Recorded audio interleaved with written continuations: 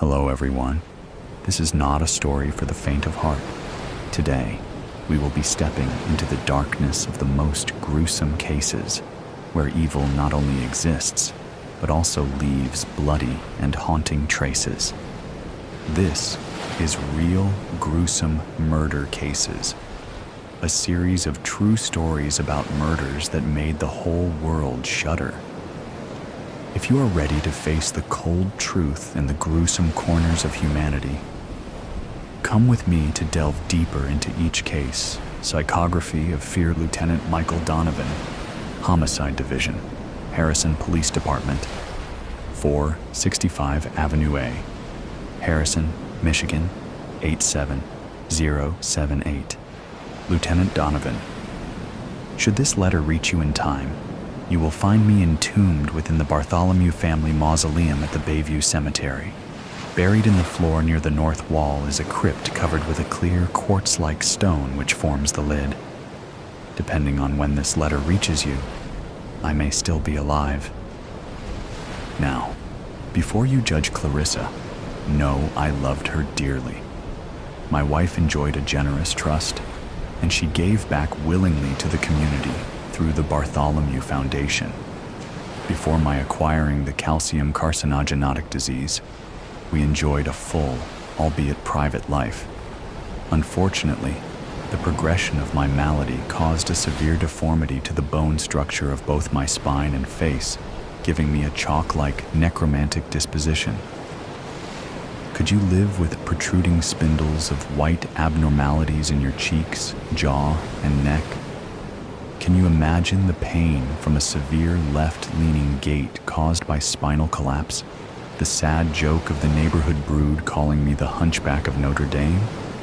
And yet, so like the Hunchback, I possessed a kind soul.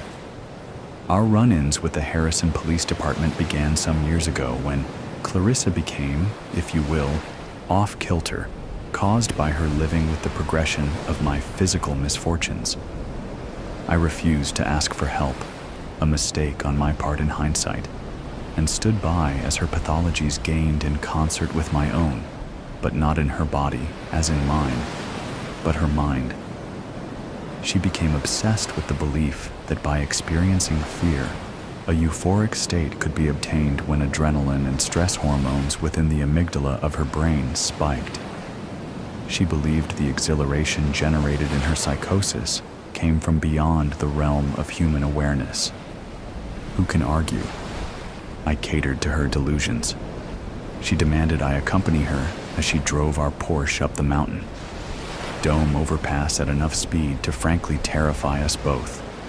She screaming wide-eyed with delight, me praying for it to all end. White fists on the dash, while the lights and sirens of the department pursued us. Later, Clarissa insisted her fear level dissipated too quickly and wasn't nearly enough in intensity to achieve the arousal she desired. So next, we tried drowning.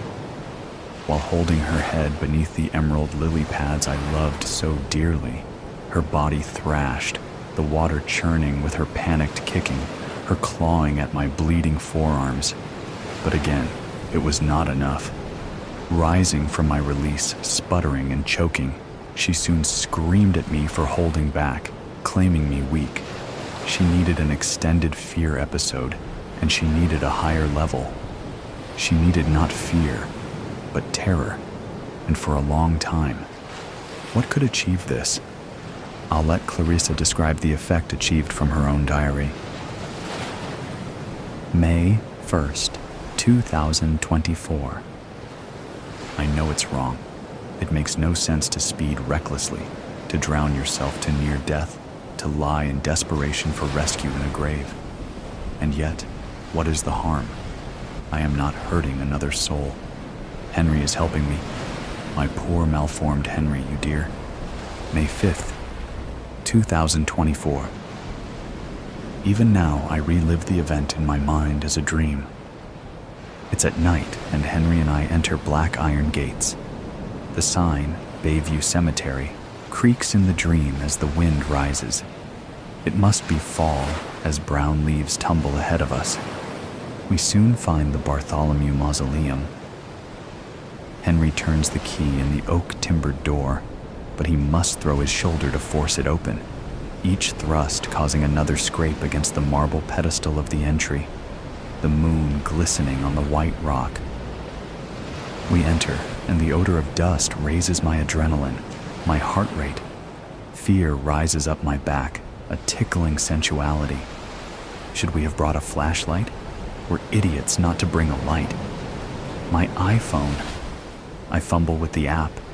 Henry has brought a crowbar from the Porsche, and we pry open the lid of my parents' crypt. It takes both our strength, but with a sound of heavy, clear quartz against granite, the 8-by-5-foot lid slides away. In the shaking light, the sightless eyes of my parents stare. I gasp as my breath is plucked from my chest. My bearded father is dressed to the nines in a rotting black tuxedo. My mother's white wedding dress is shredded by, I surmise, tunneling incubuses. My parents are shriveled, dry, and dead. How long? 5 years. I ask Henry to help me lie on my parents' bodies and feel the lumping softness on my back, down the back of my bare legs. I should have worn trousers. My long-ago mother's embrace holds me as I settle in. I still feel her love. Is this possible? There is a rush up my back, the tingling of nerves. Slide the lid closed, Henry, I say, peering up at him. Take my iPhone, please. Are you sure? He asks. Number, give it back. He smiles and hands down the phone, slides the lid closed, and leaves. Pitch black arrives when the mausoleum door echoes closed. No more Henry. I am now immersed in the intimacy of death. My hands push up on the slick quartz lid inches from my face. Turning on the iPhone, I strain to look and see the phone is nearly out of power. There are no service bars. Setting the phone on my chest, the light goes out. A guttural hack from my throat. Retapping the phone gets the screen light to come back on. The quartz lid of the casket on my fingers is cool, smooth, and unyielding. Pushing with all my strength, I try to raise it, slide it. It does not yield. I cannot move my head more than a few inches. I try to turn my body to get more comfortable, but can't. I lift my foot, and it hits the bottom of the lid with just inches to spare. I know cortisol and adrenaline are being released into my body because my chest is pounding, and I can't hold a thought. I am grabbing the pieces of my mind as if each thought is a stray cat, uncontrollable and desperately yowling. My mouth quivers with a bitter, foreign, metallic taste permeating the back of my throat. I know a fight-or-flight response is triggering panic. I'm hyperventilating, breathing gutturally, panicking, and almost out of my mind in terror. The breaking point comes when a slither crosses my bare ankle. This is not an insect. It has weight. It is slick, moist, and warm. Where is Henry? Please God, where is he? I take deep breaths. This works to calm me and then doesn't. My heart beats in pain, a heart attack. 30. You're too young. You're too young. Hold on a little longer. But I don't get a grip, and I can't move. The movement beneath me rustles, it slithers. My God, what the hell is it? My parents are grabbing me with their bony fingers, and I can't take it anymore. Where's Henry? Henry? I call. I scream. Henry! I'm ready, Henry! For God's sake, slide open the lid. My phone goes out, and in the black of my mind, I try to die to end this. I reach for the phone by my side, and my fingers slide into the sticky torso of my father's corpse. I strangely remember his chicken pot pie with the crust. My heart is trying to break out of my chest, and I'm dying from lack of air. Beneath me, my mother whispers. She says, "Go, go, go. You can go. You are at a place outside of your body, your mind, your very essence. Join us." Finally, it stops. The anxiety and fear just stop. And I am in space, and I can see thousands, No, millions of stars, and I am at rest. Is this death? Am I dead? No, I am not dead. I am at peace. I found it. I want to stay. The lid of the crypt scrapes against the granite once again. And there is Henry. He has a flashlight. You can read from my wife's diary entry, Lieutenant. Clarissa achieved an abnormal state of mind, chasing her terror as a need. After returning home, she told me the level of physical horror, the white blindness in her eyes, the searing intensity of impending death, the unknown of it ripping through her brain, wasn't enough. We talked late into the night. Let me give you the conversation as I remember it. I could go higher, she said. A journey in the mind such as this requires a companion, like a friend sharing a trip through the infernal of hell. Always better to have company. What do you mean? I asked. She explained she needed someone to join her in the crypt, to be bured in the crypt with no assurance of being saved. She needed to see and feel the companion's fear of the dark, his thrusting terror trying to open the unmovable lid after finding himself in the pungency of the grave. She had to know his fingers would discover a decaying flesh while probing beneath him. He needed to discover he was lying on a corpse that moves, that reaches, embraces. Only then would his body clamp down. Only then would his frightened gasps fill his lungs with the smell of death. Only then would he experience the agony of knowing he was dying. She needed to see and feel and take in this terror into her soul while she lay on top of the lid of the crypt, looking down through the clear quartz in the near pitch dark. His terror observed. Only then could she find nirvana, find peace. I poured my wife a glass of sherry. Where will we find such a man? I asked. Who would come willingly? No, not willingly, she said. We have broken no laws, no serious laws, I said. Even joining with your dead parents in their final place is not. In our own family mausoleum, she said. Exactly, in your family's own mausoleum. Is not a crime, she said, gesturing with her finger for me to drink up. Number not a crime, I said. What about you? She asked. Do you think you could reach the level of the horror I'm seeking while I wait for you? While I watch you from above? I slugged some sherry. Well, Do you love me? Of course, I said. Clarissa tilted her head ever so slightly. Maybe with a practice run you might feel better. After my wife slid shut the lid of the crypt the first time, I was enveloped in a dead silence. Immediately I gagged from an acidic smell of what could only be decaying flesh. With my nose inches from the quartz lid, I vomited on my chest, retching repeatedly. Lying in the black, sweating from nausea, I lost all sense of time. A minute could just as easily be an hour. The bodies beneath me shifted. I couldn't stop imagining there were rats crawling somewhere beneath me. The sides and floor of the grave had certainly rotted away, permitting the entry of any sort of burrowing creature. Clarissa would not permit a phone or flashlight. It hit me. Will she let me out? The inside of my head, my brain, started to freeze, to lock up. I couldn't remember my name or where I was. Like a tongue slurping the inside of my mouth, I searched for my memory. Where am I? And what's moving across my leg? I welcomed losing my mind, to be honest. I lay there in the dark, wanted to lose it faster. When Clarissa let me out, she was breathless and sweating. I felt embarrassed to see her so fevered, like I was a voyeur in her own fantasy, not mine to share. I looked away, ashamed. But there on the stoned lid of the crypt, a concupiscence of lust drove the two of us together like the spike in a steel rail. Frankly, this was a sexuality so powerful, we became the closest we'd ever been. But there was no tenderness, only something primeval.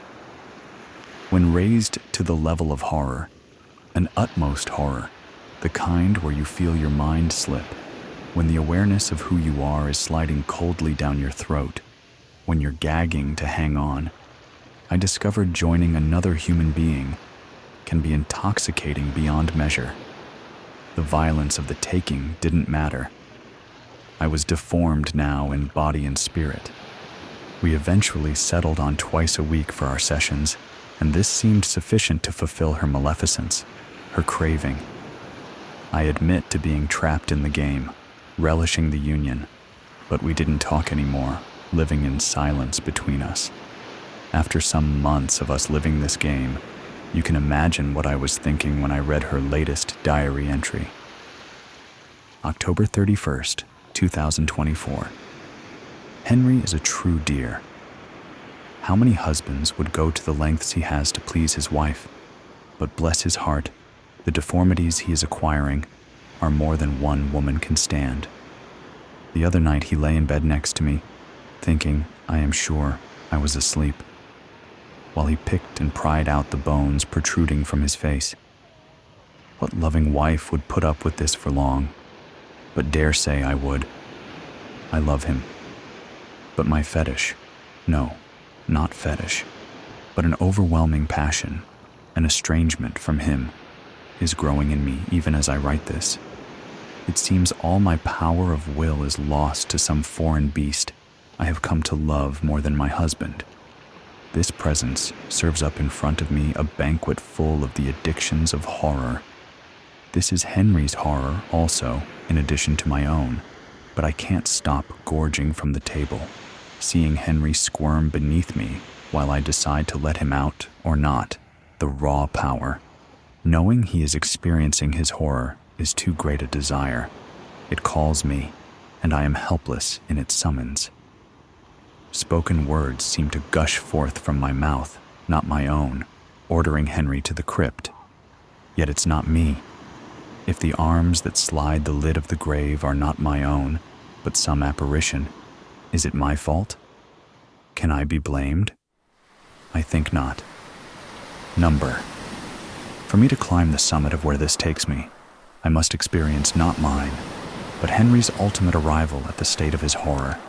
And yes, dear diary, his death. And so, Lieutenant, you might think I'm a fool to lay myself as if a sacrifice on a banquet table laid out upon the rancid corpses of my wife's parents. You might think I crave not love, but death, and you'd be right. You see, the processes of my disease have reached a frothing state of sheer agony. The angle of my repose leans so far as to twist my spine, as if from the blooded rags of a scullery maid. My internals have become only carrion for the hounds to gobble. I don't have long. I have a favor to ask. Perhaps the academies of police may offer you a deserved promotion should you solve the murder which I sense is forthcoming. My own. This letter serves as notice for each day when I rise before heading with Clarissa onto our sordid venture, the Bartholomew family mausoleum. I place the envelope containing this letter into my mailbox after the postman has arrived. When I hobble home after being released by my wife without venturing to a more paradisaical destination, I remove the envelope. With this letter in your capable hands, you know I did not return to the estate with Clarissa. I did not remove the envelope, and it was taken by the postman to reach you. If so, I have achieved my desire to trade pain for peace. I loved Clarissa. She was my dear wife, and I think you could say I have gone above and beyond to please her. But Clarissa, my dear wife, should not forgo the penalty of murder. She should pay the price. So go now. You may find me alive. If not, serve out to Clarissa her just due. Godspeed. Henry Wickens, Bad Reflections. I am not a well person. That isn't easy to admit, even though I understand that it is important to acknowledge that as fact. I am convinced that it all started the night of the storm. After the lightning strike and subsequent power surge from the night before, both washing machines at my apartment complex were on the fritz. It was a minor miracle that we had lost power for only a few minutes, and thank God my expensive surge suppressors did their job. As a combined freelance writer/web designer, I rely heavily on my computers for my livelihood, and imagining even one of them electrically fried just makes my cringe. The electric shock that knocked me on my ass was the real highlight of the evening, though. Strong summer evening thunderstorms were nothing new for our small Midwestern city, but this one was particularly impressive. Blinding flashes lit the windows, and booming thunder rolled and rattled the panes every few minutes. Not wanting to rely on the surge devices exclusively, I decided to quit working and power all my equipment down. Reaching down and unplugging the main computer power feed at the critical moment when the lightning-induced surge came through, I actually saw as well as felt the arc as it jumped from the wall outlet, first following the cord, then my hand as I pulled the plug out. It was quite a jolt, knocked me back a few feet and flat onto my back. I don't think I lost consciousness, but my whole body tingled and I smelled an ozone smell for hours afterward. Probably should have gone to the doctor just to get checked, but I'm mid-20s and still have some lingering adolescent male invincibility delusions, so I figured I'd survive and blew it off.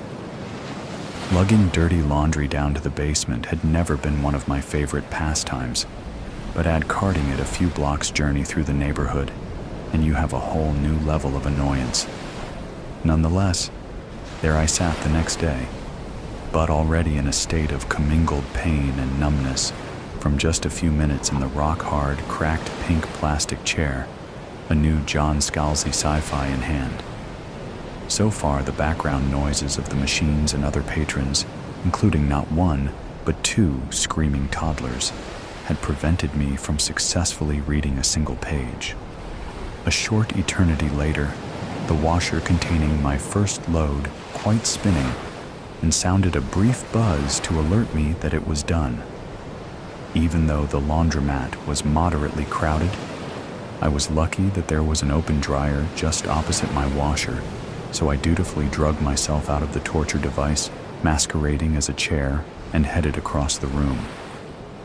I bundled a large armful of my socks and tighty-whities, turned and dexterously flipped open the dryer lid, only to receive another shock to my hand. This one thankfully much milder than the one from the night before.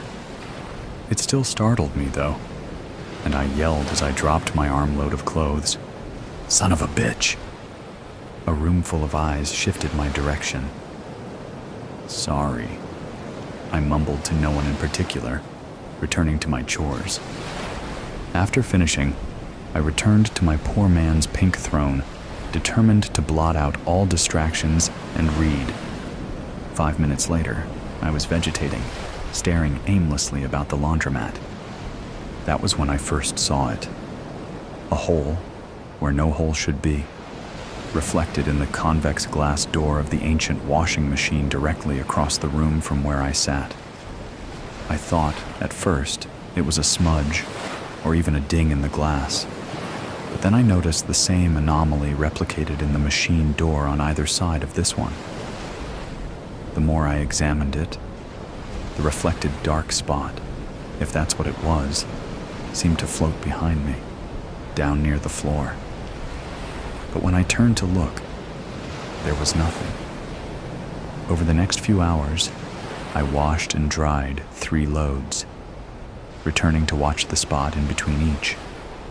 If I looked closely enough, I thought I could see it moving ever so slightly, sort of swirling and undulating.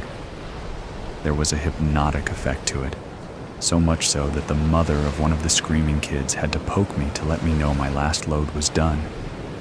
Finally finished, I stuffed my clothes into a couple pillowcases that were serving as laundry bags and staggered blurry-eyed from the building. Once outside, my head somewhat cleared, and interest in my recent temporary fixation began to wane. My focus turned instead to contemplate the work that I was now seriously behind on, thanks to the storm and extended laundry duties, as I headed for home. Walking up the steps to my building, momentarily fumbling for my keys, I caught sight of my reflection in one of the glass windows that outline the main doorway, and I froze.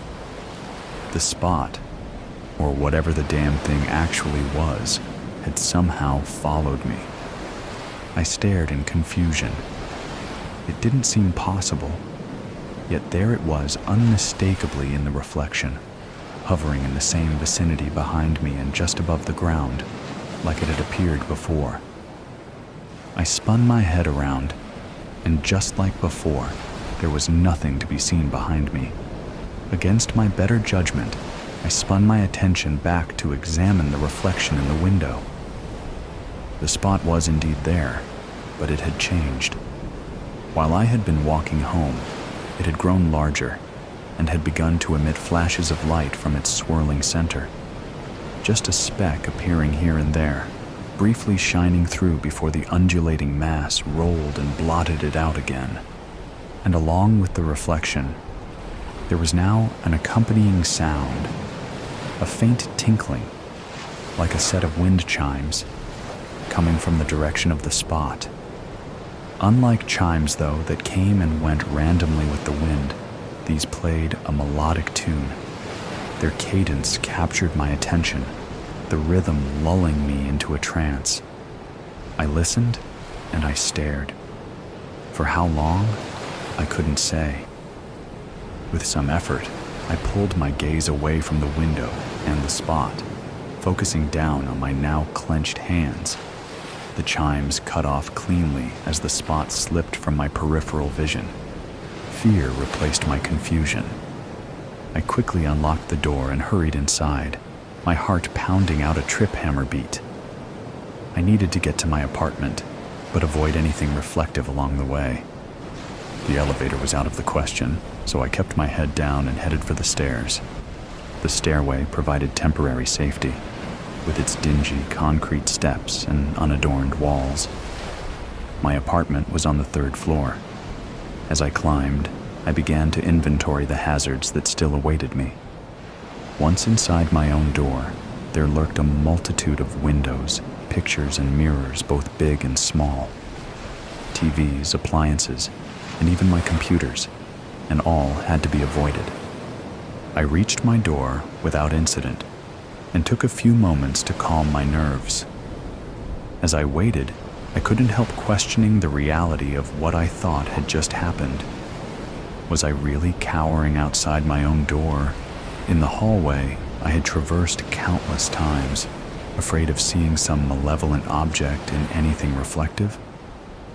I tried to tell myself that this was foolishness, akin to a kid afraid of the dark for no apparent reason other than it wasn't light. Or was there a better explanation? The shock during the storm. That had to be the cause, I reasoned. Maybe some brain damage, not much, but enough to make me see spots and floating objects that weren't really there, and hear things that weren't there either. Why not? I had not quite, but almost convinced myself that this could all be rationally explained. I still wasn't ready to raise my line of sight above floor level, but I entered the apartment much calmer than I had been only moments before. I thought about the little kid me again, afraid of the dark, and remembered walking through the house turning on all the lights, telling myself that even though I wasn't really afraid, the lights were just a harmless precaution. With that as my mindset, I retrieved a handful of towels and blankets and proceeded through my apartment, covertly covering anything reflective as I went. Collapsing at my desk, having covered my monitors with a sheet, I started theorizing how I could live like this until I could get to a doctor for help. I rationalized, even if the spot wasn't real, I still had to deal with its effects until I could be assured that it was gone. As I was ticking off tasks needed to stay functional, disable monitor screensavers, figure out how to go out in public, maybe wear a hoodie with the strings pulled tight to minimize my field of view, my phone rang. I reflexively reached for it out of habit and had just enough time to register that it was my mom calling before I saw it again, reflected in the dark glass of my cell phone. It floated higher now, and it was still growing, perhaps balloon-sized now. I could see variation in colors, shades of gray to black, swirling and heaving in rippling folds. The flashes of light had increased their brightness, still appearing briefly in the dark mass before being reconsumed. The chimes returned as well, grabbing my attention so completely that answering my mother's call was beyond my capabilities. I watched and listened, unsure whether sight or sound was the more compelling sensation. As my phone ringing stopped, I heard another sound, low and hidden underneath the chimes. There was nothing melodic about this new sound, and it struck a fresh fear into my mind. It resonated wet and heavy, like some ancient Lovecraftian god of old dragging itself from dark, mysterious depths. As I listened, the chimes clashed with the new noise in a strange auditory battle for supremacy. As I watched, the spot slowly grew. I could see it changing in the reflection, but knew it was occurring behind me, and at the same time, knew that there would be nothing there to see if I had been able to turn and look. Rigid with fear, I couldn't look away, helpless to alter my situation. As I sat incapacitated, a fresh horror arose. Like soft tendrils at first, I sensed what felt like a pair of many-fingered hands creep over my shoulders and down my chest. Their caress was almost sensual as they moved down to me waist, where the sensation changed to a grip. There was no real strength in the ghostly hands, but the feeling was inexplicably drawing me backward, back to where the spot awaited. Sensual became coaxing. Coaxing turned to seductive, then finally approached insistence. Unable to resist, I tried rolling myself backward as I sat in the desk chair. The chair casters did not turn smoothly against the carpet, or I might have succeeded in my retreat to God. Only knows what fate the spot had planned for me. As I flexed my legs to overcome the drag of the carpet, my loving yet meddlesome mother came to my rescue. I hadn't answered her previous call, and she hadn't left a message. Her routine in such situations was to wait 10 minutes and call again, using the time to compose an appropriately thoughtful yet guilt-inducing message to leave. The phone chirped loudly in my hand, enough to startle me and cause me to drop it. Luck being on my side for once in my life, it landed screen down. I pulled a slew of papers, coasters, and even a dirty plate off my desk, whatever was within reach, to cover it. The onslaught had ceased in a flash. I spent the rest of that night living like a blind man. I tied a shirt around my head for a blindfold and wore it constantly, not trusting myself to just keep my eyes closed. Somehow, with face recognition and Siri's help, I managed to call and check the hours for the urgent care facility a few blocks away, my plan being to arrive as the doors opened in the morning. After inexplicably getting a few hours sleep, mostly from exhaustion, and having neither eaten nor showered since the previous morning, I found myself contemplating just how best to navigate walking the 6 blocks to the doctor. I couldn't very well walk down the street blindfolded, so I had employed my hoodie idea.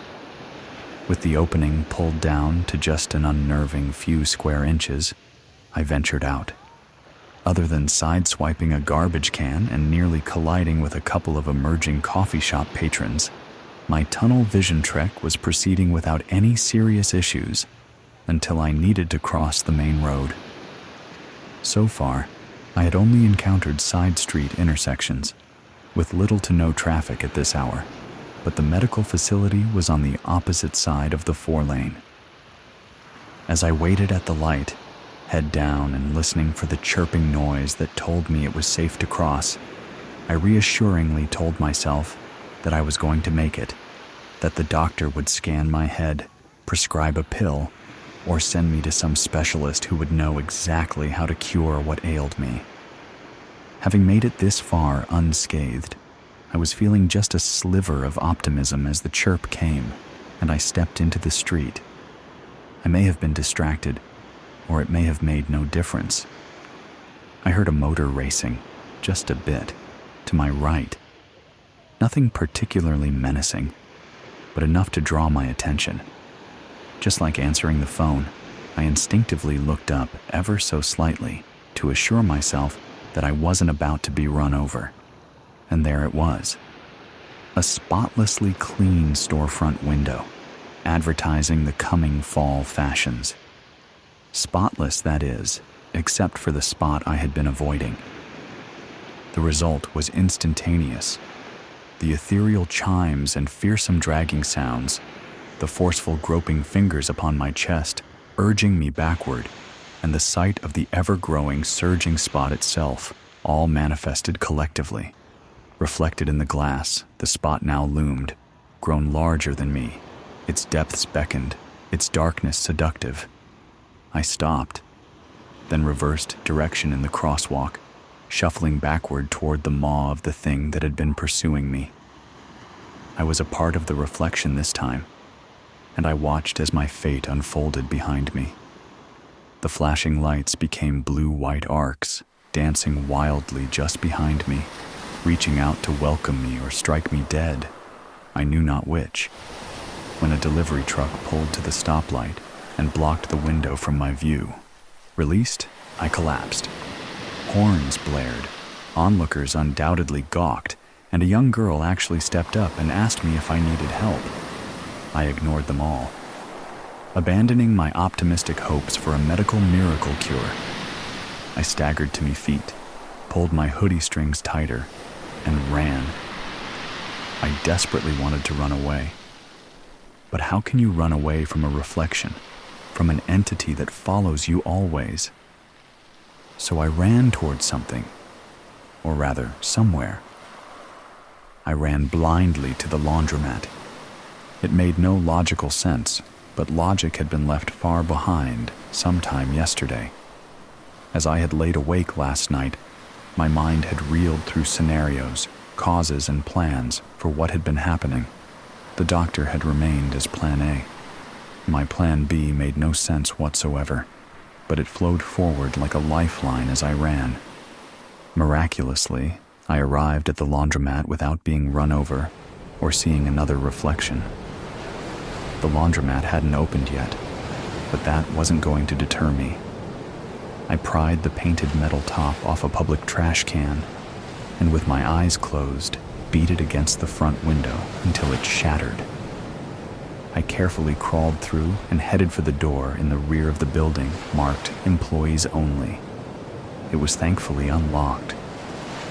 Once inside, it took little time to find something that would serve my purposes, a large screwdriver in an old toolbox. Back in the laundromat was an array of electrical panels mounted on the back wall, variously marked high voltage, danger 220/208 volts, or just electrical hazard. I had noticed these while gazing idly about the room the day before. Without hesitating to think, I pried the door open on the largest of the panels, held the screwdriver by the metal blade to assure good contact, and jammed it across the incoming leads. And woke up here in the hospital in the psychiatric ward about 2 weeks ago. Guess you know the rest, Doc. I refused to open my eyes until anything reflective was removed from the room, the curtains drawn. Not sure what else I demanded, but I got sedated for it. I do remember. Under the care of your colleagues, though, I'm calmer and less prone to delusions. In just this short time, I've progressed to where I can actually look at myself in a mirror. I don't like to, but I can do it. Well, you do seem to have made incredible progress, Mr. Buchanan. Please, just Jerry. Okay, Jerry. And I did want to apologize again for you getting shuffled about here a bit. We seem to have quite the rash of absenteeism lately. I hope there isn't anything contagious being passed around. Oh, I'm sure you'll get to the bottom of it, Doc, I said, rising and extending my hand. I wanted to thank you and your team again for all you've done. As he reached out to shake my hand, he flinched his own. Oh, got a little shock from you, Jerry. Yeah, that happens. Probably just static, lifer. The parking lot was empty, except for dry weeds squeezing up through cracks in the asphalt, except for the deserted, rusting basketball hoop on one end, except for rustling leaves skittering across fading parking spaces in the gathering dusk, except for oil spots shimmering with rainbow colors after a recent sprinkling. The parking lot was empty. And because fate is resourceful, a steady, gloomy rain started falling, blurring any hope of discovering the mysterious body called in by an anonymous tip. What's in the corner by that dilapidated chain-link fence? My partner, Andy, asked. Looks like piles of garbage bags being buried by soggy leaves from here, I answered. I'll circle around for a closer look. I detect movement. Do dead bodies move? Nah, just rats crawling all over. Better get out and take a good look. Bummer the rain is getting worse, and the wind is picking up, turning this into a chilly, miserable autumn evening. Not even a sliver of a moon. Why is that always the way when a body shows up? Andy complained. Can't we simply call the coroner's office to come claim the neatly wrapped package? They would love that and have our badges if it turned out to be nothing more than trash. We gotta confirm whatever it is. Sorry. Get your slicker on and take your flashlight. I'll be ready to call it in. I pulled the squad car up as close as I could as he prepared to exit. Suddenly, lightning flashed. Thunder pealed as a hail of bullets pounded the passenger side. Andy fell back inside his head, exploding and pouring gray matter all over me and the upholstery. Reacting instinctively, I spun out of the lot, laying new rubber on the old asphalt and bumping over the crumbling center meridian, at the same time trying to figure from which gaping windows in the 4-story abandoned factory building the bullets were spewing, cursing under my breath. F***ing prank call! How can this be happening? Collecting my scrambled wits, I squealed a UI about half a block away and paused on the side of the street, looking back at the front of the building. Like rats abandoning a sinking ship, perps were scurrying out of doors carrying backpacks and rolled up bedding. They appeared homeless, but any of them were potential suspects, and they were all getting away along with the weapons while I was on the horn to Central. Like a crazy man possessed, I ground into gear and plowed ahead, showering taser rays from my weapon, aiming at legs to slow them down. So what if I hit a few with my bumper? We would need witnesses. Officer down, send armored SWAT, was all I remember shouting into the mic. I sped out of retaliation range and waited for backup, not knowing if any would be available. All I wanted to do was hold what was left of my friend and partner. An 18-year veteran of the force, he was already looking forward to retiring and spending more time with his beautiful wife, Jolene, and his teenaged sons, Andrew Jr. and Joshua. I remember watching those boys grow up. How am I ever going to face them? As the senior officer, I'm the one who was supposed to be protecting him. Instead, I delivered him into a hail of bullets. We let our guard down, dear boy. I don't have anyone waiting at home for me. Why couldn't it have been me with a new hole in the head? It can't even be an opened casket. No mortician can put the pieces back together. Bleak rain continued to fall into the chill autumn night, highlighted by blue and red strobing lights and streaking lightning punctuated by thunder. By the time the captain and lieutenant got there, I know I looked like a blubbering idiot, shivering and quaking. More squads and a special weapons van soon arrived. Don't go in there without armor and shields. I think it was a deliberate ambush set up to kill as many police as they could.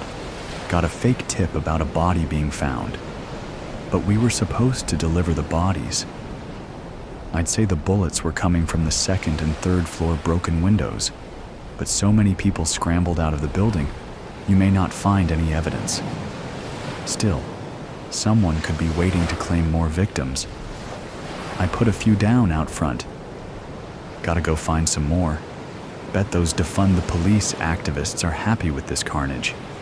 Force is already down to bare bones. Slim odds we'll be able to round up all them. Easy, Cooper. Look at yourself. You hit it all? You've done all you're going to do tonight. Lieutenant Kramer and I will handle it from here. Someone will assess how you're doing while we assess the situation, Captain Crane commanded. Soon, ambulances were on the scene with emergency medical technicians attending to those witnesses I hit and myself. Bloody headless Andy was scooped into a body bag, and our pockmarked unit was hauled in for evidence. Ignoring all my protesting, I was delivered to the hospital and examined for holes. Hard to determine what was me and what was pieces of Andy. Really, Doc, I'm still in one piece. Only need to clean the gore off. I'll be all right. You're shaking like a leaf ready to fall. When I'm done with you, I'll assign a trauma evaluator before you crash and burn. Losing a partner like that will have long-term effects if left unaddressed.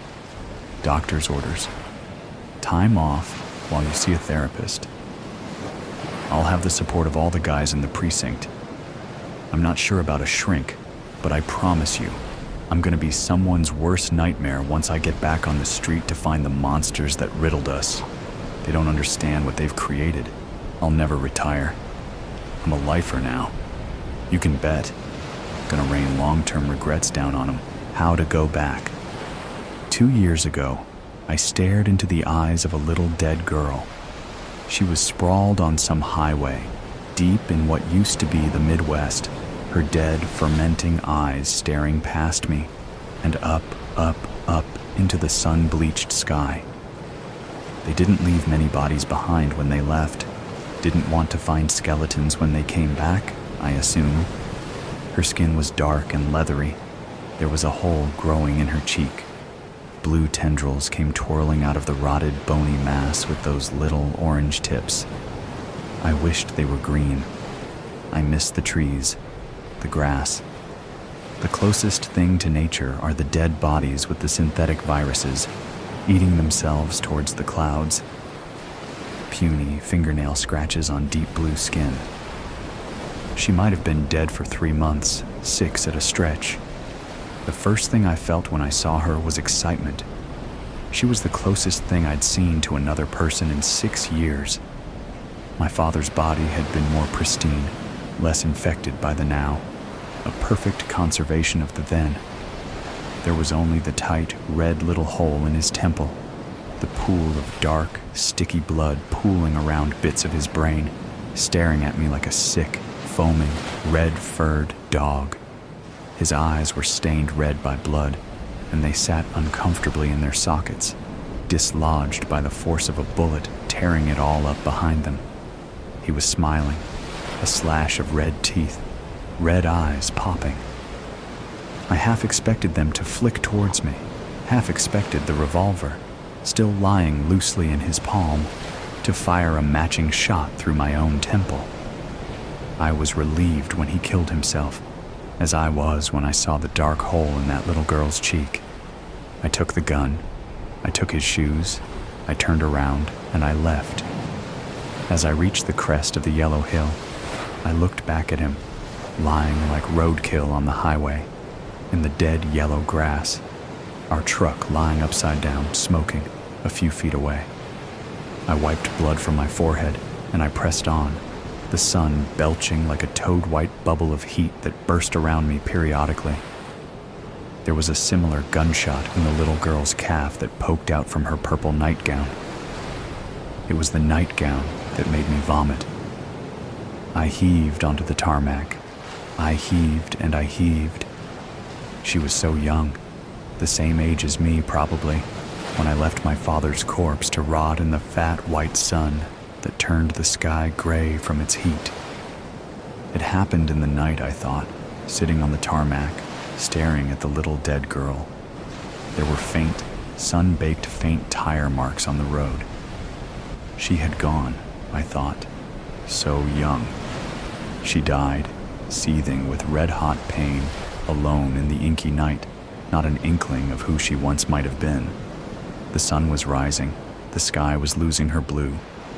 The pile of vomit to my side would begin to cook soon, like a stinking goose egg in a frying pan. I stood up. I looked at her once more, a china doll, cracked up and fading in the sun. I turned my head back to the road, the tarmac melting into a black puddle on the horizon. It had been the last wink of winter that day. Or what would have been winter? My diary says so. March 3rd. It's almost definitely wrong. The last time I was really sure of the day, the month, the year, I was 9.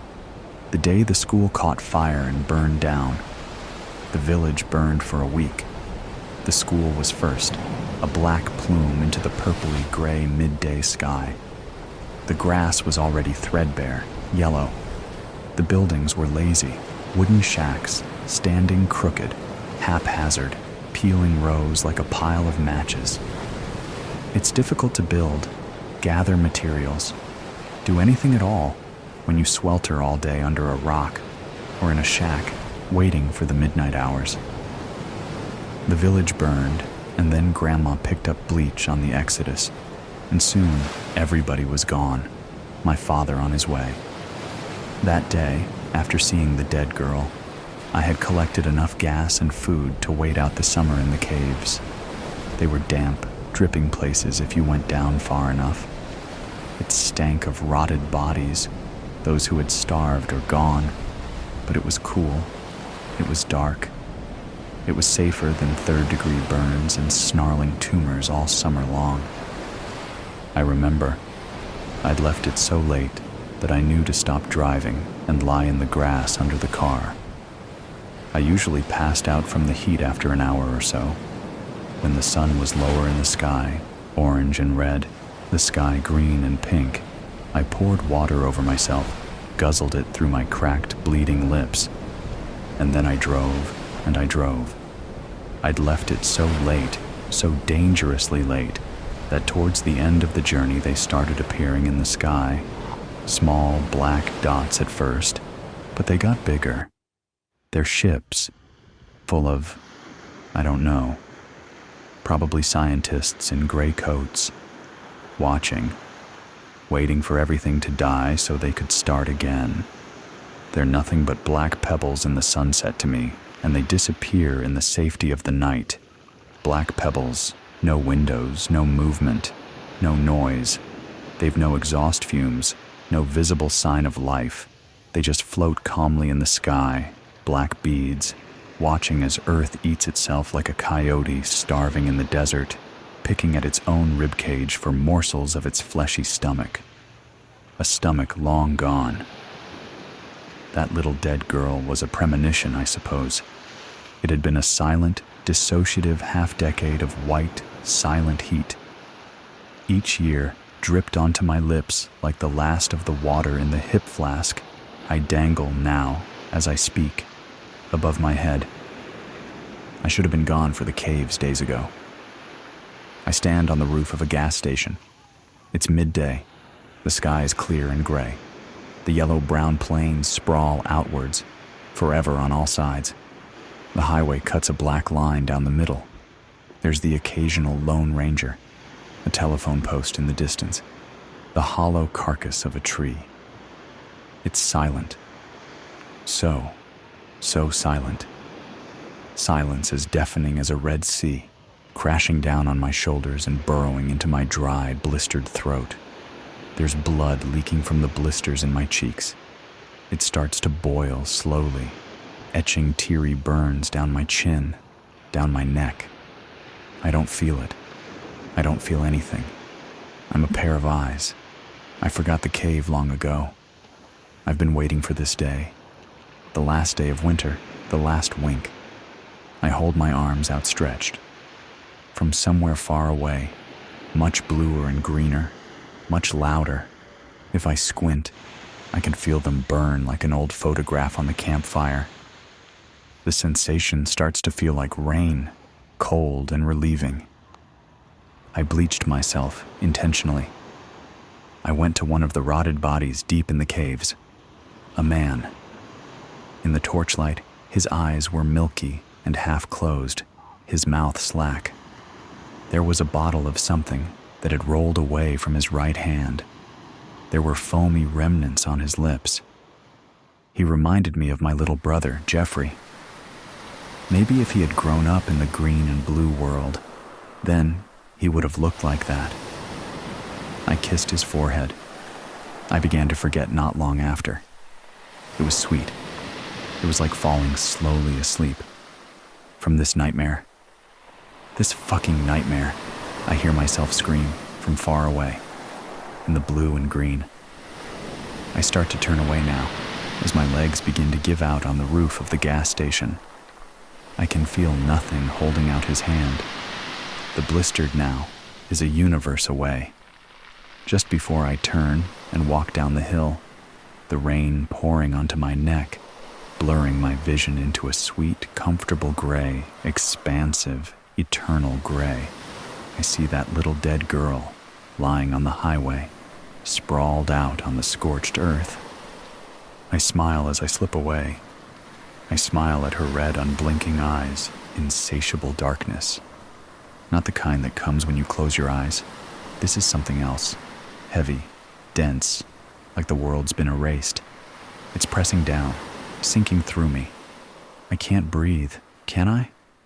My chest should be moving, doing something. I don't know why I expect that. Then, something else. A noise. No, not a noise. A memory. I love you, babe. A woman's voice, warm, laughing. I can almost feel her next to me, see her face, smell her perfume, something like freshly peeled oranges. Gone. Just like that. I try to hold on to it, but it slips away like smoke. Something aches where the memory was, filling empty spaces, like something lost. Am I lost? No, I'm here. Here in the dark, here in the earth pressing in on all sides. It is cold, deep in my bones, in my flesh. No, it's wrong. I feel something slipping, a part of myself loosening, unraveling, sinking into the dark. I try to reach for it, to grab hold of me, but it's fading fast, sinking below the surface like a drowning man. I tell myself, I'm still here, I'm still someone, but it feels like a lie. Why can't I move? I try to lift an arm, a hand, anything, but everything's sluggish. My fingers claw at nothing, something below, above, heavy, settled. I should be moving. I should be. Then it hits me, clear and sharp, like a broken bone. I'm dead. I'm dead. I don't breathe. My chest is still cold, rotting. A surge of panic hits, a sensation I didn't know I could still feel. I close my eyes, or maybe they were already closed, and try to piece together bits of memory clinging to me. A bright day, a laughing face, a small sticky hand in mine. Gone. Gone before I can feel it. The weight around me presses harder like the ground itself is claiming me, holding me down. I don't know how I know, but I know I shouldn't be here. Shouldn't be this. I should be someone else. Happy birthday. Her voice echoed through me, through the dark. I don't know who she is, but the words cut through me, raw. I remember her laughing, brushing a stray hair behind her ear, her eyes catching the light in that way that always made me stop and stare. She'd squeeze my hand and whisper, "You're my forever." The words are faint now, slipping away, but the warmth of them lingers, enough to hurt. I claw at the darkness. I don't mean to. I don't have to. My fingers curl through the dirt, tearing, dragging myself upward. My hands pull, dig, until I feel the damp, cold earth under my nails, grinding against bone. The part of me that still thinks cringes. The other part? It just keeps going. It's like I'm watching from far away, a thought pulsing through my mind. Get out. Get out. Not a choice, an order I can't ignore, from deep inside, where the human parts of me are fading fast. I don't know how long I claw, but the earth loosens above me, cold air seeping in, something other than the dirt. It's thin, stale, the first taste of the world outside, and it makes me feel alive and wrong. My head breaks the surface, and the night air hits me, sharp. I gasp, but the air scrapes through me like glass. The world is blurry, washed out under the moonlight. Grave markers surround me, jagged teeth against the sky. This is where I came from, where they buried me. I'm a corpse, crawling out of my own grave. The thought jolts, but it's distant, almost faint, like something I heard once and already forgot. Then that hunger, the one buried under memories, under voices, stirs, an ache deep in what's left of me, stronger than anything else. I push forward, not thinking, just moving, pulled by instinct, by the urge rising, undeniable. I'm dead. I'm broken. But I need something. I can't stop. I can't go back. The first thing I see, really see, under the sickly cast of the moon, is my hand, if you can call it that. It's a mess of sagging skin stretched over bone, torn in places, bits of muscle clinging to knobby joints, fingers twisted and rigid, blackened nails caked with dirt and something else I don't want to name. The sight, this thing I'm looking at, moving like it's mine, hits me like an electric shock, horror rushing up, strangling me. God, what am I? I try to scream, but all that comes out is a sound, low, guttural, inhuman, like an animal caught in a trap. My hand, my arm. No, this isn't my body. It can't be. The skin hangs in loose, rotting patches where it's not already gone, exposing sinew and yellowed bone. I look down and see my clothes, shredded, filthy, stained with patches that could only be. I shut down the thought, but the nausea twists inside me, pulling me toward something deeper. And then, as the horror swells, something else creeps in. It starts as a twitch, a need, deep and feral, like a slow burn crawling from my center outward. It coils in my stomach, my muscles, my bones, driving out everything else. A hunger, sharp, jagged, specific. I don't just want food. I want something else. Something alive. Number no, don't think it. Don't even say it. You don't want this. But I do. It's already there, growing, swelling, filling the hollow spaces inside until there's nothing left but the hunger. I try to push it down, to hold it back, but it's like caging fire. It flares, a force driving me to move, to push one unsteady, broken foot in front of the other, leaving damp streaks of earth where I walk. Ahead, movement, shadows, soft and slow. A person, bundled in a coat, walking the edge of the graveyard, flashlight in hand. I want to warn them, tell them to turn around, to run. Stop! But my body doesn't listen. I lurch forward. I'm watching, screaming inside, but I'm just a passenger, shackled here, while something else, some twisted, primal urge, takes the reins. My mouth opens, something wet and rotten drips down my chin, spilling onto torn clothes. But I can't stop. I'm close enough now to see him clearly, middle-aged, a little tired, maybe a little sad. He notices me, stops, frowning. Are you okay? His voice shakes, holding the flashlight up, illuminating my face. The light hits his eyes, wide with shock, as he takes in my face. His jaw drops, his lips tremble. Oh my God! Run! I want to scream. Run! But my mouth twists, letting out a moan, low and ragged, and it's enough to send him stumbling back, breath hitching in fear. He turns, but it's too late. My body surges forward, faster than I should be able to move, faster than anything this decayed body should manage. I catch him from behind, fingers sinking into his shoulders.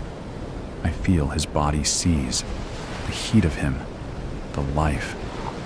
The hunger digs deeper, takes control of my hands, my teeth, drive into him, tearing at flesh like it's some kind of drug, some twisted ecstasy. He screams, his voice cutting through the night, but my body just keeps going. My teeth sink into his shoulder, the taste that hits my tongue. It's warm, alive. It fills me in a way nothing else can, something thick and metallic spilling down my throat, coating my mouth, and there's a sick satisfaction that follows, a relief even, like I've finally given in to something I didn't know I wanted. Stop. Please. God, just stop. But there's no stopping. My mouth pulls back, jaws snapping down, over and over, feeling skin and muscle tear, tasting the salt and the heat of his blood. His body twists, weak hands pounding against me, scratching, fighting. But his voice is breaking, giving way to soft, strangled cries. It's him and me, my body devouring his, my mind screaming in silent horror, torn between the repulsion and the craving, both so strong I don't know where one ends and the other begins. I taste his life fading, bit by bit, until he stops moving, limp beneath me. My hands fall to my sides, and I'm left there, panting, mouth and hands covered in his blood, insides roiling with satisfaction and disgust. The hunger settles, just a little, but doesn't go away. It sits there, dark, waiting. I know it'll be back. I look down at what's left of him, the bloodied mess that used to be a person. Pieces of him are scattered around me, stained on my clothes, smeared on my hands, and I feel nothing. Not horror, not revulsion, just emptiness. Number. That's not right. There's something else, something worse. I feel good, sated. A part of me is horrified by this, revolted. But that part feels so far away, drowned by the darkness. The hunger whispering again, like an old friend, like a promise. I don't know what I am anymore, but I know what I'll do. When the hunger comes back, I'll follow. There's blood on my hands, dark, drying, almost black in the moonlight. It stains the shredded skin, sinking into the folds and cracks as if it belongs there. I stare, feeling nothing, but then a name surfaces in my mind, just a whisper that strikes like lightning. Emily. It hangs there, echoing in the dark. A face appears, flickers, blurs, her eyes dark and warm, framed by wavy brown hair. I almost feel her, the laugh that carries through time. She's saying something to me, but her voice is faint as if drowned. I love you. The statement hits me, and with it, shame, thick and heavy, curling around the hunger. And there's a weight pressing on my chest, suffocating, even though I know I can't breathe. Guilt claws through the numbness, pulling her words up from wherever I tried to bury them. But it's gone, leaving only emptiness. My head pounds, trying to piece together fragments of who I was. The flashes come and go, sharper, harder to bear. The kitchen table, a family dinner, laughter, the smell of coffee, her voice as she hums, my wife, her hand on my face, the love so clear I could cry. Then it's gone, and I'm left alone in silence. The hunger stirs again, gnawing through the warmth of memory. Another face flickers into view. A child, a little girl, with a gap-toothed smile, clutching a worn teddy bear, her eyes full of trust. My daughter. I'm holding her hand somewhere bright, laughter filling the air. She'd giggle, squeezing my hand, saying, "Daddy, let's do this forever." And I'd smile, say, "Forever, baby." I feel it, warmth in my chest, something close to happiness, something I can almost touch. The thought stabs through, sharp and real, and the pain that follows is worse than anything I've felt. I want to scream, to claw this feeling out of me, but it's part of me, inseparable. My family, I need to find them. No. And that's when it hits, the full weight of it. They're gone, forever.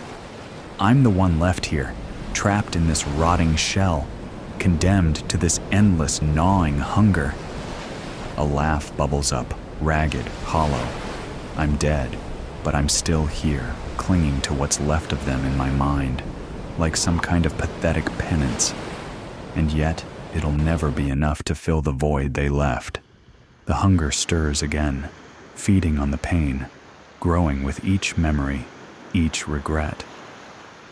But there's something else, faint, a whisper from the last remnants of who I was.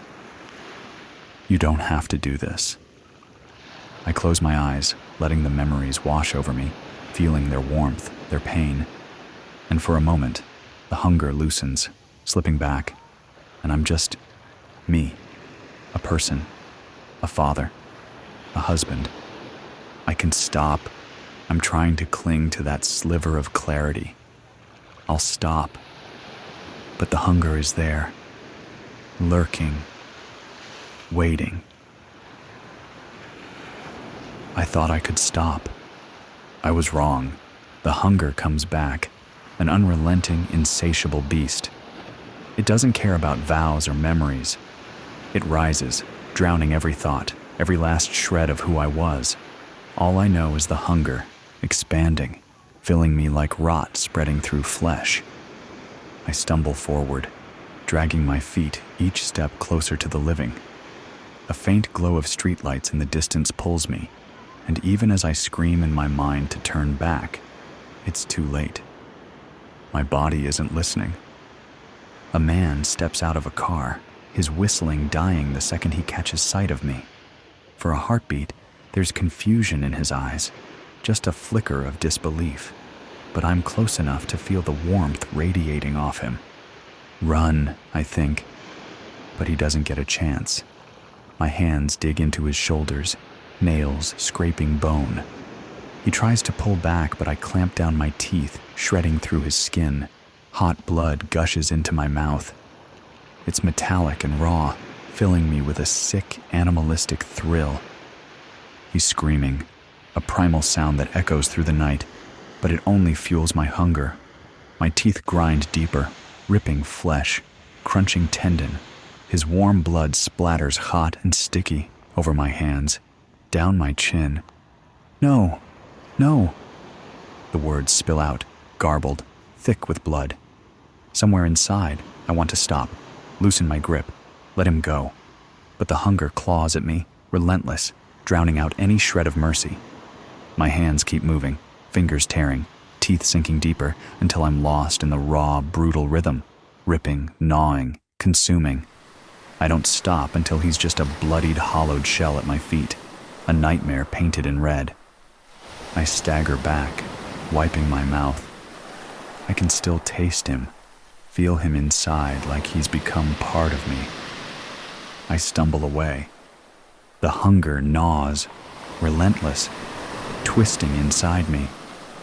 I turn a corner, desperate to escape, but there's someone else, a woman walking her dog, oblivious. No, please, not again.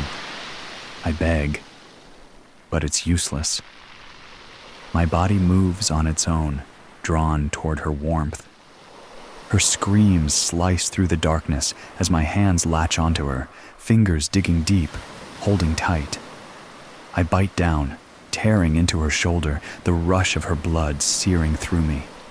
It fills me, but somehow only sharpens the hunger, that endless, insatiable need that nothing, not even flesh, can satisfy. Please, I think, let this end. Let me die. But the hunger, it stirs again. I feel it, low and insistent, an ache that won't go away. I close my eyes, hoping for darkness, for an end. But there's nothing but the hunger, whispering. And I know in the deepest part of me that this will never end. I open my eyes, hunger gnawing at my bones, and find myself on a dark street lined with familiar houses. I don't know how I got here. One moment, I was somewhere else, sinking into darkness. Now I'm standing in front of a house that feels known. The porch light flickers weakly, barely alive. My eyes trace the door, the windows, edges worn by years of something I can't name. A tightness clenches in my chest. I'm not supposed to feel anything. But this place presses on me, screaming from a fading part of me I can't reach. I step forward, feet dragging over concrete. My hand, what's left of it, finds the door. I feel the metal, cold, sinking into bone. The door swings open. Inside, the smell hits. Coffee. And something warm, like number stop. But it's too late. I know this smell, this place. My feet pull me inside, down the dark hall. I'm moving without meaning to, my body betraying me, dragged forward. The hunger, that terrible hunger, pushes me on. A sound from upstairs. A creak. Tiny feet across carpet. I know what it is before I see. The hunger digs in, twisting me, urging me up the stairs. I don't want to go, but I can't stop. At the top, a door stands slightly open, a strip of light spilling into the hall. In the center of it, a small shadow shifts. Daddy? The word hangs in the air. Her voice, fragile, like a whisper wrapped in cotton. I try to say her name, to warn her, but all that comes out is a low, guttural growl. Her eyes widen. She steps back, dropping her teddy bear on the floor. Her lips tremble. Daddy? Her face blurs, twisting, fading. But there's something else, a flicker, faint, buried in what's left of me. Love. It's small, fragile, breaking through the cracks, just for a heartbeat. Her name is there, soft and warm. I remember her tiny hand in mine, her laughter, the way she'd look up at me with those trusting eyes, the way she'd curl up against me, safe, warm. I know I would do anything to protect her, anything to keep her safe. But then it's gone, snuffed out as the hunger roars up, an endless gnawing void swallowing everything I was, everything I am, shredding the last scraps of me, chewing up memories, swallowing every last trace of who I was. What's left of me drowns, dragged down, a stone sinking in a black sea. All I hear is the beat of her heart, pulsing warm in the silence. Run. Please, baby, run. But I lurch forward, teeth bared, hands reaching. The hunger takes over. I am gone. Don't open the door. Did you really think you'd get away with this? I don't know what you're talking about. Of course you do. I saw you. I saw everything. What the hell are you talking about? I didn't do anything. Please, don't play dumb.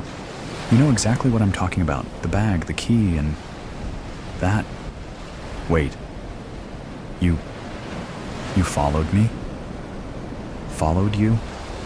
No, I stumbled upon you. I didn't even know you were there until I saw you go inside.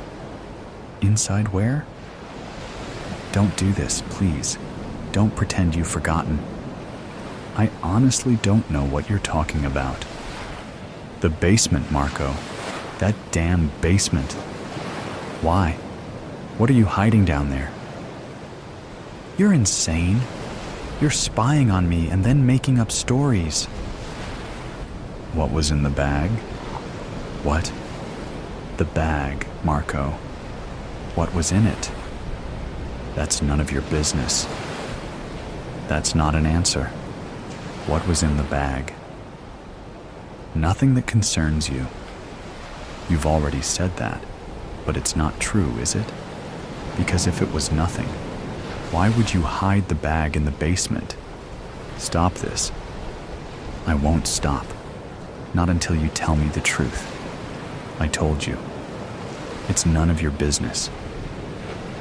If you don't want it to be my business, why won't you just tell me? Anything, Marco. Give me a reason to believe you. You don't have to believe me. Marco, please. What did you do? Nothing. Don't make me go down there. Don't what? Don't go down there. Why? What will you do if I go? Nothing. Just don't. Tell me what you're hiding. I'm not hiding anything. Don't lie to me. Your voice. I can hear it trembling. You know what? I'm going down there. No! Don't! Stop. Jelena, wait. Why should I stop, Marco?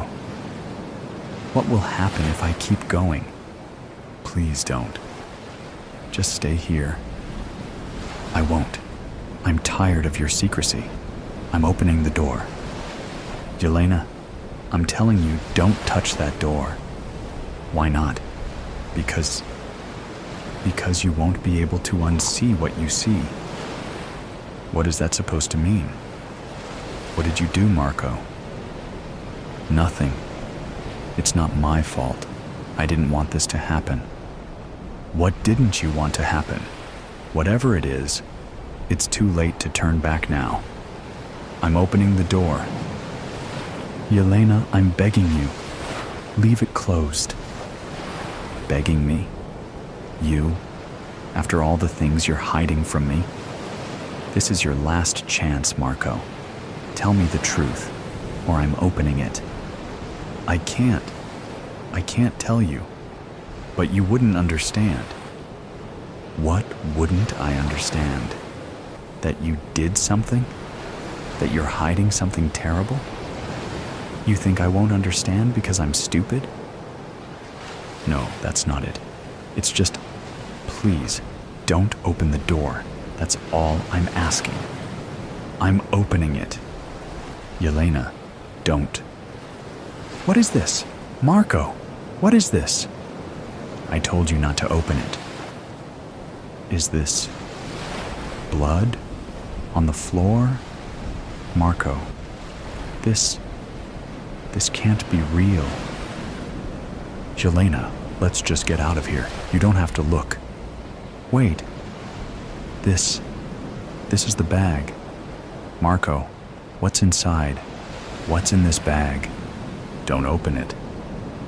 Haven't you already learned that nothing will stop me? I'm opening it. Yelena, please, don't. Oh my God, Marco. This is... I know what it is. Whose arm is this, Marco? What the hell is going on here? It's not what you think. Then what is it? Please, explain.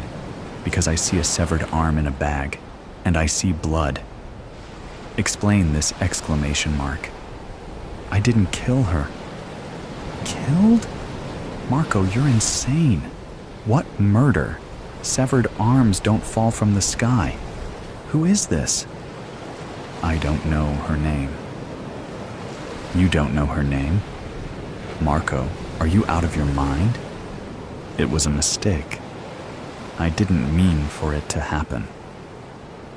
What didn't you mean to happen? What are you talking about? For her to die? Who to die? What happened, Marco?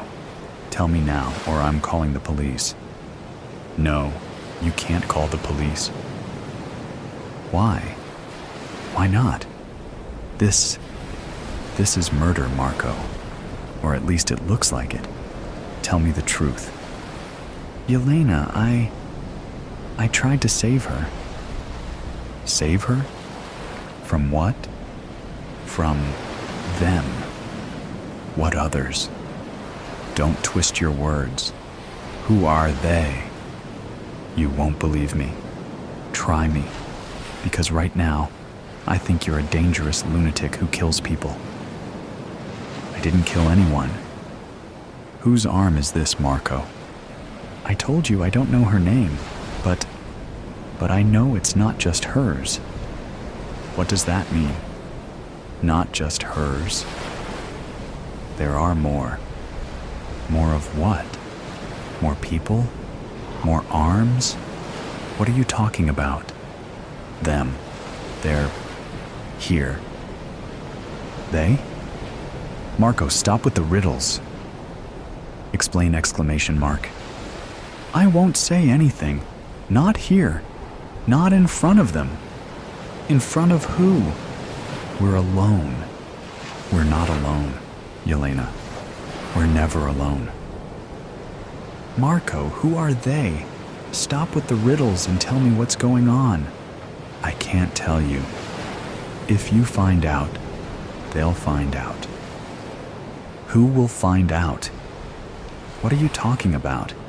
Do you even realize how insane you sound? Insane? Yelena, if you knew what I know, you'd never sleep again. Stop it. I don't believe in your fantasies. This is the real world, Marco. This is blood. This is an arm. This is... Wait, what's this on the floor? This looks like a symbol. Marco, what is this? Don't look at it. Don't look at it? I've already seen it, Marco. It looks like a pentagram or something. Are you in a cult? Is this some kind of sickness? Are you a murderer? I'm not a murderer. Stop accusing me of things you don't understand. Then explain. Stop being silent and explain. Because I can't take this anymore. Fine. Fine. You want the truth? I'll tell you. But you won't like it. Try me. Anything is better than this uncertainty. They're not human. What? They're not human. What you see, what you feel, those aren't human beings. They're something else. Marco, do you even hear how crazy that sounds? No wonder you're paranoid. You're talking about, what, demons? Monsters? Stop it. I'm not crazy. Yelena, this isn't the first time this has happened. They've been here for years, decades, maybe even centuries, and no one knows until it's too late. What the hell are you talking about? Their rules are clear. You don't speak of them. You don't touch their victims. And if you break the rules, you're next. Marco, you're talking about this as if it's real. But this is just, I don't know, some kind of paranoid story. There is no they. These are your hallucinations. Does this look like a hallucination, Yelena? Look at the blood on the floor. Look at the arm. Do you really think I'd make all of this up? But that doesn't prove they're demons or whatever you're claiming. This could be, I don't know, the mafia, a cult, someone real. I wish it was, but it's not. It's not something you can understand until you see them. I see blood, Marco. I see the symbol on the floor. But none of that proves your story. This is madness. Pure madness. Jelena, just listen to me. If you want to get out of here alive, you need to stop digging deeper. They already know you're here. Marco, this is too much. I'm calling the police. I can't do this alone. You can't call the police. Yelena, they can't help. Why? Why not? Because the police have already tried, and there isn't a single officer who's walked out of this basement alive. Stop it. Listen to yourself, Marco. This is... Shh. Yelena, quiet. What? Do you hear that? I don't hear anything. Marco, stop it. Quiet, Yelena. They're coming. Who's coming? Stop it. Stop playing games. Yelena, please, don't breathe too loudly. Just stay still. What? What is that sound? Marco. What is it? I told you not to open the door. Now you've woken them. Who are they, Marco? What is that? What are those lights? Those eyes? I told you. Marco, what's happening? It's too late, Yelena. It's too late. No, Marco, don't do this. Don't leave me here. I'm sorry. You have to face this alone. No, don't. Marco, don't leave. Marco. Yelena, listen to me. Listen carefully. Stay still. Don't move. If you stay still and don't make a sound, maybe they won't see you. What? What won't see me? Marco, what are these creatures? These eyes? These hands? What the hell am I looking at? Don't look at them. Don't look into their eyes. But they're everywhere. What do I do? How do I not look? Yelena, just close your eyes. Breathe deeply. They can sense fear. The more you're afraid, the closer they'll come. How can I not be afraid? Marco, what are these things? I told you, they're not human. They're things. Even I don't know exactly what they are. I just know they're not from this world. You're insane. You're completely insane.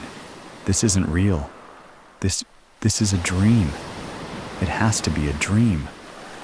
Jelena, this isn't a dream. If it were, you wouldn't feel the cold. You wouldn't feel their breath on your neck. What? What did you just say? On my neck. Don't turn around. Ah, Marco! They're here. I see them. Don't look into their eyes, Jelena. I told you, close your eyes. I can't. There are too many of them. They're staring at me. Jelena, calm down, breathe. You have to breathe. Marco, they're getting closer. Marco, please help me. I can't. They've already seen you. What? What does that mean? Marco, tell me what that means. It means it's over. There's nothing I can do. It's too late. No, don't say that. There has to be a way. There's a way out, right? The only way was to never wake them. Please, I can't do this. Marco, they're touching me. Marco, don't scream. Don't give them a reason. I can't take it anymore. Ah! Jelena, no exclamation mark. Marco, they're pulling me. Marco, help me. Help me. I'm sorry. I'm so sorry. Don't leave me. Don't. Jelena, forgive me. No, Marco. Ah, I told you not to open the door. Dark black stone. In April of 1919, shortly after the end of World War I, Colonel James Forrest Kane of the Royal West African Frontier Force was stationed in Cameroon for a period of 1 year, which might be extended depending on the prevailing conditions in the territory at that time. He was to serve as the commanding officer of a garrison of 200 soldiers stationed at Douala, a port city where the river Wouri pours out into the Atlantic Ocean. There was some social unrest, but no major uprisings during Kane's term there, so he was able to spend much of his time as he pleased. He was increasingly thinking about his financial future at that time. His wife had died 2 years earlier, and his son Miles was only 23 years old and just getting started in life. Other British officers returned to England with small fortunes in gems and diamonds and other things. This was Kane's opportunity to procure such assets for himself before his inevitable trip back home to Manchester. At first, his conscience weighed on him, but he managed to find ways to justify his actions. He had come to Africa to protect the native people and rid the presence of Germany from the continent. A debt was owed. Still, when he lined up his troops holding rifles outside of a home or a church or a temple, as he inventoried the valuables inside and took what he pleased, he knew this was not honorable in the least. One day, Kane led his men on a march to a northern part of the territory to investigate a tip about a Maka temple that contained a rare and priceless artifact. Upon arrival, he was immediately disappointed to see what looked like a dilapidated old wooden hut seated at the far end of a dirt road in a small jungle village.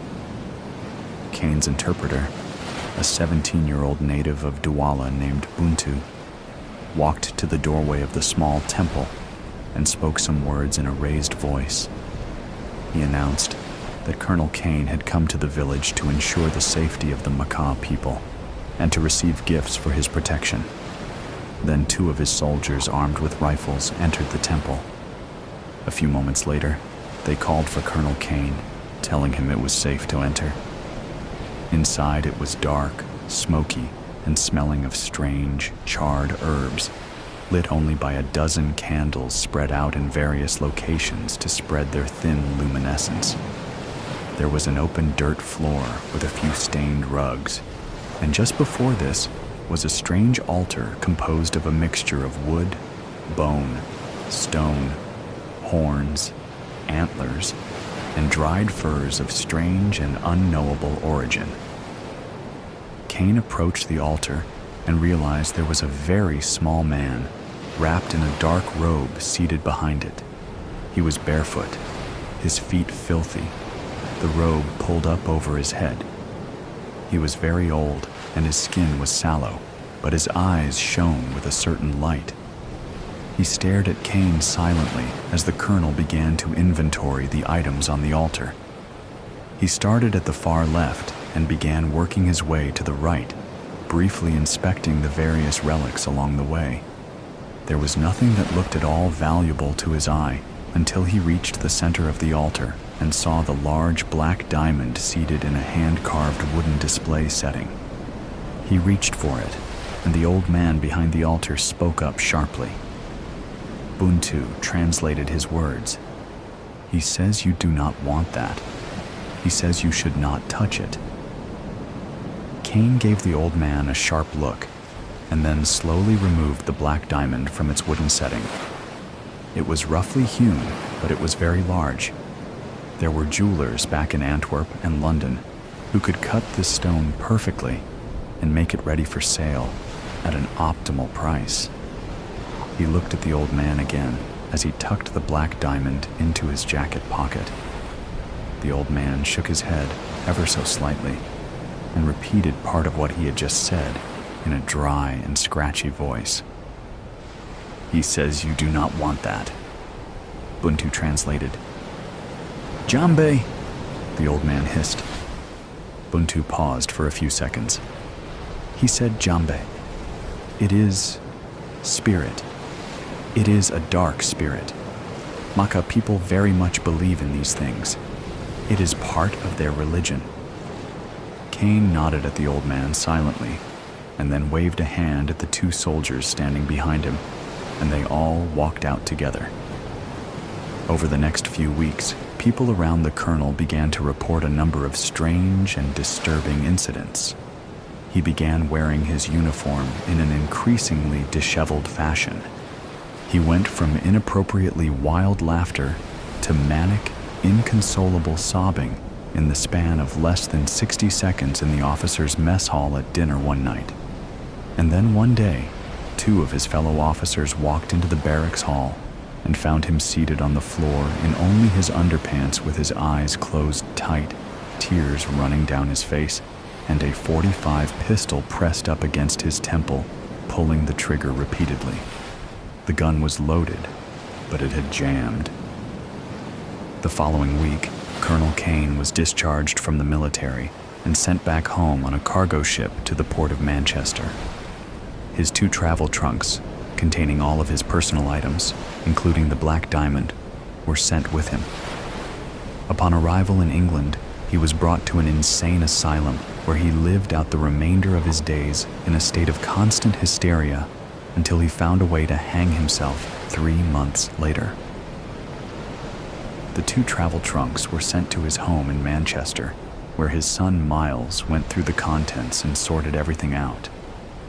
Miles knew very little about precious gems, but he had a friend who worked at a jeweler's shop, so he took all of the stones to be appraised, and he was stunned when he learned the potential value of the large black diamond. His friend called in a rare gems expert, and after close inspection of the stone, he was advised to have it properly cut and set as a gold necklace pendant. It was just too big for a ring, and then it would likely fetch at least £100,000 sterling at auction. Miles took this advice and had the gem cut and set. It was 175 carats when it was finished. Miles kept it in a small safe in his father's house as he awaited an auction day that never came. People around Miles, his friends and co-workers, all started to notice increasingly strange and uncharacteristic behavior from him. Then one day he stopped showing up for work. Then he stopped answering visitors at his front door. And then, after a few weeks, he stepped off the platform into the path of an oncoming train.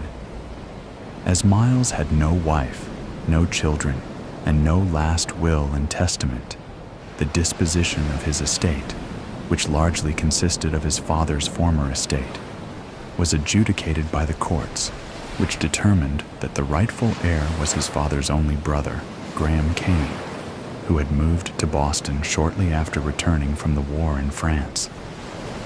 Graham received notification of his inheritance from a barrister assigned by the court. The primary asset was the house in Manchester and its contents, which a local estate agent could sell for him and wire the proceeds afterward. He agreed to this, and about a week later, he received a telegram from the estate agent, a woman named Maggie Harlow, which read, "To Graham Kane, Boston, Massachusetts, Mr. Kane. While inventorying your brother's house in Manchester, I found most of the common items, such as furniture, kitchen items, clothing, tools, etc. Nothing of any significant value. However, in the basement, I found 2 travel trunks filled with various exotic items and artifacts, most of which seem to be from Africa. I am not familiar with the marketing of such items, and I would like to ship them to you for your review and disposal. Please advise if this is acceptable. Thank you. Cheers, Maggie Harlow." Graham confirmed that this would be fine, and then he awaited the arrival of the 2 travel trunks. Graham returned from the Somme in good spirits. Many of his fellow soldiers suffered from shell shock, but he seemed fine. Then, 3 years later, shortly after he had a chance to inspect the contents of his brother's travel trunks, he started displaying some odd behavior. He was arrested twice for wandering the streets outside his Boston home naked in broad daylight. His wife Nancy was worried that he was finally starting to show signs of mental distress from the war. A hearing was scheduled to determine if he would need to be hospitalized, and he was confined to his home until the hearing date. He shot himself in the temple with his government-issued service pistol 2 nights prior to that hearing. Graham's only child, Kevin, was only 4 years old at the time, and Nancy had her hands full as a sudden widow. She never even looked at the 2 crates stored down in that dark corner of the basement. There, the 2 trunks remained for a very long time. Kevin never once concerned himself with their contents until his mother died over 2 decades later, and he drove up to Boston to clear out the house and prepare it for sale. During the 4 days that Kevin spent packing up and cleaning out his parents' home in the North End, he had much on his mind. Things were getting sketchy at his job. Corporate had shut down 4 regional offices in the last 6 months, and there were already 3 in the Boston suburbs at that time. Furthermore, his wife was starting to spend more and more time outside of the home, particularly at nighttime, and he was starting to become suspicious about where she was going and who she was seeing. And lastly, his 12-year-old daughter Diane was exhibiting some alarming symptoms of depression. He noticed this on his own and tried to just tell himself that she was going through a time of change. But when the principal of her school called Kevin and his wife in for a meeting to discuss these concerns, he could no longer sweep it under the rug. The source of the problem seemed to be that Diane was being bullied by some of the other girls in her grade. A girl named Katie Kelson was apparently the ringleader of a group that liked to make fun of Diane and tease her, and they frequently played practical jokes on her at recess. At first, she handled it with humor, but as the nature of the treatment spiraled downward, she soon couldn't just laugh off the constant ostracization. Every day became a dark day. On the final afternoon that he spent cleaning out his parents' house, Kevin finally got around to inventorying the 2 travel trunks down in the basement. There were a lot of interesting items, but inside an ornate wooden cigar box lined in blue velvet, there were about 24 small diamonds and gems, a beautiful large black gem affixed to a pendant on a gold chain, and 3 handwritten notes folded up in a stack and laying there among the rest. The black stone was inside a square hard plastic container, a piece of white tape on the lid with handwritten lettering that read, "Warning, do not touch." Kevin inspected some of the smaller loose stones and then read the first of the 3 notes. In faded ink, it read, "I was warned not to touch this black diamond. I did not heed that warning, and now I am become undone. Fear for the sanctity of your mind and the destiny of your immortal soul. Do not repeat my foolishness. Colonel James Forrest Kane, 4th August, 1919. He paused for a moment then read the next note. I did not heed my father's warnings. Now it is too late. I don't know where I have gone. Miles Kane, 2nd February 1921. Kevin looked at the black diamond again for a moment, and then he picked up the last note. This one read, I thought I saw true horrors at war in the Somme, but I knew nothing of horror until I held this black diamond in my hand. I should have heeded the warnings in the other notes contained herein. I write this while I still can. I am rapidly descending into the fires of hell. Graham Kane, 14th October, 1922. Kevin thought about what he had just read and stared at the diamond in the plastic box for a while.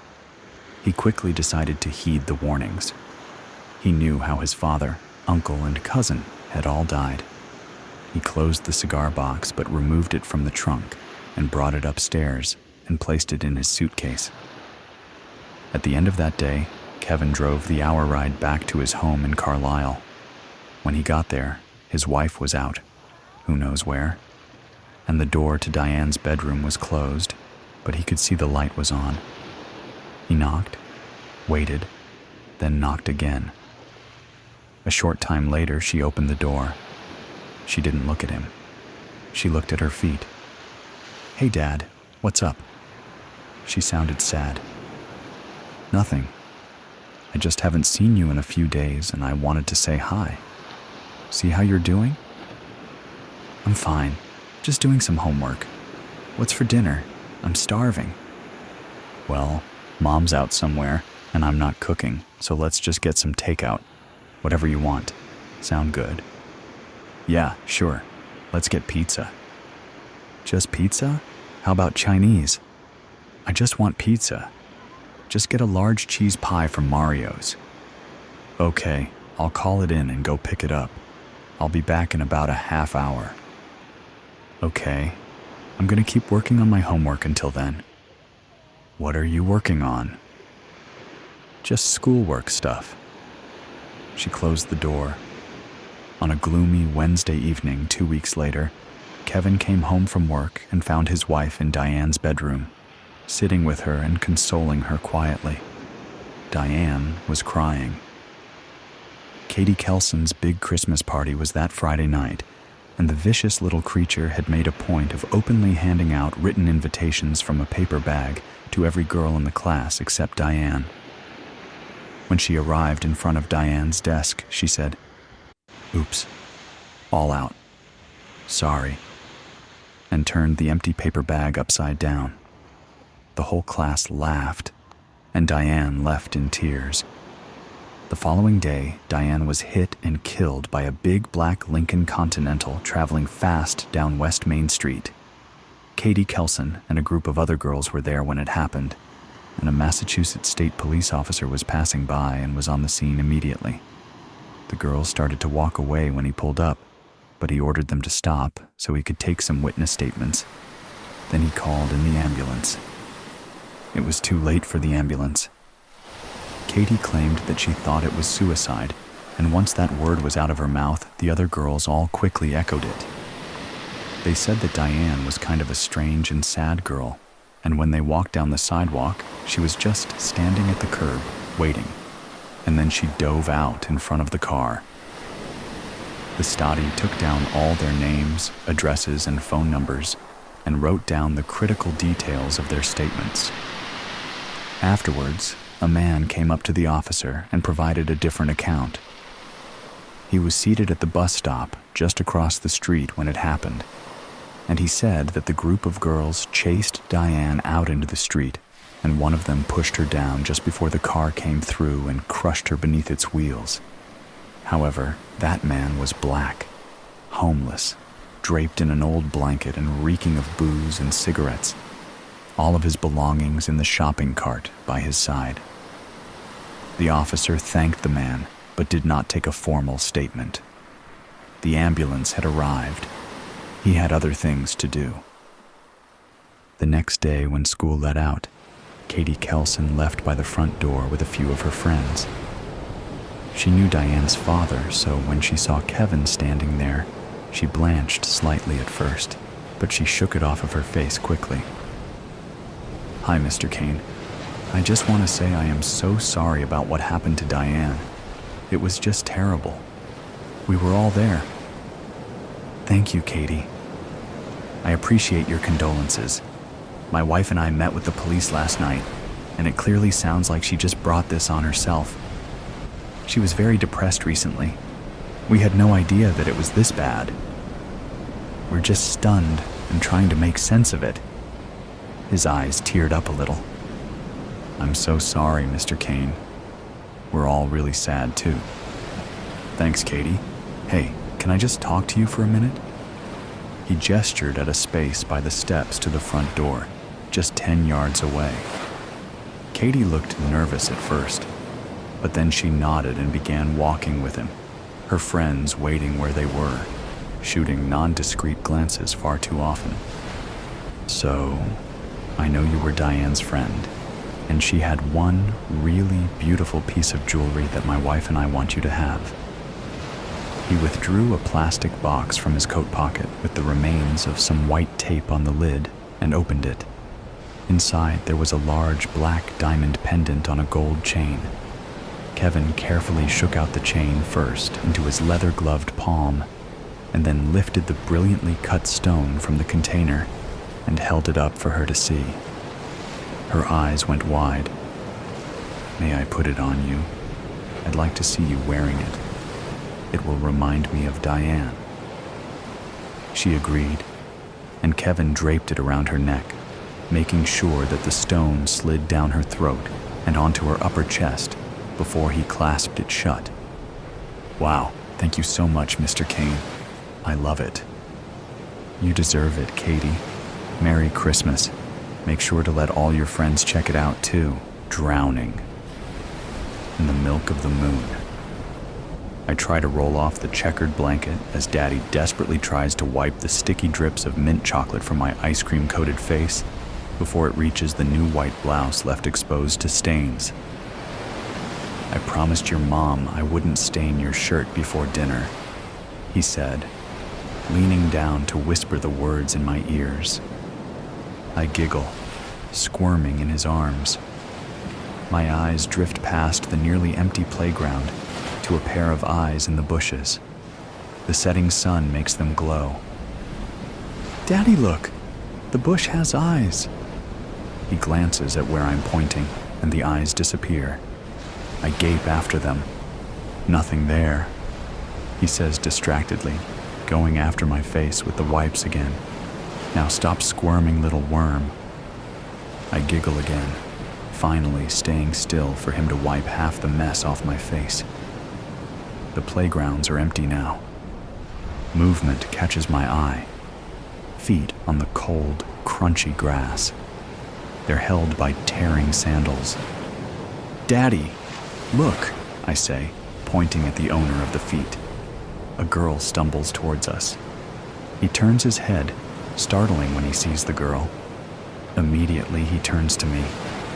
"Go play on the playground, Lily. And don't get your shirt dirty," he says strictly.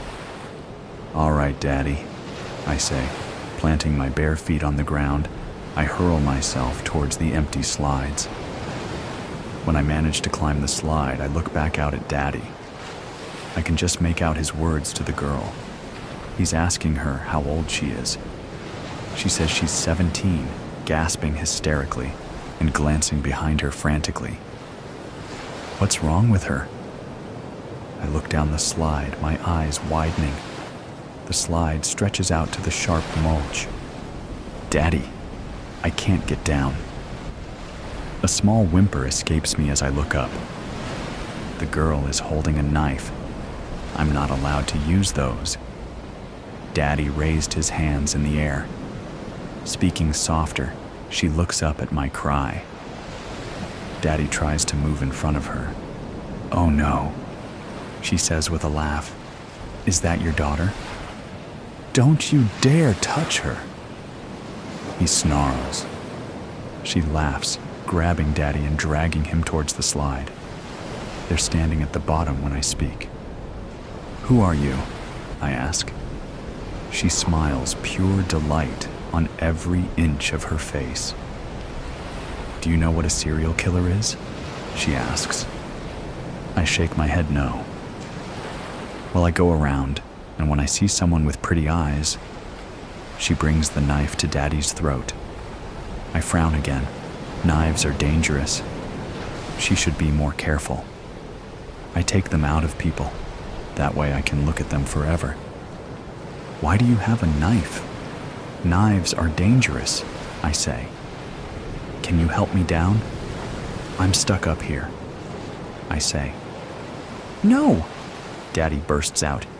"Lily, go the other way. Run!" "No," the girl says. "You won't. Do you know what color your eyes are?" she asks. I look at Daddy. He looks scared. "They're quarter-colored," I say, reluctantly looking back at the girl. The girl laughs pure delight in every bit of the sound. "You and your daddy's eyes are wonderful." She looks at Daddy, throwing him a smile. "Lily, that's your name, right?" "Yes," I say. She smiles, laughing again. "They're gray, like the milk of the moon, an ink-black iris drowning in the milk of the moon." She gives a soft groan of pleasure. "Oh, that just sounds so beautiful, doesn't it, Lily?" My eyebrows creased in confusion. The moon doesn't have milk. She sighs. "Well, I think it's time to cut this meeting short. Where are you going?" She smiles.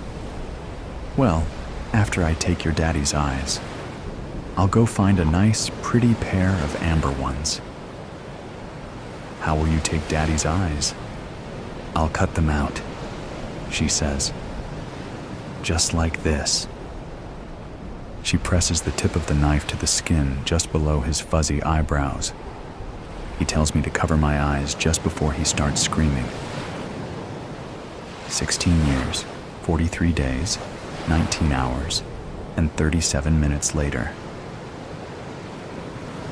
"Hey, Lily, how are you doing?" I startle, looking up to see Mary on the other side of the receptionist's desk. "Hey, Mary, I'm all right.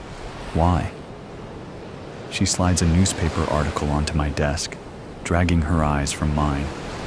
IRISSTRIKESAGAIN.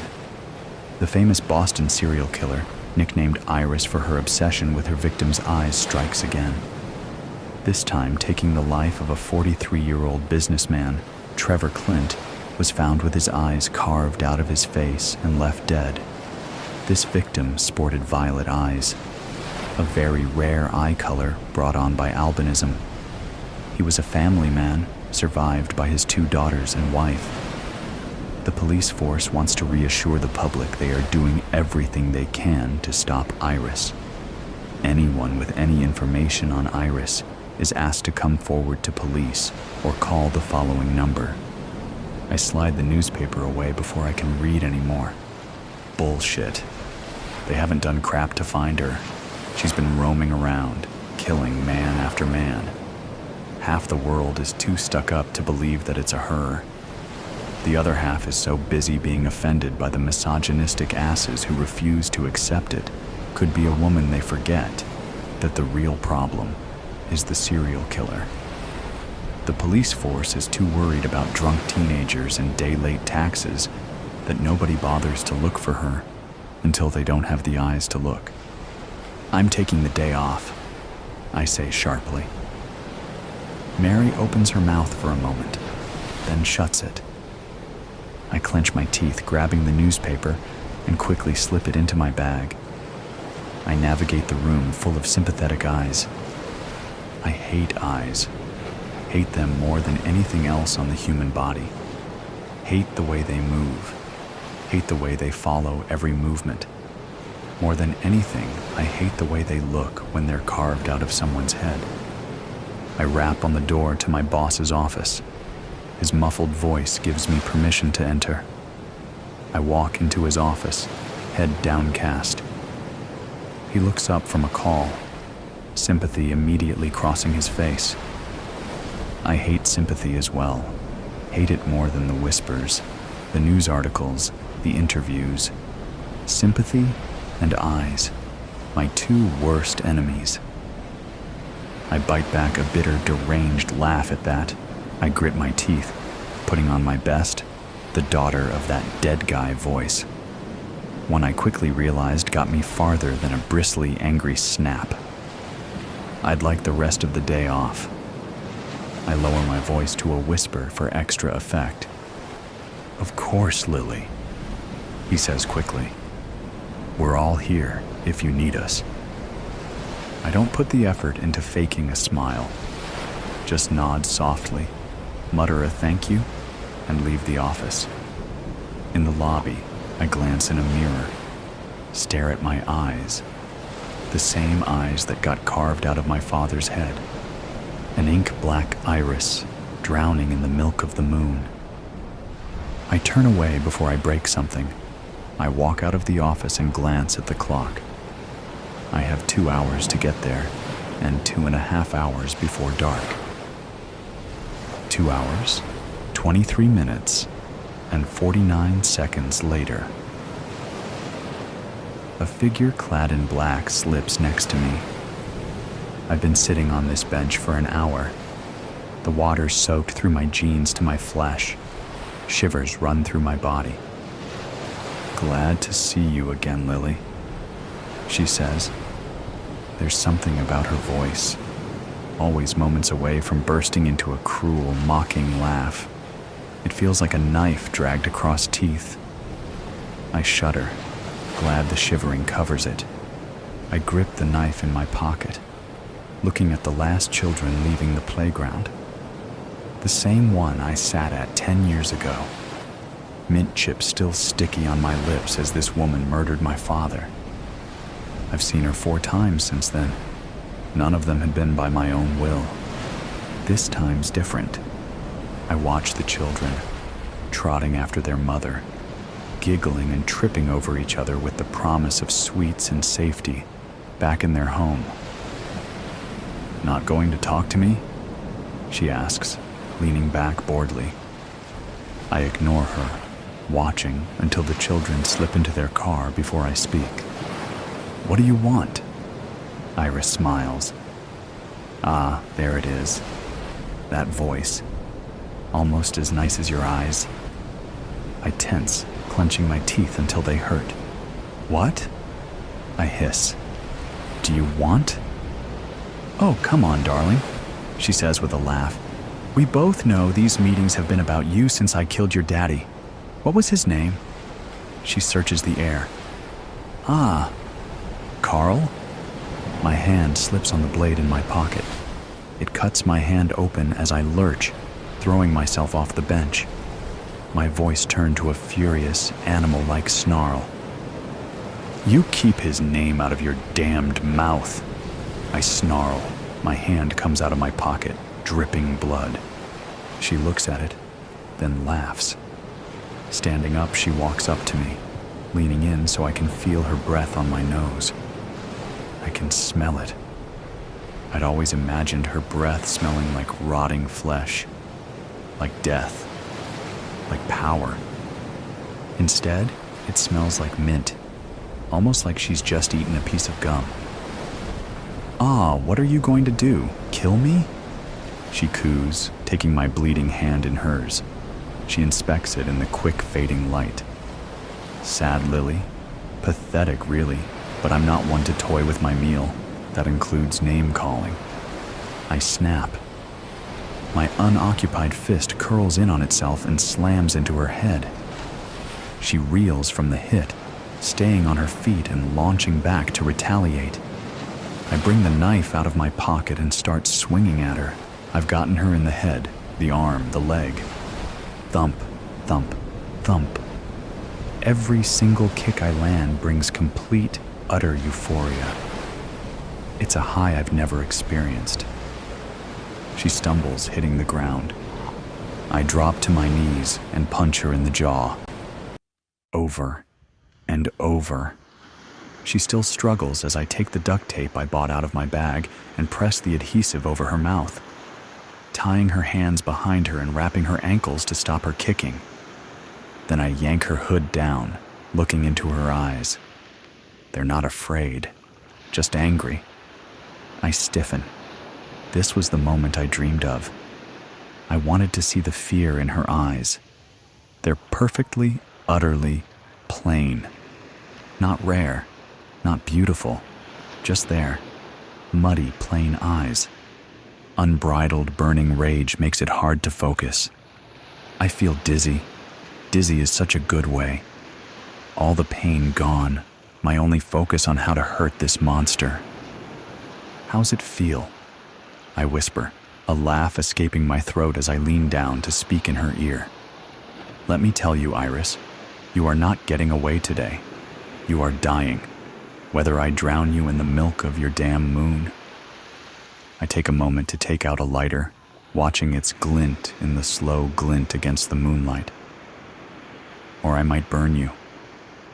I haven't decided how yet, but it will happen. She doesn't waver, her eyes never moving. The nerve she has does something to me, clouds my judgment. Then, peace. I know exactly what to do. I take the knife, and watching her face, I do the one thing I know will work. I press it into the flesh under her eyebrows, just like she did to my father 16 years ago. And I listen to her scream, discarded skins. I remember finding the first one in my closet. I was grabbing a shirt, already late for work, when my hand brushed against it. Warm, rubbery, and yielding in a way that made my stomach churn. I yanked my hand back and stared at the thing draped across the hangers, a limp, hollow version of me, sagging, the husk of discarded scrap. Its face, my face, stared back, lips parted in a silent plea. The eyes were in empty, gelatinous voids. I stumbled backward, heart pounding. What the hell? My first thought was a prank. Maybe someone had broken in, made a grotesque model of me, and left it here.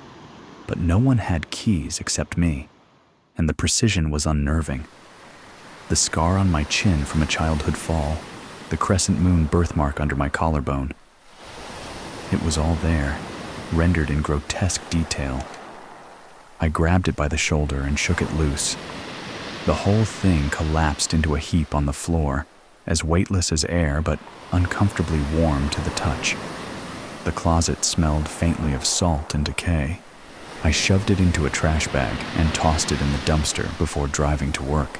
The image of its slack jaw burned into my memory. By noon, I'd convinced myself it was some sort of vivid hallucination brought on by stress.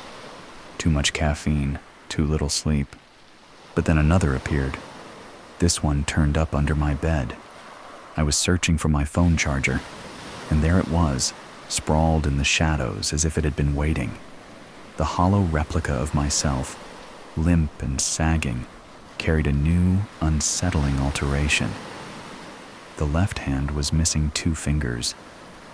When I examined my own hand, my stomach lurched. My pinky and ring finger felt cold, numb, almost alien. I spent the rest of the night awake, pacing. The discarded skins weren't hallucinations. By the end of the week, I'd found 4 more. One in the passenger seat of my car, another hanging from the shower rod, dripping as if freshly peeled. Each time, they became less complete. The one on the couch had a gaping hole where the stomach should have been. The one in the garage? Its legs ended in frayed, uneven stumps. The air around them carried a faint static charge, buzzing against my skin. Each discovery left me more hollow, more off. My reflection in the mirror didn't feel right anymore. My movements lagged, mimicking a glitching video feed. And then there was the itching, deep beneath the skin, under muscles, along my spine. At night, I lay rigid in bed, clutching the sheets as my body writhed with an electric discomfort I couldn't scratch away. It came to a head when I decided to burn one. The fifth skin had appeared in my kitchen, slumped in front of the fridge as though it had crawled there to die. I dragged it into the backyard, my hands shaking, the trash bag hissing against the grass. The lighter fluid splashed across its surface, glistening with an oily sheen. I lit a match, my breath hitching as the flame licked the edge. The smell hit me first, a sharp, acrid reek that turned my stomach. Then came the pain. It began in my fingers and tore through my nerves, jagged and relentless as barbed wire.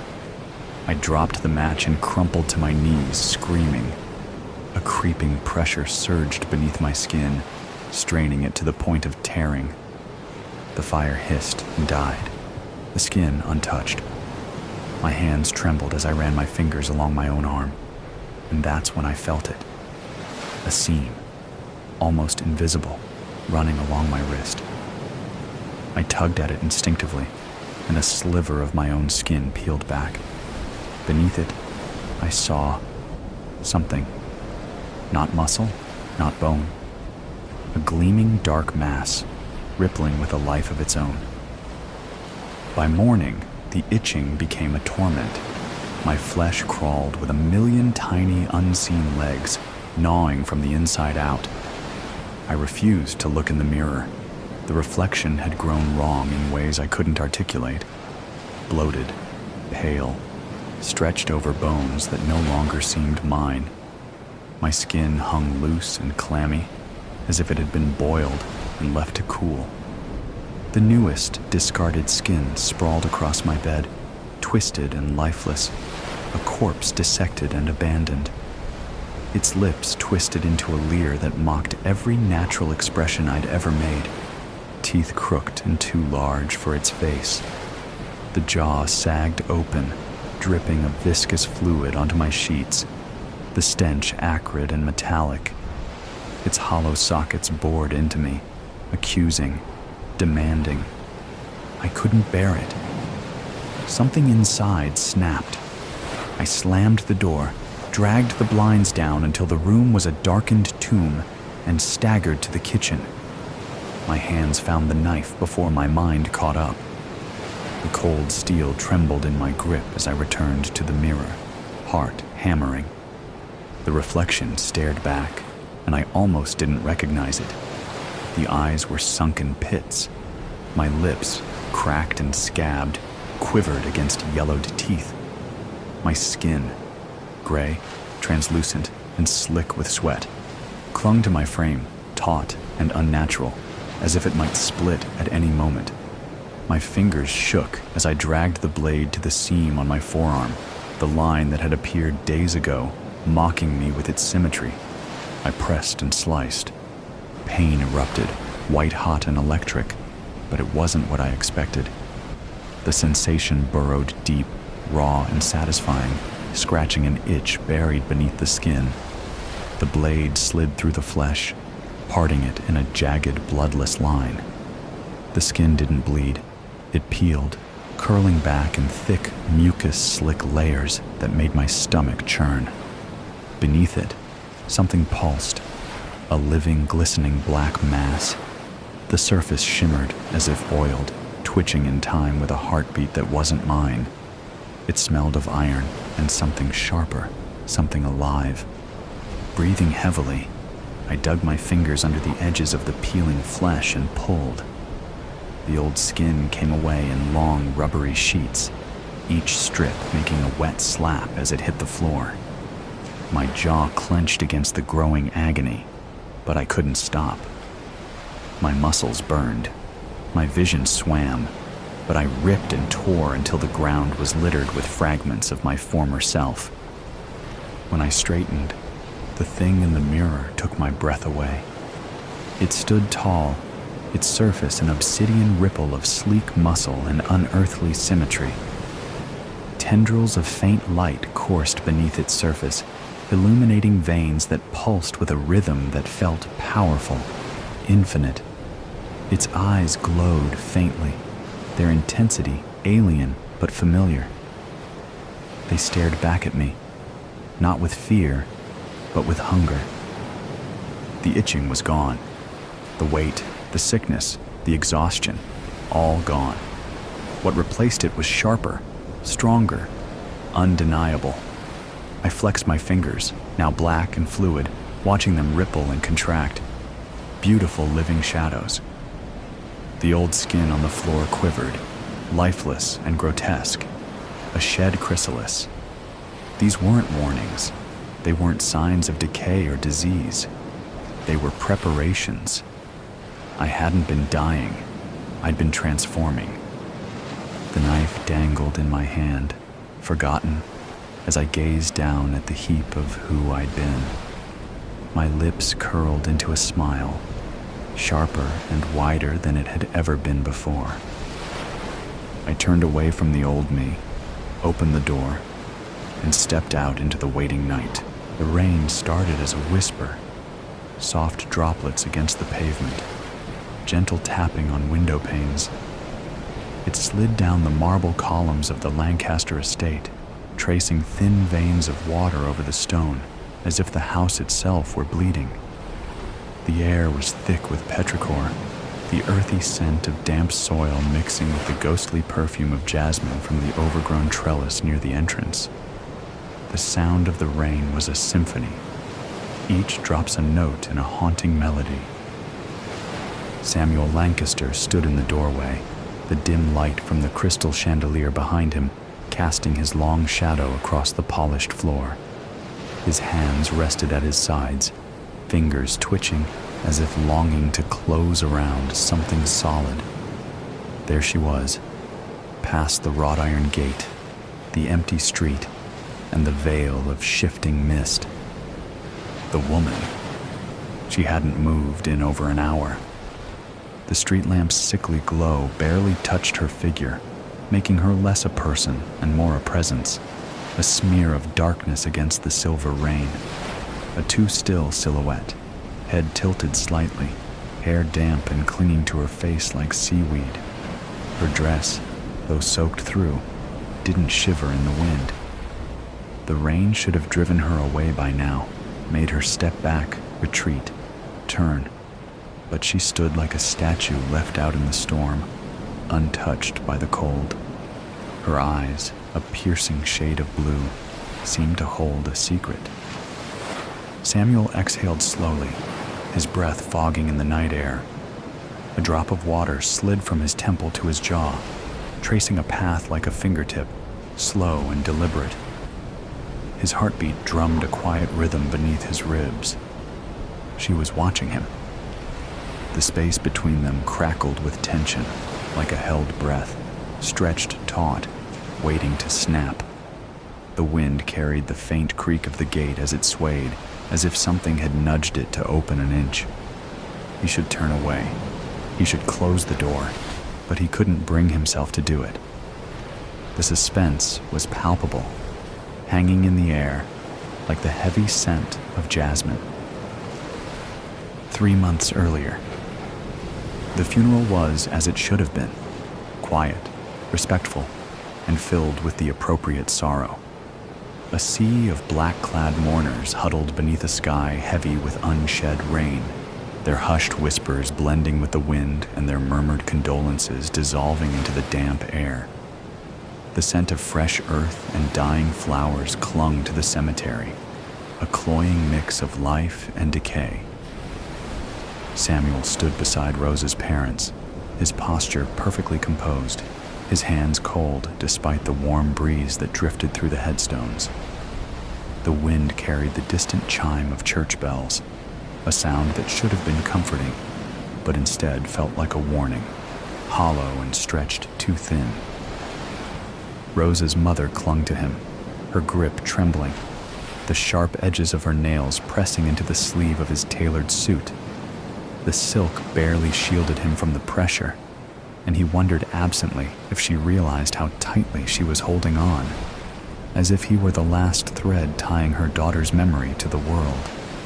"She loved you so much, Samuel," she whispered, her voice fragile, her breath warm against his shoulder. She always talked about how lucky she was.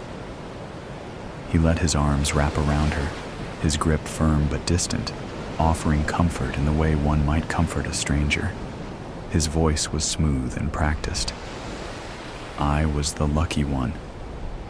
The words sat heavy on his tongue, yet weightless in his chest. After the service, his boss pulled him aside, speaking in the hushed, measured tone people reserved for grief they did not fully understand. "Take all the time you need," he said. "A loss like this, I can't imagine. We'll hold things down at the office." Samuel nodded, thanked him, and allowed himself to be led away. He had learned his role well, the grieving husband, the shattered man. But grief did not settle in his bones the way it should have. It did not wrap around his chest like a vice, and did not steal his lungs' breath. The days that followed blurred into routine. Once filled with soft laughter and the scent of jasmine tea, the house was now an echo chamber of silence. The bed felt too large, the sheets too smooth, and the bed was untouched on one side. The absence was loud in ways he had never anticipated. The refrigerator's hum at night, the absence of her toothbrush beside his, the ghost of her perfume in the closet, clinging to clothes she would never wear again. His attempts to find solace in his routine only highlighted the void left by her absence. He returned to work, slipping into meetings with robotic precision. His colleagues watched him from the corners of their eyes, their whispers thick with assumptions. His struggle to connect with others was palpable, and his isolation was a heavy shroud. Tennis became an escape, something physical, something that burned. The slam of the ball against the court, the sting of exertion in his muscles. He played too hard, his swings reckless, and the force behind each hit made the others exchange wary glances.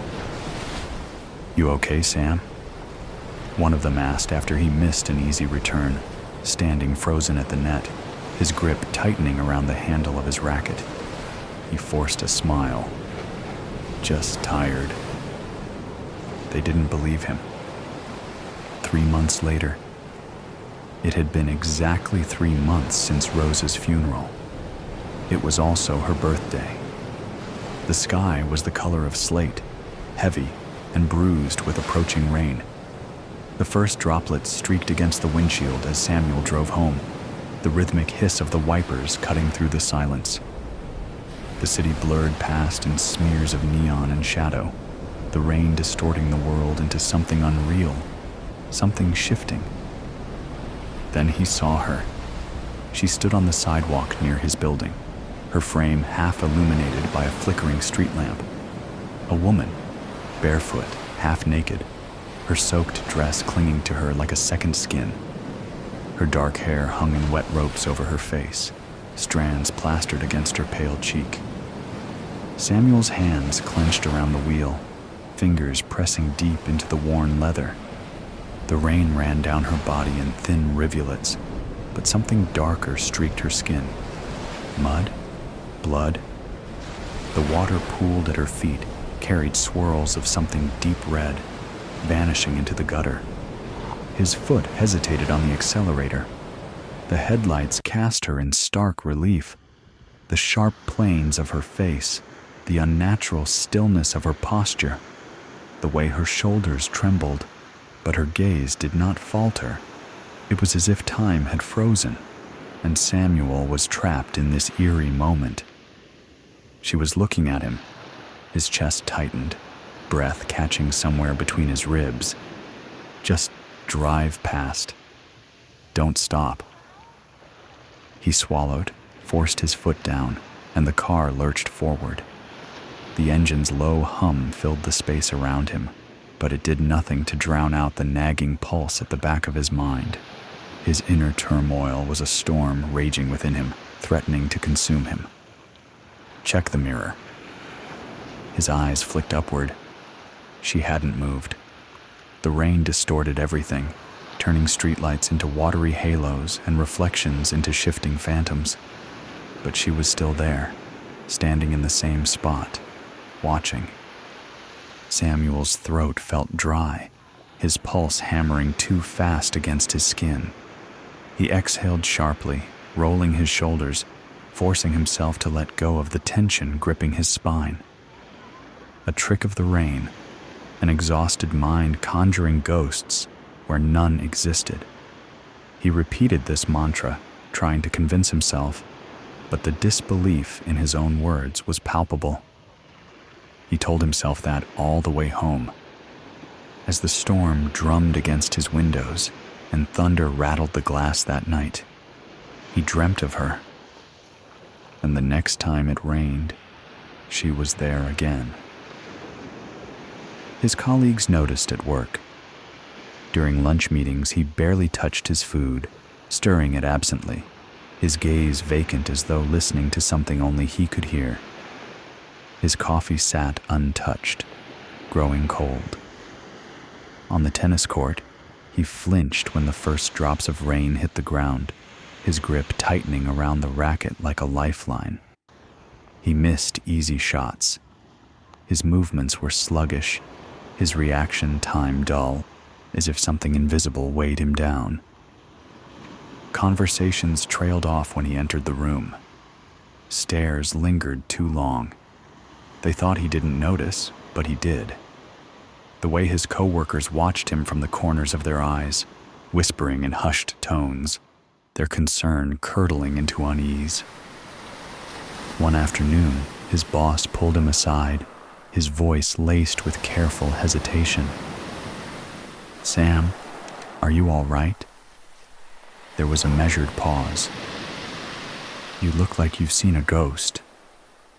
Samuel forced a laugh, a short, hollow sound that scraped against his throat.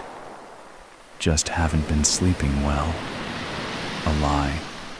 A thin, brittle thing. No one believed him. And then, on the 7th night of rain, he saw her again. Not a faceless, blood-streaked specter. Her, Rosa. She stood beneath the street lamp, motionless, the downpour slicking her hair to her skin. Her dress, the same one from their last night together, clung to her like the tide that had swallowed her whole. Satin, deep blue, heavy with rain, darkened at the hem with something thicker than water. Samuel's breath turned to ice in his lungs. Her dark hair fell in familiar waves over her shoulders, curling like the foam of breaking waves. Her lips trembled just slightly, but her eyes, God, her eyes, were locked onto him with a weight that crushed the air from his chest. Lightning slashed across the sky. In that brief, stuttering flash of light, he saw her fully, the pallor of her skin, the sheen of water clinging to her, and the deep red staining the hem of her dress, blooming outward like ink in water. And then she screamed. The sound ripped through the night, a jagged, guttural wail that shattered something inside him. It wasn't just in his ears, inside his skull, bones, and himself. A raw, piercing shriek clawed at his mind, peeling him open and unraveling him like thread stripped from the edge of a frayed rope. Samuel collapsed, knees hitting the pavement, hands clamping over his ears. Stop! Stop! Stop! But the scream didn't stop. It wouldn't stop. Because it wasn't just a scream. It was rage. It was pain. It was vengeance. It drowned him, dragged him under like the waves had dragged her. And in that suffocating abyss, a memory surfaced, sharp, inescapable. Not an accident. Not a misstep. He had killed her. The wine glass trembled in his grip. The slow swirl of the drug dissolves, invisible, into a deep red. Her laughter had softened and slurred. Her eyelids had fluttered, her body leaning into him with blind trust. how he had lifted her effortlessly over the yacht's railing. Her body had hit the water like a whisper, silent, vanishing into the dark. He had watched the bubbles rise, population vanish. He had waited, waited, waited. She never came back up. And yet now, here she was. The hospital was quiet, save for the rain tapping against the barred windows, a ceaseless rhythmic whisper against the glass. The fluorescent lights hummed faintly above, casting a cold, sterile glow over the pale walls. The air smelled of antiseptic and damp linen, the scent settling heavy in Samuel's lungs like a weight he could never quite exhale. He sat hunched on the stiff mattress, hands tangled in his graying hair, his fingers pressing into his scalp as if trying to dig something out. A memory, a voice, a nightmare that refused to die. The orderlies moved past his door in shuffling patterns, their voices distant, their presence insignificant. He barely noticed them anymore. They came, they went. They pushed little white pills into his palm and watched to ensure he swallowed. It didn't matter. The pills did nothing. Nothing could stop her. A flash of lightning split the sky. Samuel turned his head toward the window, his breath already shallow, his muscles locking tight. He knew what he would see. He always did. She was there. Standing just beyond the bars, the pale, flickering light haloed her body. Her soaked dress clung to her frame, the dark, heavy fabric dripping onto the windowsill. Her bare feet hovered above the rain-slicked pavement outside, toes barely grazing the surface. They were not touching, never touching. Her hair, once soft waves that tumbled over her shoulders, now hung in tangled ropes, strands sticking to the sunken hollows of her face. Her skin, pallid and waterlogged, stretched too tight over her cheekbones. Her lips, blue, trembling, parted slightly, but no breath escaped. Her appearance was a grotesque mockery of the woman he once knew. She stared. Samuel's pulse thudded against his ribs. His stomach turned, but he couldn't move. He never could. Her arm rose, slow and deliberate, droplets sliding from her fingertips.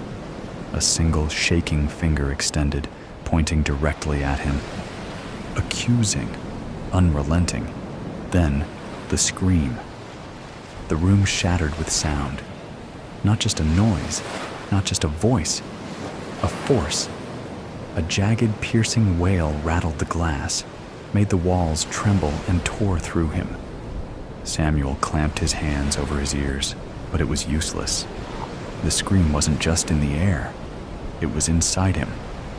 It flooded his veins and scraped at the marrow of his bones. It filled every corner of the room and every cell of his body, vibrating, suffocating, and drowning. He slammed himself against the wall, gasping, clawing at his arms, trying to rip something out, something buried beneath his skin. His own sobs broke through, raw and animalistic, but the scream only grew louder, pressing against his skull like a storm waiting to burst. His futile escape attempts only served to highlight his desperation. No one came to help him. No one ever did. The hospital's silence, the absence of any comforting presence, only deepened his isolation. The rain poured outside, heavy, relentless, a drumbeat to his unraveling. She did not leave. She never would. She never would. Murder. Hi, Miranda. I'm officially Officer Zionel, but you can call me Zoe. I just want to ask you a few questions about the recent situation. Zoe, don't say recent situation. It's stupid when we all know that what you mean is murder of your father. You're a feisty kid, Miranda. Thanks. I take it as a compliment. Now that we got that out of the way, do you remember exactly where you were at exactly exactly 6:53 p.m. on July 17th? Gosh, I don't remember. It seems that all of my memories have been wiped from my head. Miranda! Okay. I won't be a brat. But you said yourself that I'm feisty, Zoe. I didn't mean it as a compliment, like you took it. Whoa, ho, ho. She's got an attitude, too. I think we'll get along. So, what's the real answer to my question? I was at the bowling alley with my twin Maya and our best friends Sarah and Diavian. We were about to eat pizza before the next game. It was a tournament. When Gima called and said Dad was shot. Long story short, me and Maya left before we could finish the tournament, and our friends lost. That's what Maya said. But who's Gma? Maya mentioned a grandma, but not a Gma. Oh, right. Maya calls our grandma, but I call her Gma. That's what I called her when I was little, and I couldn't say grandma, and it stuck. All right. How did your grandmother know that your father was hit? She went over to our house to drop off some books that I had left at her house. And that's when she found him. Dead as a doornail, right there on the kitchen floor. You and Maya's stories are matching up, but Maya seemed a lot more emotional about this than you do. She was practically sobbing as she talked to me. Why are you so cool and collected? Zoe, do you seriously not realize that Dad is not Maya and I real dad? That one left us before we were born. Don't have a clue where he's at. When Mama married Rob, Maya warmed up to him immediately. I was not so cooperative. I've never been close to him. Yeah, he's always been there for me. But he never, and will never, now, become a father to me. When I first found out about it all, I was a little upset.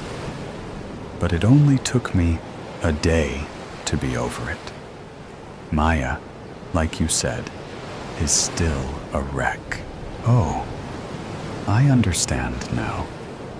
So, the first person your grandmother called was you. Not Maya, or your uncle, or any of your aunts? Not even your mother? Yeah. Now remember that this was Mama's mama. She didn't want to hurt Mama right away.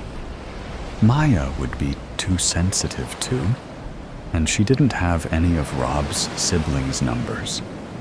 So, the first one she called was me. Simple as that. Maya told me that your grandmother called you first because she thought you were closest to Rob. You're a bad liar, Zoe. I know my sister like I know my own mind. She, and everyone else in our family, already knows that I'm not the closest person to Rob. So what did she say? You know, you should be a detective. I did my best lying, and you still got me. That could come handy in a lot of situations if you become a part of the force. Yeah, whatever. What did Maya say? Same thing as you, Miranda. Okay. So, now what? Can I leave? Please. I need to talk to Maya. She's probably hysterical by now. No, you can't. I'm sorry. There are still a few more questions that I have to ask you.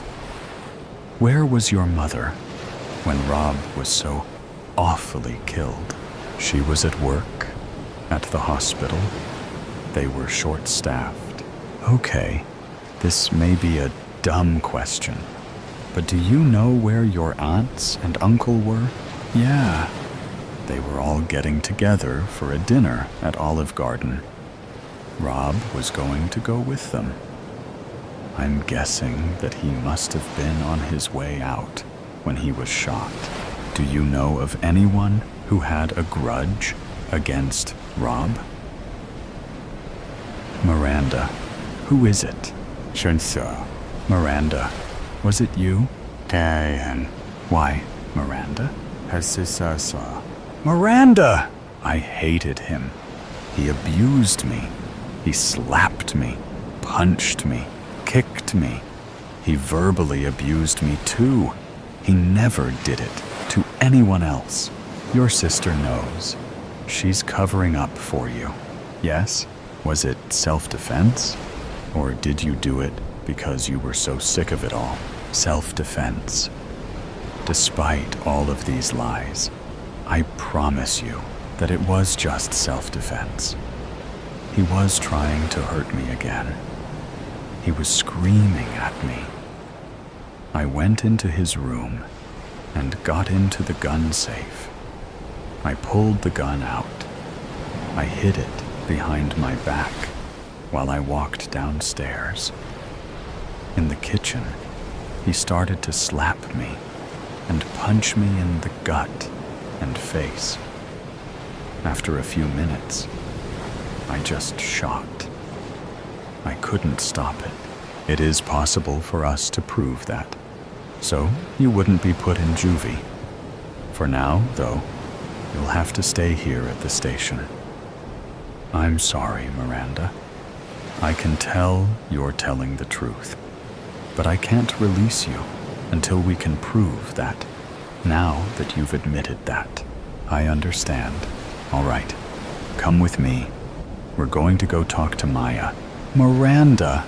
Oh, God. You told her, didn't you? Yes, I did, Maya. I'm sorry. It's okay. I still love you. I love you too. All right, girls. Maya, will you tell me the truth of what you know? Of what actually happened? That's the thing. I don't know anything. All I know is what Miranda told me. She shot Rob because he was trying to hurt her again. Then she came to the bowling alley to play in a tournament. That part of our story was true. Okay. I'm going to call your mother to pick you up, Maya. Miranda, you stay with her until I come back. Okay, all right. A fatal prank check. The day started off like any other April Fool's Day.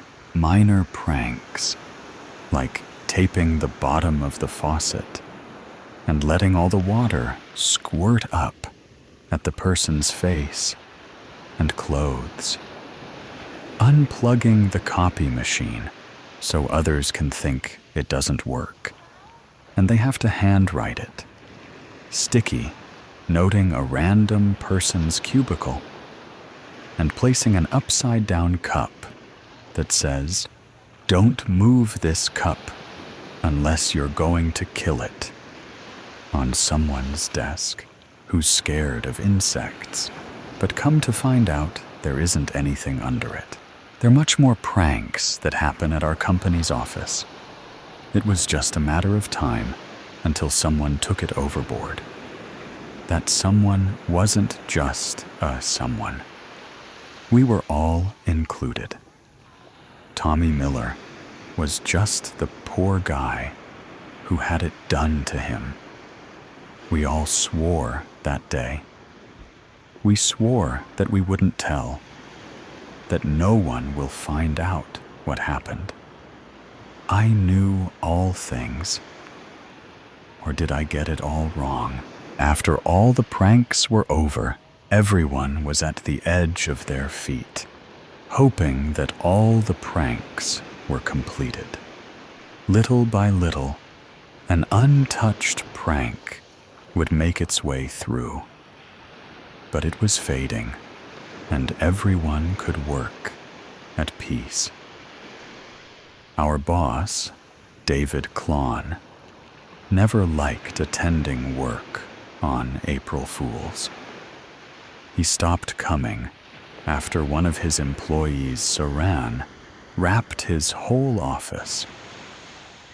When I mean the whole office, by the time he cut through the layers of Saran on his door, which took hours, he walked into a room and office equipment covered in layers of fine plastic. It was honestly the cherry on top to past pranks, stealing his coffee machine and his backup, removing his fridge away from his room, and potentially removing all his furniture. These were great boss pranks, and I'm surprised no one got caught or fired. The day was almost ending, and daytime shifters were exiting the building. It didn't matter, because the daytime shifters consisted of 4 to 5 workers. The main workers of 6 to 10 workers were us, the all-time shifters.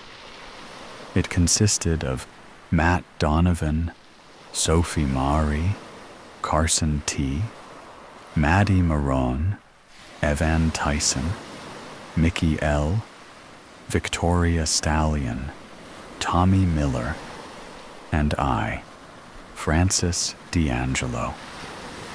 We were all somewhat close, definitely in age, but somewhat in communication. The only person who stayed to themselves was Tommy. He was the quiet businessman type, focused on his own work and prioritizes. He thought the office pranks were stupid, although he didn't directly say that. He had a short comb-over cut, his brown hair nicely gelled off to the right of his head. He wore suits, the nice kind. He arrived early to work, never arrived late in his life, I suppose. Matt Donovan stood up from his cubicle and gathered everyone who was left in the office, except for Tommy. We all gathered up in my cubicle because I was the last one to be gathered up. "What's going on?" I questioned, knowing something was up. Matt replied quickly, "We're going out, having fun tonight. We all know we're the brilliant masterminds that are behind all the crazy pranks." He was wrong, at least this time. I had nothing to do with any pranks this year. I ran out of things to do, and although that seems awful, me, Francis D'Angelo, pranking innocent co-workers of mine, I know, but it's fun and a one-time, each year type of thing. So, that's all? You want us to all go out? Like to the bar? Victoria asked. What I think Matt is trying to say is that he wants us to go out so we can turn up and congratulate ourselves for being awesome pranksters, Carson said. He was always the goofy one. That's not what I meant.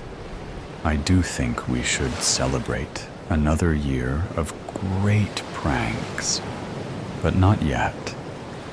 I think we should all do one final prank, Matt said suspiciously. He made my spine tremble when he talked like that. Okay, Matt.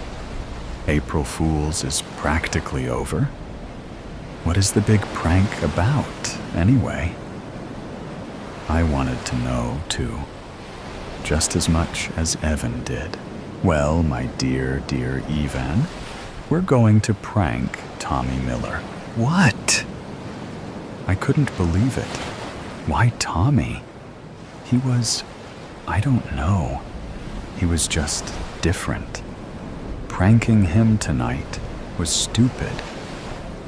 Matt, that's stupid. Keep your voice down, Francis. You don't have to be a part of it. We won't exactly need you anyways.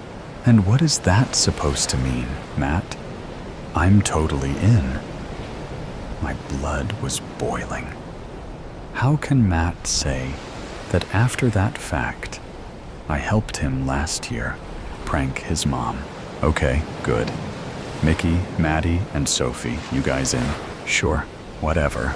Yeah, fine. Okay, here's the plan. We all huddled into each other, listening to Matt's prank. Even though this prank was a little too serious, we all thought it was a nutty idea. It was interesting, and it seemed funny. I also couldn't back down from it. I just couldn't.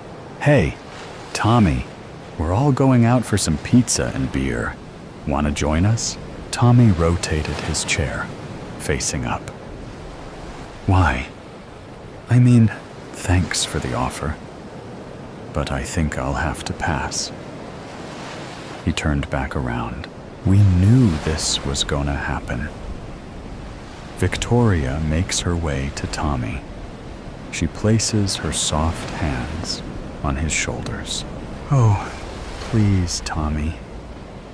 She massages his shoulders. I think you should hang with us. You're always so. She stoops down to his ear. Tense. She removes her touch from him and walks toward us. She is absolutely astonishing. Tommy spins back again to face us.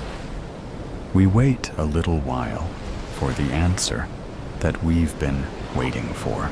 Okay, I suppose one night of hanging out won't hurt. Plan A. Flirtatious. Victoria. Check. Plan B. Complimenting. Matt in progress. That's a sport, Tommy. I always knew you had in ya. You got the looks, dude. All you need is the bad attitude, and you're all set, my guy. We could all tell Tommy was flattered. Plan B was another check, getting Tommy to like us. Let's take some shots before we hit the road, Ivan yelled. We all walked to the office's lounge. As soon as we walked in, Ivan and Matt hunched over a barrel-looking thing. They pulled out 2 bottles of vodka. I could tell Victoria was excited, but the rest looked somewhat confused on how they even snuck that in here. Of course, we aren't going to drink all of it, but a shot or 2 will do. I'll get the solo cups. Tommy hesitates to walk into the lounge, but Sophie walks to him and grabs his arm. You're first, hot stuff. No. I think I'm good. I don't think you guys should even have those in this building, due to how unprofessional that is, and also because we're going to be driving in cars. Last time I checked, drunk driving is illegal. Oh, please, Tommy, don't ruin this for us, dude. Evan poured some vodka into each of the 9 cups. We all took one, even Tommy. We all pushed him into doing so. He had to, so he could overcome what was going to happen next. Afterward, we walked to the coat rack and grabbed our stuff. We all walked out together, without Tommy. We let him catch up with us at the parking lot for future purposes. We all gathered around our cars. Luckily, Sophie and Even caught a ride with Matt today. Less cars to ride in equals less suspicion. Ugh, there you guys are. You guys walk mighty fast. I'm guessing you can't wait to party. Tommy laughs with a tone that sounds humorless. We went along with it, so we can spark up the mood. Ha ha ha. You're so funny, Tommy. We all cried in unison. So, Tommy, I don't see your car anywhere. Did you catch a ride with someone today? I just realized that Tommy's station wagon wasn't parked anywhere around. That was weird. Oh yeah, I took the bus. My old thing is in mechanics. She's beautiful, but losing her touch, I suppose. Mind if I catch a ride with one of you guys? Not at all, Tommy. Not at all. Matt's voice sounded too enthusiastic. He nodded to Evan. Come on, Tommy. You're riding with me. Evan had a nice, wide smile across his face. Plan C. Dump him in progress. It was go time. Sophie and Victoria walked to Tommy's side. We're riding with you and Evan. This is gonna be a fun ride. Even in the shallow night, I can tell Tommy's face got a little red. Evan popped the trunk of his Audi open. Carson walked to Evan's car and held the trunk open for him. Thanks, dude. This car is a piece of crap. The stupid trunk door can't even stay open by itself. Hey, Tommy, you can place your stuff in the trunk. It won't fit in the back seat. Sorry. Tommy walks to the trunk and starts placing his stuff in the trunk. Before you do that, Tommy, I have to move some stuff around to make room. May I use your flashlight on your phone to see? Yeah, sure. Tommy hands Evan his phone. Evan turns the flashlight on and pretends to make space in the back of his trunk. Maddie and I go into Matt's car. We peeked out the window to see what was happening. Sophie and Victoria also go into Evan's car. They couldn't see anything because of the trunk's door. Mickey and Matt slowly walk towards Evan, Carson, and Tommy. Everything okay? Jeez, you guys take mighty long. What's going on? Evan talks. Tommy, you can place your stuff in now. Tommy did as Evan said. We're just trying go time. Mickey and Matt shove Tommy into the trunk. Mickey pins Tommy down, and Evan removes a roll of duct tape from his pocket. Evan tucks Tommy's phone into Matt's pocket, rips a chunk of tape with his teeth, and smacks it onto Tommy's mouth. Happy April Fool's Day, Tommy. You gotta live a little. Matt waves to Tommy. Carson slams the trunk door shut and enters into a separate car with Mickey. Plan C. Dump him. Check. On to Plan D. Plan D. Car ride around town in progress. We all drove in separate cars. We drove in random directions. When we drove around other cars, we intentionally stayed back a few cars. We were just going to drive a little, then stop at Mamma Mia's Pizzeria. We drove for an hour and 35 minutes. I just stared out the window, wondering how the others were doing, wondering how Tommy was doing. I wondered if he was confused or scared. Maybe he was just enjoying this wild adventure, or sleeping. I can't wait to see the look on his face when he realizes that today might just be the best day of his entire life. Ivan's car. I got my hands up. They're playing my song. They know I'm gonna be okay. Yeah, it's a party in the USA. Yeah, it's a party in the USA. Sophie and Victoria sang. You girls having fun? Definitely, Ivan, Sophie shouted. I can't wait to get wasted, Victoria proclaimed.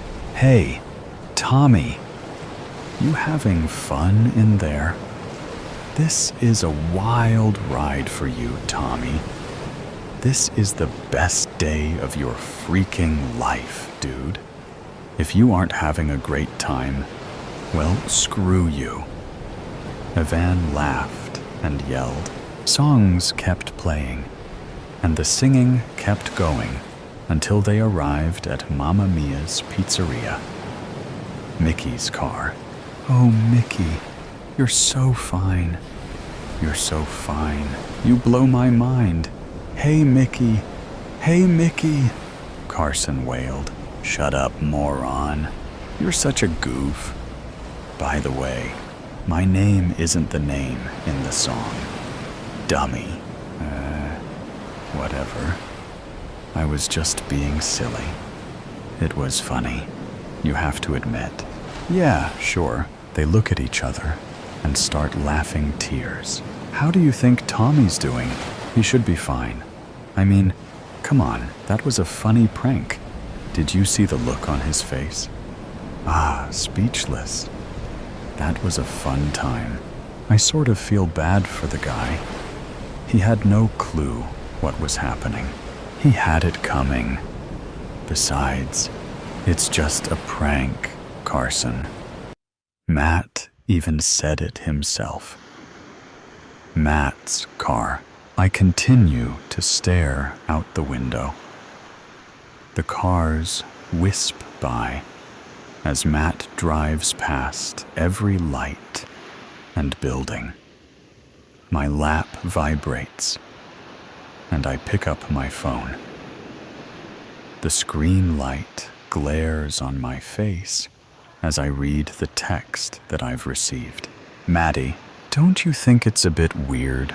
We're the only two that haven't helped in this whole prank. I haven't thought about that, really. Me. Well, Matt did say, regardless of me attending this prank, he doesn't need me. I don't know what the excuse for you is, though. I'm sure he'll give us something to do. The thought of Matt not needing me made me upset.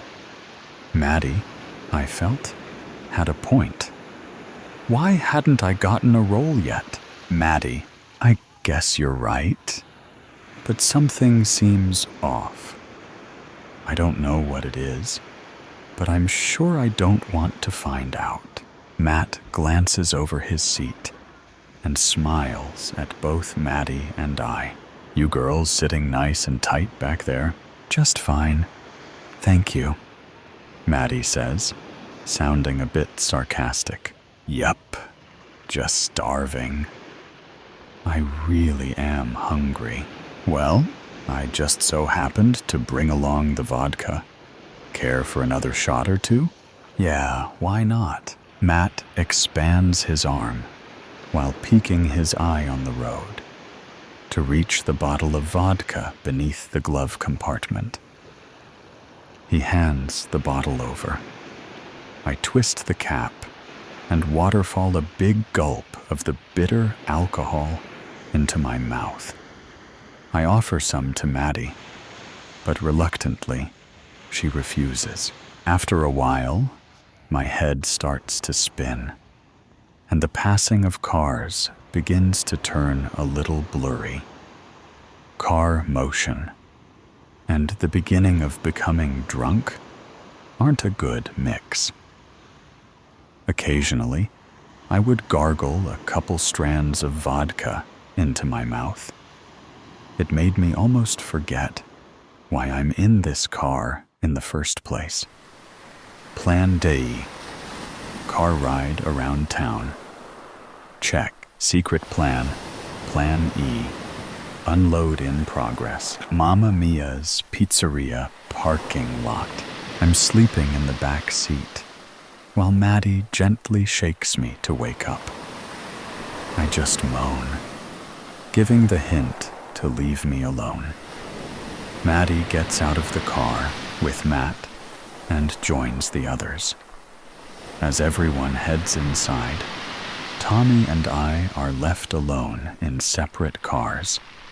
By this time, the bottle of vodka is completely empty, and I don't even remember me finishing the last gulp. I lie back with my eyelids feeling extremely heavy. Everything around me was a bit muffled. I felt prickles all over my body. Do you have Maddie? Yes. Do I? Yes. Now. It's all set. Let's go. Maddie? Matt? What were you guys talking about? Their voices were in and out. I feel very dizzy. The whole night felt dark. There I was, gone. I was always just gone. Looking out, but looking inside now. I guess the whole time, I sort of knew. I just didn't want to admit it. Secret plan. Plan E. Unload. Check. No one would suspect a thing when they find us. I mean, in the beginning, I just thought it was a silly prank. But I didn't realize I wasn't a part of it all. Just the fact that Tommy and I were the prank. When we both didn't wake up. Tommy being dead, and I being intoxicated and drugged. I didn't know. We both didn't know.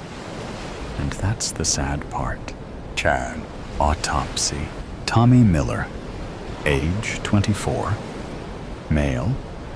Brown hair and eyes. Location of death. In the woods. Time of discovery. Saturday morning. 7:30 a.m. Inward body.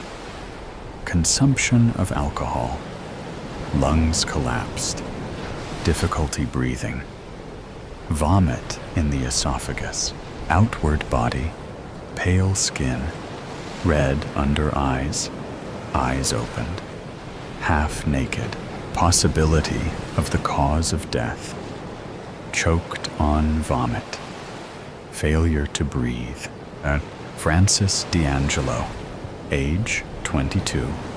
Female. Blonde hair and green eyes. Location of death. In the woods. Time of discovery. Saturday morning. 7:30 a.m. Inward body. Consumption of alcohol. Multiple drug consumption. Outward body. Pale skin. Needle markings. Bloodshot eyes. Eyes opened. Half naked. Possibility of the cause of death. Intoxication. And everything was planned ahead of time. Maybe a month before April Fools. Everyone who I thought were my friends, co-workers, had everything planned. All evidence was hidden, and everything was perfectly placed. Everything was supposed to be a silly prank, but it turned out to be a prank gone terribly wrong. A woman of loose morals. Neha covered her head with the dupatta of her salwar kameez and wrapped it across her shoulder. She put on the oversized black sunglasses borrowed from her roommate, Kavya, who, along with the rest of the second-year students of Kasturba Medical College, was attending the first lecture of the day. Dr. Swami was one of the lenient professors, and students often got away with marking proxy attendance for their friends. As Neha checked the pen drive in her pocket for the 10th time, she prayed that Kavya would successfully mark her proxy attendance today. Her life depended on it. Leaving behind her Honda Activa parked in the hostel parking, Neha hailed an auto rickshaw 100 meters from the college gate. There could be CCTV cameras outside shops in the market where she was headed. Arriving in an auto rickshaw, dressed in a plain white salwar kameez with her head covered and most of her face obscured by the oversized sunglasses, would make her indistinguishable from the other women walking on the streets. With the auto rickshaw noisily chugging towards the market, Neha fought off a fresh wave of nausea as she recalled the threatening calls and obscene WhatsApp messages she and her friends had been receiving for the past 6 days. While the boys were being threatened with their limbs being hacked off and their eyes ripped out of the sockets, the girls were being terrorized with warnings of brutal rapes and horrifying acid attacks. The message was loud and clear. Withdraw your testimony or face the consequences. Due to fear of backlash and pressure from their families, 10 out of the 12 students had already withdrawn their testimonies, including the boys and girls who had been hospitalized.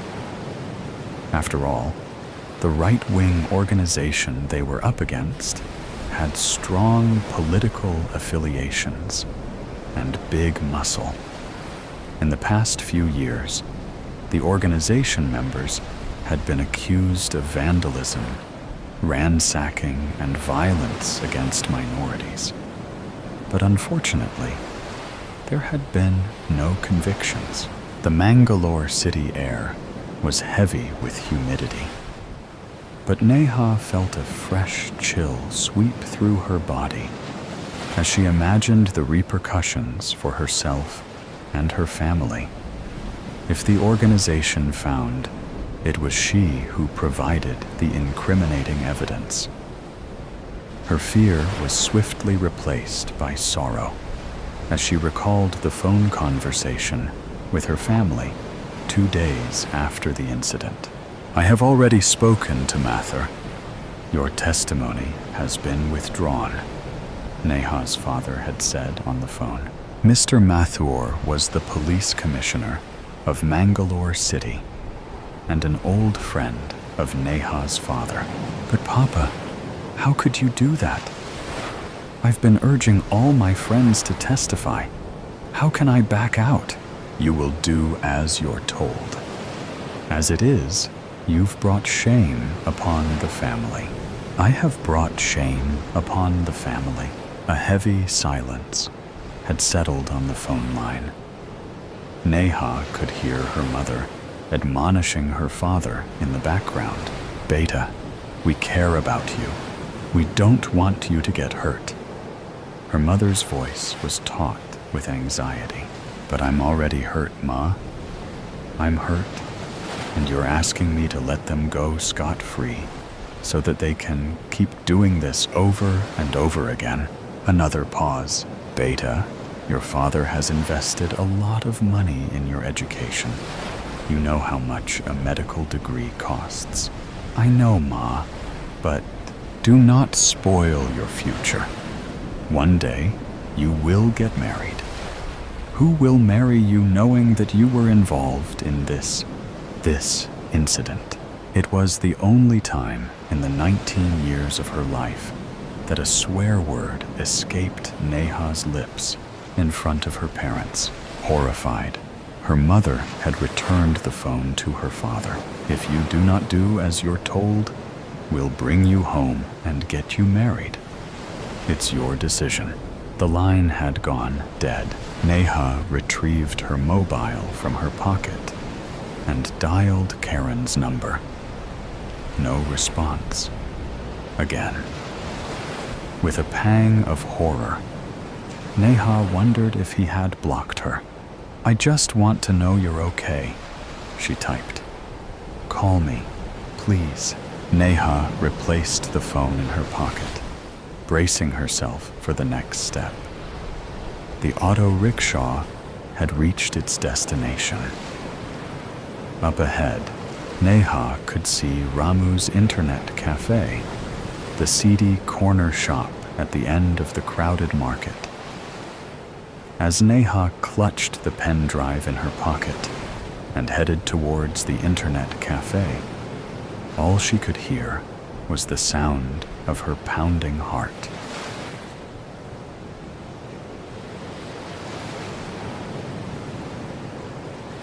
"6 days ago, never have I ever," paused Raj, the lanky second-year student of Kasturba Medical College, "had 2 girlfriends, or boyfriends, at the same time. As 4 boys and 2 girls brought their glasses to their lips for a drink, Neha sighed. This game was turning out to be duller than she'd imagined. It was either that, or she'd led a pretty boring life up to now, because her drink lay untouched on the table. Neha had never kissed in public. In fact, never kissed at all. Never smoked a cigarette. Never flunked an exam. Never cheated on a test.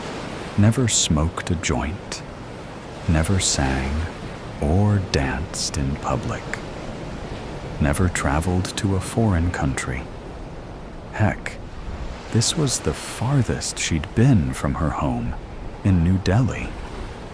So yes, her life had been pretty uneventful.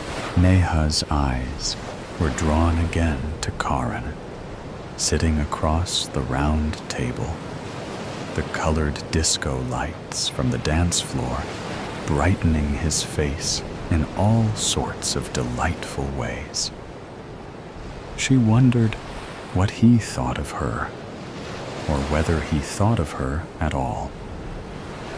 He seemed to prefer her company to anyone else's in college, and he often blushed in a childlike, innocent way whenever she caught him staring at her. But did he love her the way she loved him? 2 waiters appeared at their table, carrying plates of steaming paneer tikka, juicy chicken tikka, and colorful vegetable platters. The 12 hungry teenagers devoured the food within minutes and ordered another round of snacks. The game resumed with Priya, a portly girl with a shrill voice declaring, "Never have I ever been in love." Sounds faded and sights blurred as Neha's universe shrunk to the space between Karen's eyes. Those gorgeous brown eyes that were looking right at her and conveying feelings that neither of them had been able to express. As though mirroring each other's actions, Neha and Karan lifted their glasses and sipped their drinks, all the while looking at each other. Finishing his drink in a single gulp, Karan excused himself and went towards the exit of the pub. Taking a cue, Neha followed him outside, passing by a group of 30-something-year-olds with children's birthday caps balanced precariously on their heads, gyrating to Badshah's Abi, to party Shuru Hui Hai. The party has just begun. On the dance floor, Neha found Karan in the parking outside, leaning against his Maruti Swift, a lit cigarette in his hand. "All okay?" she asked, approaching him. "All good," he said, smiling. "So, are you enjoying your first party?" It was a running joke among her classmates that how Neha Kapoor, the supreme nerd, had artfully avoided all parties in the first year of college and focused solely on her studies, while the rest of her classmates had spent every weekend in a drunken stupor. "It's not so bad," she said. Karen chuckled. "It won't kill you to admit you're having a blast." The 3 drinks she'd had before they started playing the awful game dominated her senses. Neha wondered whether his lips had always been so full and red and juicy looking, or had she been blind the entire last year. Neha felt his hand on her arm, the pressure maddeningly exciting. His face was tantalizingly close to hers, and she could smell the cigarette on his breath. Wait a minute. Was he pushing her away? "You're drunk. Let's get you something to eat, shall we?" His voice seemed to be coming from far away, and as Neha followed him inside, she realized with a pang of mortification that she'd just tried to kiss him, and he'd pushed her away. Neha cursed silently as she took her seat at the table, avoiding looking in the direction she'd been looking all evening. She nudged her friend Kavya sitting next to her. "Meet me in the bathroom," she whispered. Kavya peered at her friend in the semi-darkness of the pub. "Is everything okay?" "Yeah, I just need to talk." Taking extreme care to look anywhere but at him, Neha ambled towards the bathroom, wishing she could disappear. She pushed open the door with the Queen of Hearts sign hanging on it and entered the empty ladies' bathroom. Roughly, she splashed some water on her face and gaped at her reflection in the mirror. 3 drinks, and she'd transformed into a girl who tried to kiss a boy in public, a boy who wasn't even her boyfriend. And the headache, oh, the mighty headache building up behind her eyes. She should have stopped at 1 drink. The whole party experience was so overrated. Neha wasn't sure she'd ever go to another party.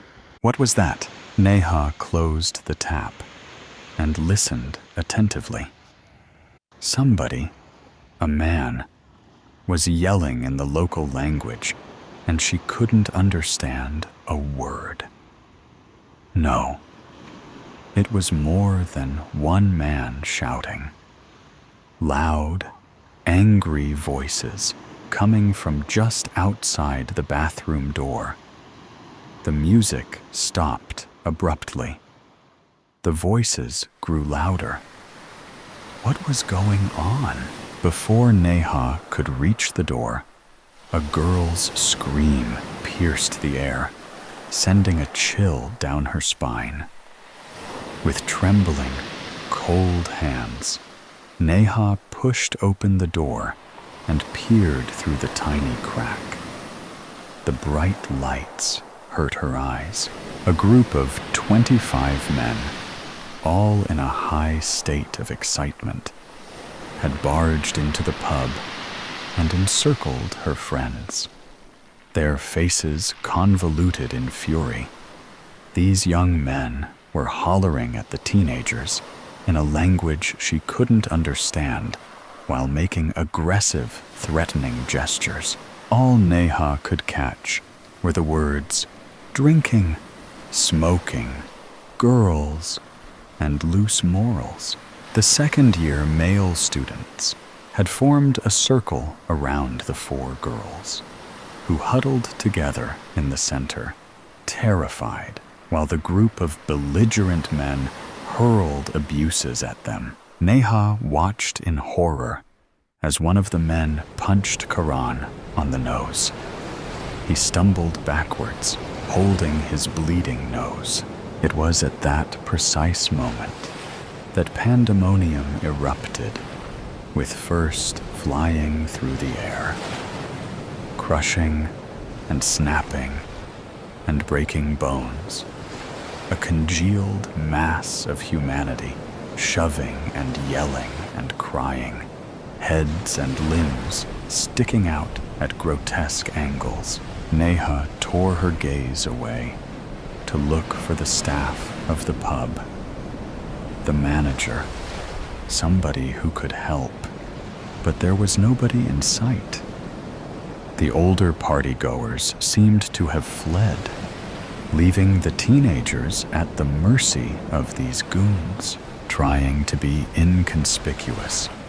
Neha hunkered low on the floor and dialed Mather-uncle's number with shaky hands. It was 11:05 p.m. Mathur-uncle picked up on the third ring. "Neha, is everything okay?" His voice was alert and tense. Clearly, the call had been unexpected. Neha relayed everything as clearly and precisely as she could. "I'm dispatching units right away. I'll be there in 10 minutes. Lock the door. Stay in the bathroom." Neha closed her eyes, teardrops running down her cheeks. Her friends were being beaten to a pulp by these fanatics, and all she'd done was make a phone call while hiding in the bathroom, like the coward that she was. The screams were piercing her eardrums, firing bolts of agony to her brain. She couldn't just sit here and wait. She had to do something. But what could she do? If she went outside, she would get beaten up too. How could she help then? Neha glanced at her sneakers, grateful she wasn't wearing heels, and turned on her phone's camera. She opened the bathroom door and pressed record. The longer Neha witnessed the dastardly act, the more she felt infuriated and emboldened. She stepped out of the bathroom in her black, knee-length dress and her red sneakers, zooming in on the face of each attacker one by one. The girls had been yanked away from the boys and were being slapped and dragged by their hair by a group of 10 men who had surrounded them. On the other side, the boys were being brutally kicked and punched by another group. Neha drifted towards the exit of the pub while continuing to record the ghastly events. When she was sure she had captured every man's face on camera, Neha put her phone away and whistled loudly. Some men turned around and spotted her. They began yelling at each other. "Catch me if you can, assholes!" With these words, Neha turned on her heels and sped towards the exit of the pub. A group of men dashed after her, breaking the circle around the girls, who pushed the rest of the men out of their way and hurried to the exit. Fear pumped through Neha's veins like adrenaline, propelling her through the parking and towards the main road. deserted at this time of the night. 15 men were chasing her, bellowing and cursing and making obscene gestures. Neha wasn't sure how long she could outrun them or where she could go. Her college was 6 kilometers away, and even if she ran all that distance, she didn't think her pursuers would stop at the gate as Neha turned left at a traffic signal. She could hear the police siren blaring, and just a moment later, the headlights of 2 police jeeps blinded her. She paused and spun around to see that the men had stopped, turned 180 degrees, and were now running away from her and the police jeeps.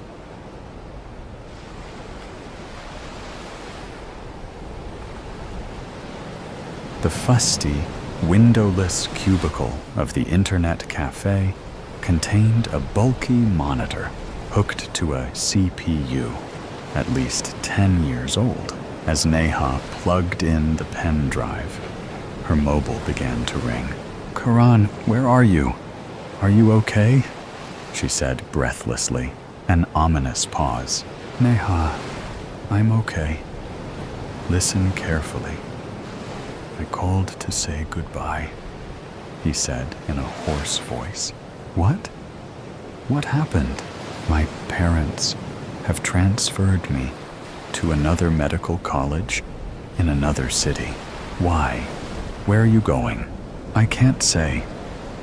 "Look, I'm sorry.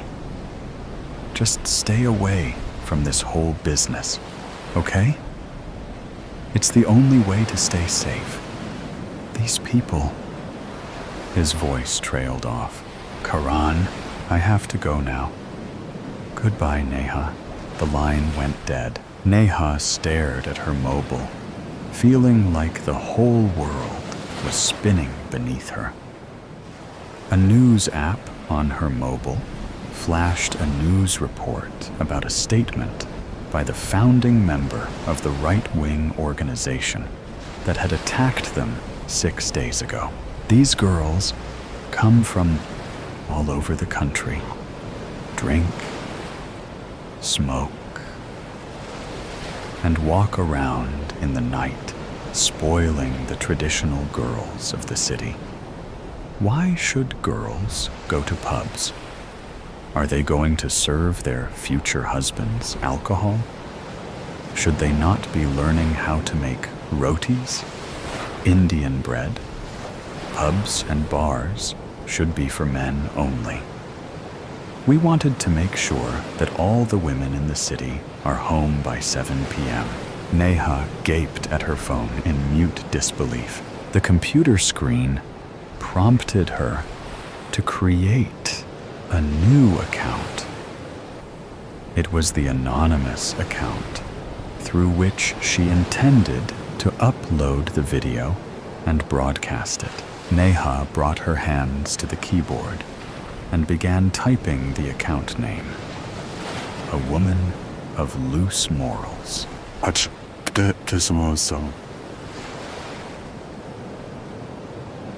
Tita, author's note. To read about the true events that inspired this story, search for Mangalore pub attack.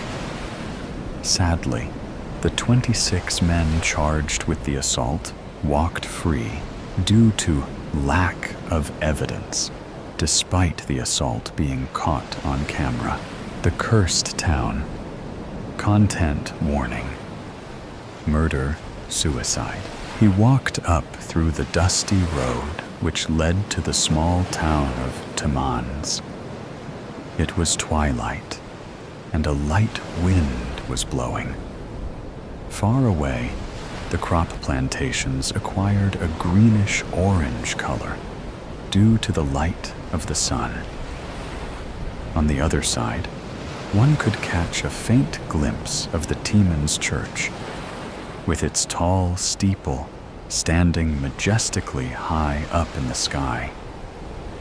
The yellow-orange hue of the sky washed the town, and the muddy red road was illuminated with a touch of gradient yellow.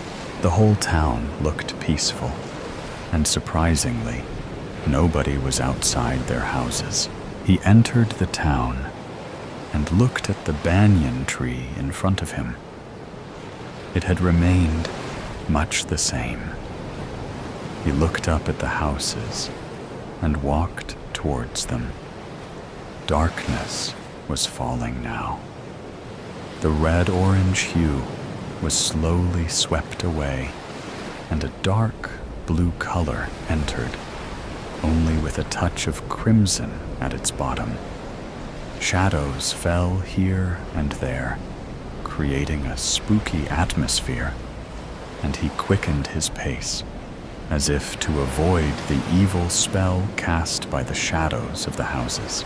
The moon came up, not too bright, for clouds were starting to surround it from all sides. He glanced upwards and realized that he had to take shelter somewhere. Rainfall could occur any time now. He walked through the dusty and muddy road and looked here around for inns, but there were none. Finally, he found a big apartment, which was deserted. He let out a sigh of relief and walked up the stairs and entered the apartment. It was evident that the apartment was still under construction work. It was not completed. However, years of neglect had withered away the raw smell of the brick walls, and small plants could be seen growing almost everywhere. All of them had a feeling of evil in them. The brick walls, the plants, the floors, and even the ceiling. It was like they had witnessed a lot of sad events and were telling him not to go further inside the house. The house itself was spooky, with its large corridors and almost no rooms. A huge, round staircase led to the other floors. The grayish appearance of the apartment matched perfectly with his gray and withered t-shirt and pants. He went up the staircase and reached the terrace.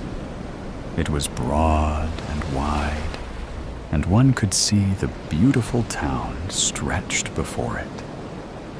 He looked down and was surprised to see an old woman with a lantern standing in the doorway of the apartment, waving her hands to call him.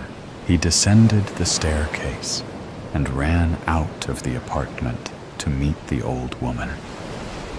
The woman was short in stature and had gray hair, with sometimes a tint of black in them. Her face was wrinkled, and she looked at him through her cat-green eyes, piercingly. "What are you doing here?" she asked coldly. "I am a visitor, and I came here for certain business matters. I could not find any inn to spend the night in, so I came here," he said. She looked at him suspiciously, and then said, "Okay, you better come with me. This place is not good, especially at night." He nodded his head and followed the old woman. He was cold with fear and could not understand what was happening. He followed her till they reached a cottage, and the old woman asked him to enter. He went inside and enjoyed the warmth of the fire which was lit. He sat down on a sofa, and the woman came to her with a candle. She placed the candle on the table and handed him a plate. "You must be hungry. Here, have some food. You better not go to the apartment anymore." "Why?" he asked. "It's a long story. I have seen too much of this world to remember happy deeds. Most are evil." "What do you actually mean? Do you want to hear?" "Yes, I do." She took a long, deep breath and then began. "Long ago, when I was about 17 years of age, there used to live a plantation owner named Hamilton. He had a lot of money and was very rich. You see those plantations? All those were Sir Hamilton's. He was not only rich, but kind and generous too. He used to donate with open hands. He had a beautiful wife, 4 daughters, and 1 son. However, naturally, his neighbors were very jealous of him and despised him. He did not care that much for that. But one day, his neighbors attacked his family. His daughters were of almost my age then, and the son was only a baby. They killed his daughters and his wife, but somehow Hamilton and his son were able to escape. "Why did not Hamilton inform the police?" he asked. "There was no evidence against the neighbors. He had nothing to do. I later heard that he had fled somewhere to Canada."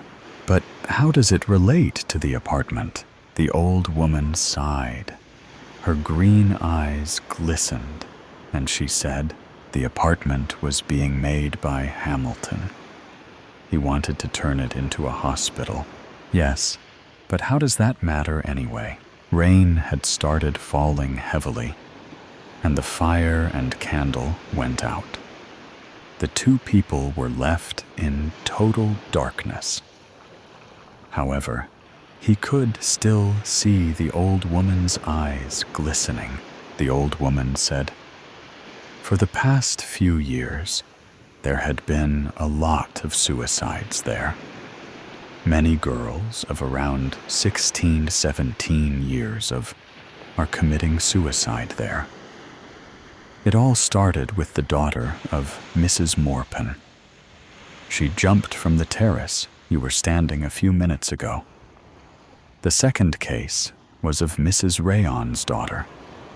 She was found hanging from the chandelier one morning, her face white and terror-stricken. He was taken aback and looked at the old woman with wide and fearful eyes. Lightning struck, illuminating the whole room for a moment, and he could see the old woman's face, ugly, wrinkled with a strong, piercing glance, which was almost witch-like. He wanted to run out of the house, but some strange power kept him rooted to his seat. The old woman said, "You better go to sleep now. I guess you had a very tiresome day." The old woman showed him his bedroom, and he fell down on his bed, immediately asleep. The next morning, when he woke up, he could see the sun shining brilliantly outside. He heaved himself up and went to the living room. The old woman was preparing coffee. She handed him a cup, and he sat down on the sofa. He drank from the cup the delicious, thick cappuccino and felt refreshed. He almost forgot all the horrible incidents from yesterday night. "Where do you want to go today?" "I can show you the way. It is evident that you are new to this place, as you were talking about inns in here. I have heard about Kingsman's Place here. Can you please take me there?" "Kingsman's Place? Okay, I will. It is a business center here. When do you want to go? About 9:30. What do you say? Please prepare a packed lunch for me. Of course. Get ready then. He went back to his bedroom and took out his suitcase. He looked at himself in the mirror. He was middle-aged, but still, he looked pretty young. He brought out a coat, shirt, and pant and put it on. He looked the perfect businessman. After having breakfast, the two went out. On the way, they came across the Flint River. There he saw some girls whispering and talking together. One of them was extremely beautiful. Her fair skin with an orange tint made one remember pure milk. Her eyes were a deep blue, and she had beautiful black eyelashes. Her cheeks were pink, and her lips were a light red. Her mass of curls was thrown at her back, and she wore a pretty green dress. Her hands were well toned, and her legs were slender and well shaped. She looked a pretty picture. He stared at her for some time, and then she turned to the old woman, and pointing to the girl, he asked, "Who is that girl?" The old woman glanced at the girl and then said, "She is Mr. Trudeau's daughter." "Pretty, isn't she?" "Yes," he said. "What is her age?" "About 17. He sighed and gestured at the old woman to move forward. They reached Kingsman S. Place, and the old woman left him there with his lunchbox. He did not wait there. As soon as the old woman was out of sight, he started running. He did not stop until he reached the old building. He entered and went up to the terrace. The terrace was absolutely empty. Despite being so large, the parapets were very low, and there were high risks of falling to death in case of an accidental slip. Unlike the rest of the house, almost no plants were there on the terrace due to some unknown reason. He roamed here and there on the terrace. He stepped very carefully, and whenever he looked down, he was sick at the sight of houses so far down below. He hated heights and was afraid of them. He went downstairs and waited. "You know, Laura, I will go to Grandma Fontaine's house today." The words kept ringing in his mind. To reach Grandma Fontaine's house, she had to cross this building. There she was coming, alone. Nobody was with her. He waited silently, and as soon as she came in front of the apartment, he gripped her hand and pulled her inside. Before she could scream, he put a handkerchief under her nose, and smelling the chloroform, she fell unconscious. He now prepared for it. He dragged her upstairs to the terrace and carefully washed her face. He then threw her down the parapet, and she landed with a loud thud sound. Dead. Yes, she was dead. Blood was flowing from her, and her pretty face was peaceful. He quickly fled from the place before anybody could see him. He did not return to the old woman's house. He kept walking towards the outskirts of the town. It would take him almost 3 hours to get out. He had seen his own sisters and mother get killed in front of him. Those Morpins, Rayons, Trudeaus, and Greys have killed them out of jealousy. He and his father had somehow fled. But after some time, his father also died. He died saying, "Kill Morpin, kill Trudeau, kill Rayon, kill Grey. Don't let them live." He had done that. He had killed all of them, except Grey's daughter. He would be back for her after the next 4 years. Yes, he would not let her live. They do not deserve to live. They had destroyed his life. He would destroy theirs.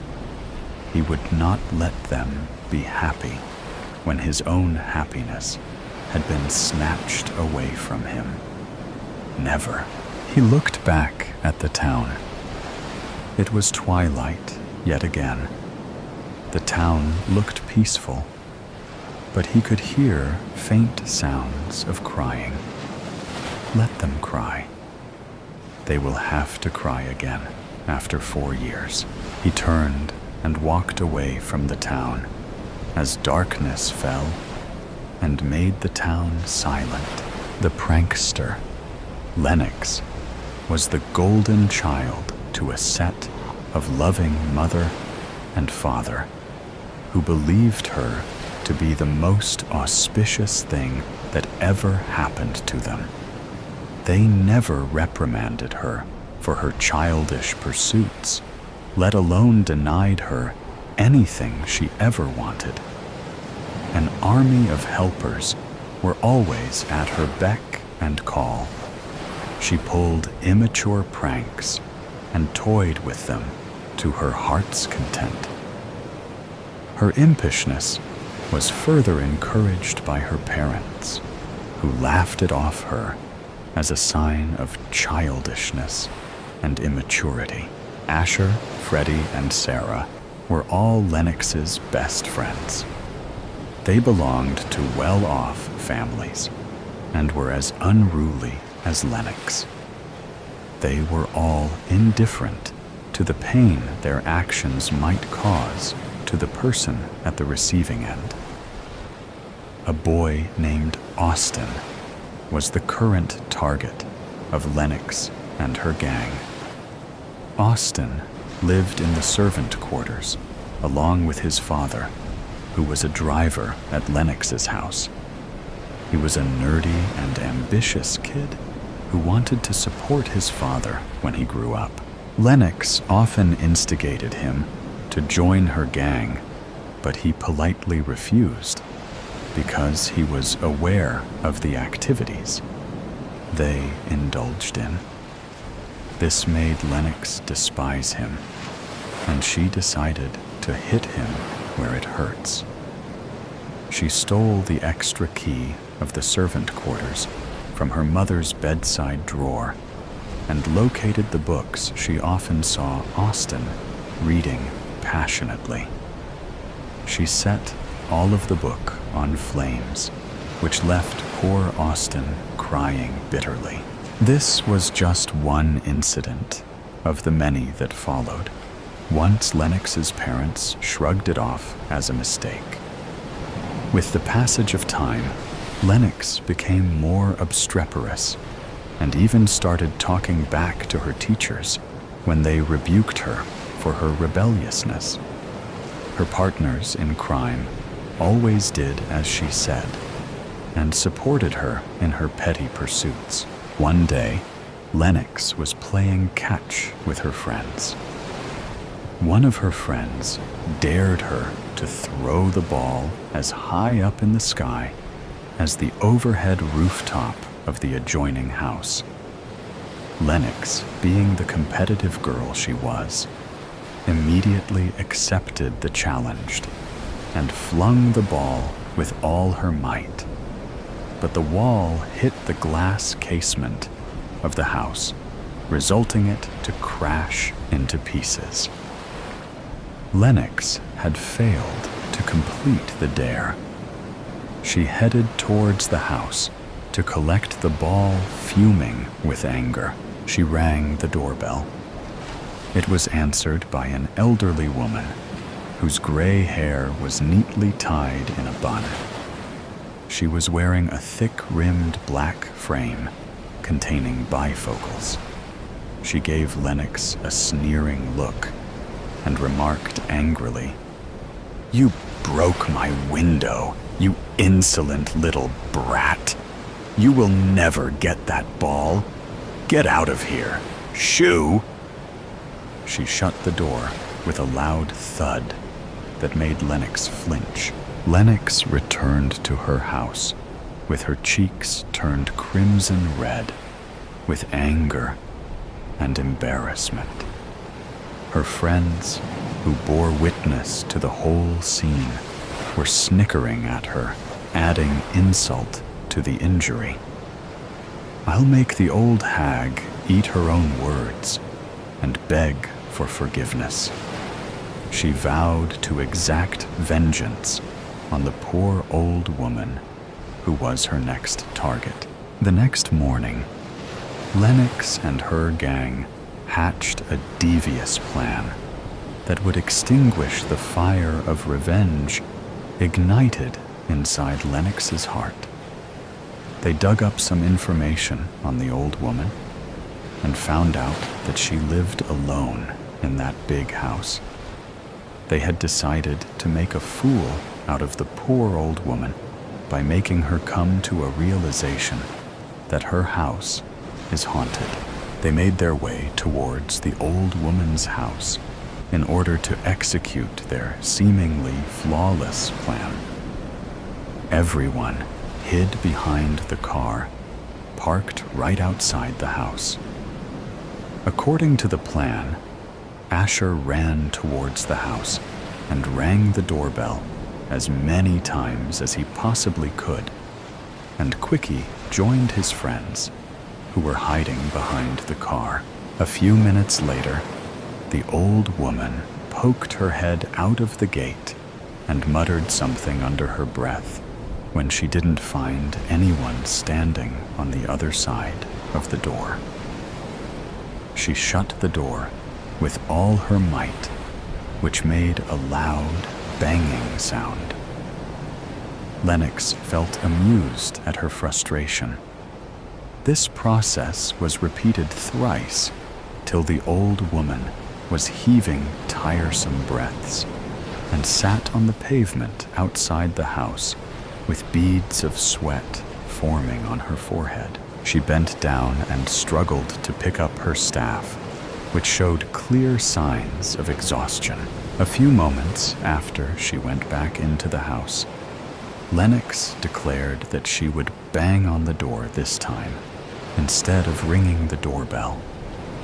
She headed towards the gate and started banging on the door with all her might. A few moments later, she heard a loud thud and the sound of a piece of wood falling on the ground. Curious to find out what had happened, she looked through the peephole of the gate and gasped as soon as she saw the old woman lying flat on the ground, along with her staff that had a significant tear in it as a result of impact with the ground. Lennox immediately rushed towards her house and narrated the whole incident to her mother in one breath. Her mother was shocked. "I am very disappointed in you, Lennox.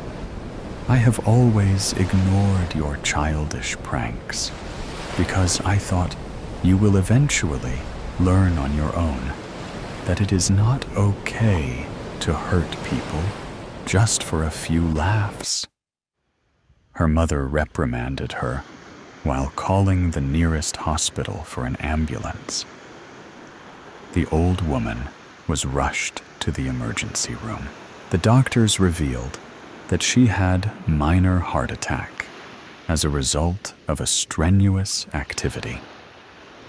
Lennox came to the hospital every single day to see the old woman, but she didn't have the guts to meet her. After a week, she finally found the courage to make amends for her mistake. She bought a colorful bouquet, a brand new staff for the old woman. When she arrived at the hospital, she came to know that the woman had left the country with her son, who had recently come from Italy. Lennox fell down on her knees and started sobbing. At that moment, she vowed to never pull pranks on anyone. She returned home and apologized to Austin and all the other people she had wronged throughout her life. Moral: in an attempt to satiate our ego, we often end up hurting people beyond repair. Team meeting, 10 a.m., 1 hour. "Happy Monday, everyone," Suzanne burbled. Emma used a good deal of restraint and avoided rolling her eyes. A small victory. Her poker face was getting better. Now everyone got the agenda. So first up, we have some housekeeping items. First, congratulations to Melinda on her 6-year work anniversary. Emma dutifully hit the applause reaction button. Then the celebration reaction button. Then, finally, the heart reaction button. She watched as everyone else hit various reaction buttons. Poor Melinda. 6 years was a long time to cosplay an office worker. Melinda was actually cool, though. She once told Emma a knock-knock joke she had come up with. They had just welcomed a new woman to the group, the third Jennifer on their team. "Knock, knock," she said. "Who's there?" "Jennifer." "Jennifer who?" "Jennifer. Probably." They laughed and agreed that you could probably just decide to call everyone Jennifer and be right a reasonable percentage of the time. Did everyone really just decide that they should all name their daughters Jennifer for a few years there? Or what? Some kind of mass hysteria caused by fluoride in the water or something? She watched a last few heart animations on the screen fade. Someone put a GIF in the chat of a duck saying, "Conquaculations." She hated herself for chuckling at it. What was happening to her? She privately messaged Melinda, "Wow, get me the duck out of here." Melinda appended a laughing face to her message. She wrote back, "Right? This whole thing is bringing me down." Goofy face emoji with tongue sticking out, Suzanne went on. "Next, I want to remind everyone that self-reviews are due on Friday. Now, I'd really prefer that our team gets them in early. So please aim for Wednesday, everyone. Don't make me come looking for you." She raised her hand like someone wielding a knife. "Because I'll do it." She laughed. A few people tittered in a tired kind of way. Jen, too, frowned a little and looked uncomfortable. She usually had a pretty sour look, but Frank threw his head back and laughed and laughed. His screen froze for a moment, and he looked absolutely insane. It unfroze, and he sat there grinning. Frank. She wasn't keen on him, but didn't despise him or anything. He sat there with too many teeth showing, wearing one of the corporate t-shirts. It had the Sinbiquity logo, a globe inside a heavy square box, with the one-word sentence, winning, underneath. Wow, if she ever assimilated that hard, she hoped someone would put a pillow over her face while she slept. Now, once you complete your self-review, your manager will complete their review, and then you'll meet to discuss. She messaged Melinda again. Ugh, just kill me now. Melinda sent back a gif of Jack Nicholson breaking through the bathroom door in The Shining. She wrote, exceeding expectations. Ha. Emma laughed. She and Melinda smirked at each other on camera and stifled laughs. A self-review. Pfft. Why would you ever say anything other than, I am knocking it out of the effing park? What else could you possibly say? Emma should work on not rolling her eyes so much in meetings. Emma should also try being, just all around, a little more chipper.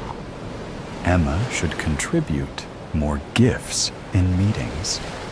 Maybe you should just effing fire Emma. She smirked a little, then caught herself. Self-review. So absurd.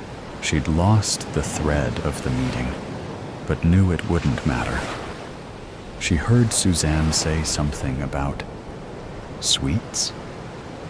No, the C-suite. Oh, God. What now?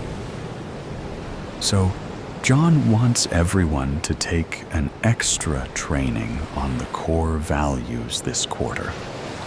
He feels that not everyone is making those their priority. Ah, yes.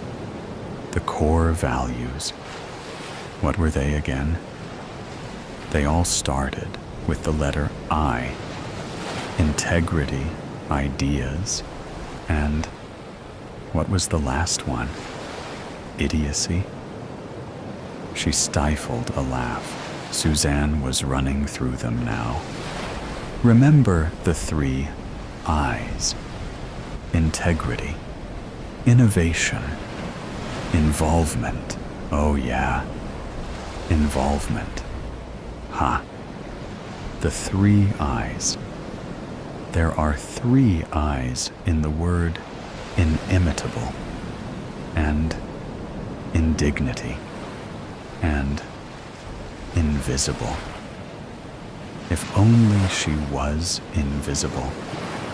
If only she could just turn her camera off for a bit. She zoned out and doodled a fuzzy little monster with 3 eyes on her Sinbiquity notepad. She started drawing flames around the monster's feet and stuck a little pitchfork in its fuzzy hand. She drew in silhouettes of little cowering people below the monster. Then she drew a word balloon and wrote, "Innovate, damn you," inside it. Wow, time was really dragging. She opened her calendar to check whether this was a half-hour or an hour meeting. Oh no, a full hour. She wasn't listening to Suzanne and thought it would be funny to actually turn her volume off. Could she pretend to listen well enough to get by? Probably. She turned the volume off. She sat there, watching Suzanne speak. A few others nod. She nodded a little, as well. Fascinating. Oh yes, I fully agree. Yes. Absolutely. Yes, you're so right. Her screen got a little pixelated for a moment, froze up, and the color shifted darker. Ha! Suzanne looked like some weird demon for a moment. A trick of the messed up pixels. Oh, too bad. Now the picture was clear again. But Suzanne was showing them all something now, and was gesticulating with her hands. She turned up the volume, in time to hear, "How we shall summon our master, and how he shall know us." What? The duck? Suzanne continued showing them a complicated set of hand gestures. She stopped, and her eyes rolled back in her head for a moment. Was she making that weird noise too? Like a crackly N sound that got louder and softer with her hand movements. She finished a series of complex hand contortions. Then she began again. A few people were half-heartedly trying to copy her. Frank seemed to be getting it, and now he was doing it with her. They contorted their hands in a strangely herky-jerky manner, pulling back 2 fingers on one hand with the other hand, now fluttering both hands, using one hand like a claw over the other, bunched up fist. How could he learn it that fast? What was this? Some kind of crazy team-building exercise? Suddenly, Suzanne said sharply, "Emma!" She jumped a little in her chair. Then Suzanne and Frank said together, "Why aren't you participating, Emma?" They continued the complex hand movements. Now it looked like Elise was managing to do it exactly in sync with Suzanne and Frank as well. Emma unmuted her microphone and said, "Oh, I was just trying to watch until I felt I could jump in." Suzanne and Frank and Elise said together, "Just do it. Do it now." She held up her hands and flopped them around a little. Wow, Frank and Elise really drank the coupe a life of regret. When Raj had stealthily installed the iSpy 200 Vision Plus device on his wife's prescription glasses 2 weeks ago, he had no idea the device would enable him to watch and hear from her perspective, in a way, relive her last day alive.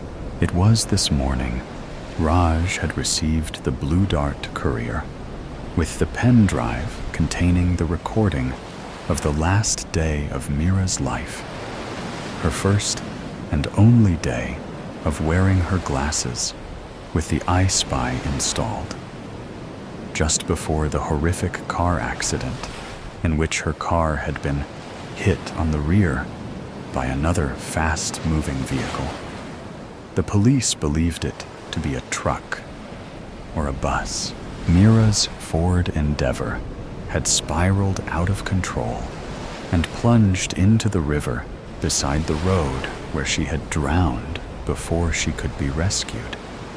When her car had been pulled out, Raj had collected her things, including her glasses, and sent them to the technical facility of the I Spy Corporation in Mumbai, where the team had extracted the audio and video recorded on the device and mailed the file to Raj on a pen drive, along with a hefty check for their services. Taking a deep breath, Raj poured himself a glass of Sauvignon Blanc, which also happened to be Mira's favorite wine, for he needed his courage for what he was about to do. 3 large gulps and soothing warmth in his throat equipped him the nerve to plug in the pen drive and click on the folder dated July 24th, 2021. Wondering what their 16-year-old daughter Hina would think of this blatant breach of his wife's privacy, Raj pressed the play key. The world came into focus with dainty hands, with black painted fingernails, placing the glasses over a nose. The camera panned to the left and focused on the other side of the bed, where a portly man lay sleeping, with his mouth slightly agape. Raj watched the laptop screen, with his heart racing, as Mira leaned closer and kissed his bearded face before wrapping her gown around her body and proceeding towards the bathroom. He paused and watched the affectionate gesture again, frowning. He must have been fast asleep because he didn't remember his wife kissing him in the past 3 months. Not since his near-fatal heart attack. Was there a corner of her heart that still loved him, even though she was cheating on him? Raj shrugged the thought away, and taking another sip of the wine, resumed playing the video. In the bathroom, Mira placed her glasses on the bathroom sink while she proceeded to undress and step into the shower. For a few moments, Raj hated himself for lowering the laptop screen. This wasn't why he was spying on his wife, and somewhere in his heart, he knew he was violating her privacy after she was dead, which made it worse. But then he lifted the screen once again to watch his wife bathing, still as glorious at 43 as she was 20 years ago when they had first met. Raj couldn't credit her genes for her fitness levels, for her 2 sisters were both overweight and looked 10 years older than their age. The credit was all Mira's. She loved swimming in the clubhouse and sweating it out in their backyard with her 10-kilogram kettlebell. With a twang of shame, Raj glanced at the tires of fat around his waist, which made it impossible to see his feet without leaning over. Maybe he deserved a wife who cheated on him. After all, he had completely let go of himself over the past 10 years. A factor, his doctor proclaimed, had contributed to Raj suffering a massive heart attack at 46, despite having no history of heart disease. Mira put on her glasses as she emerged from the bathroom and got dressed in a navy blue suit for her office meeting. Each Monday, she had a meeting with her boss, a man she detested but tolerated because it allowed her to provide for her family. As she combed her long, wavy hair and effortlessly styled them into a chignon, Raj caught his own reflection in the mirror on the chin behind her, a middle-aged, unshaven, unemployed man perched on the edge of the bed, wistfully watching his beautiful and successful wife, who was everything he wasn't. Did he feel resentful towards her? Was it her fault she had done well in her life, while he had simply failed at everything he tried? Was it love that still kept them together? Or was she only with him for the sake of their teenage daughter? "I'm going to be late today," she said, without glancing at her husband. "Today's the last date for the submission of the RFP response, and Kana would expect me to finish it before I finish my day." "How late?" he asked desolately. "Late," she said firmly, giving him an icy stare. "Eat your dinner if I'm not home by 8. I hope you can manage to feed yourself and Hina." It was more of a statement than a question. Raj heaved himself from the bed with much effort. "Let me get breakfast started. I'll eat in the office. Anyway, I can't eat anything before my Monday morning meeting. You know that." Through the camera, Raj saw his own sorry figure as Mira grabbed her purse and laptop bag and left the room without another word to him. She paused by their daughter's room, and after a perfunctory knock, opened the door and stepped in, closing the door behind her. Raj remembered sticking his ear to the door, eavesdropping on their conversation. But all he had heard were some muffled noises, as though they were deliberately trying to keep their voices down. It had started 2 months ago, when one night, Raj had woken up to find his wife's side of the bed empty, and loud arguing noises coming from their daughter's room. As he had tiptoed to Hina's room, he heard his wife yelling, "Do you know how old you are?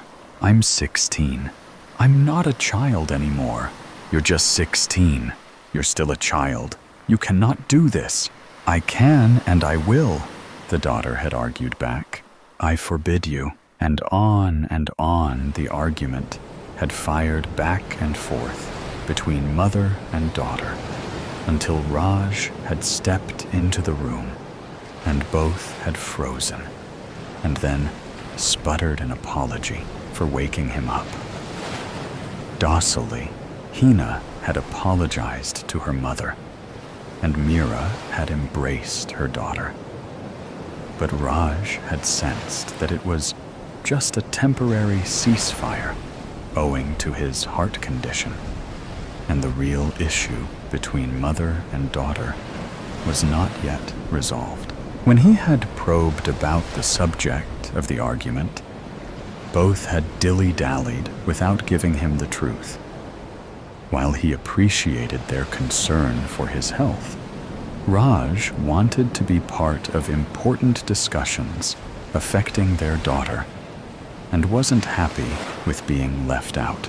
Now he watched keenly as Mira stood facing their daughter, Hina, who was still in bed, as it was early for school. "Good morning, sweetheart," Mira said warmly. Hina, a scrawny 16-year-old girl with crazy curly hair, mumbled a good morning from under the covers. "I was leaving for office. I wanted to talk to you before I go," said Mira, sitting on the edge of the bed. Hina sat up on the bed, rubbing her eyes. "Yes, Mom. Is everything okay? Is Dad okay?" Raj's heart swelled with happiness at the concern he heard in his daughter's voice for his health.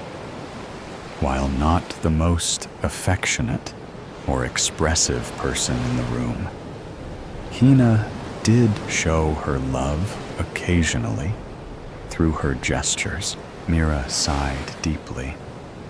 Your dad's fine. He's recovering, you know. We can't let anything stress him out.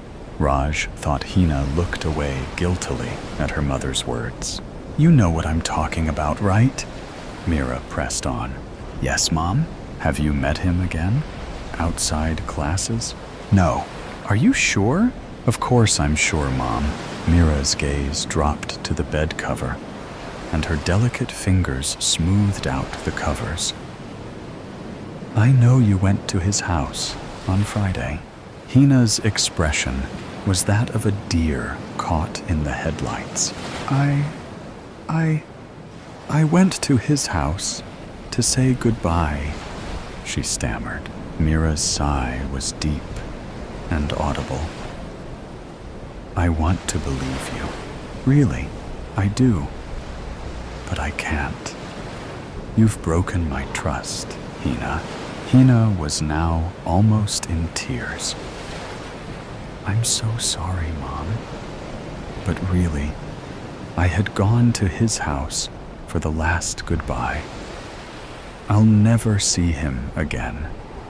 Except at school, of course, where I can't avoid him. Good. You know, once your dad is better, we'll do something to fix this problem permanently. Hina's ears perked up at the suggestion. What do you mean, Mom? I mean, there's more we can do to fix this problem. I don't want to do anything right now because of your dad's precarious health. But once he's better, at this, Hina threw the covers and jumped out of bed. You can't punish him, Mom. It was my fault, as much as his. Promise me you won't do anything. Mira rose, placing the strap of her laptop bag across her chest. I'm not promising anything, sweetheart. Let's talk about our options in a few weeks' time. Until then, if you see him again outside class, I'll know right away. Hina stared at the wall clock behind her mother's head. I won't see him like I promised. Raj's mind galloped to process the new information he had learned about his daughter. She had a boyfriend. Apparently, a boy from her class. Was that the reason for the strife between his wife and his daughter? Or was there more? He wondered, as he fast-forwarded the part of Mira's day where she attended her Monday morning meeting with her boss and worked in the office. Everything about the exchange surprised him because he was the overprotective parent, constantly worrying about every little thing regarding their daughter, while Mira was more of a liberal parent who allowed Hina to experiment and even encouraged mistakes, even though he thought it inadvisable for young people to date before 18. What Hina was going through was completely natural and expected. Why had his wife freaked out so much on finding out about Hina's boyfriend? Resuming the video from the point where Mira got into her Ford Endeavor after leaving office, Raj watched keenly as she checked her freshly applied lipstick in the rearview mirror and used her dainty hands to smooth her hair and tuck some wild strands behind her ear. She turned on the ignition and began driving in a direction opposite to where their home was located. When the police had questioned Raj about where his wife was returning from that fateful day, he had surmised that perhaps she had taken a detour to the market to shop for something for their daughter's upcoming 17th birthday. And maybe she had liked something, but wanted to discuss with her husband before buying the gift. Raj wasn't quite sure what had prevented him from sharing his suspicions with the police that his wife was probably having an affair and was returning from a rendezvous with the other man. It was probably as a token of respect for their 18-year-old marriage and consideration for their daughter that Raj had kept his suspicions to himself. With rapt attention, Raj watched the curve of the river hugging the road and the familiar city roads zipping past the fast-moving vehicle. As he expected, the car moved through the South City Market and towards the residential area next to it. Meera parked the car behind a dented Mahindra XUV 500 parked in the parking space and stepped out with her purse over her shoulder. She rummaged through her purse for something, and apparently not finding it in there, she leaned into the car, opened the glove compartment, and extracted a pepper spray. With the pepper spray ensconced in her purse, she marched to the front door and rang the bell. The pepper spray confused Raj. If she was going to meet her lover, he'd have expected her to be rummaging in her purse for something other than a pepper spray.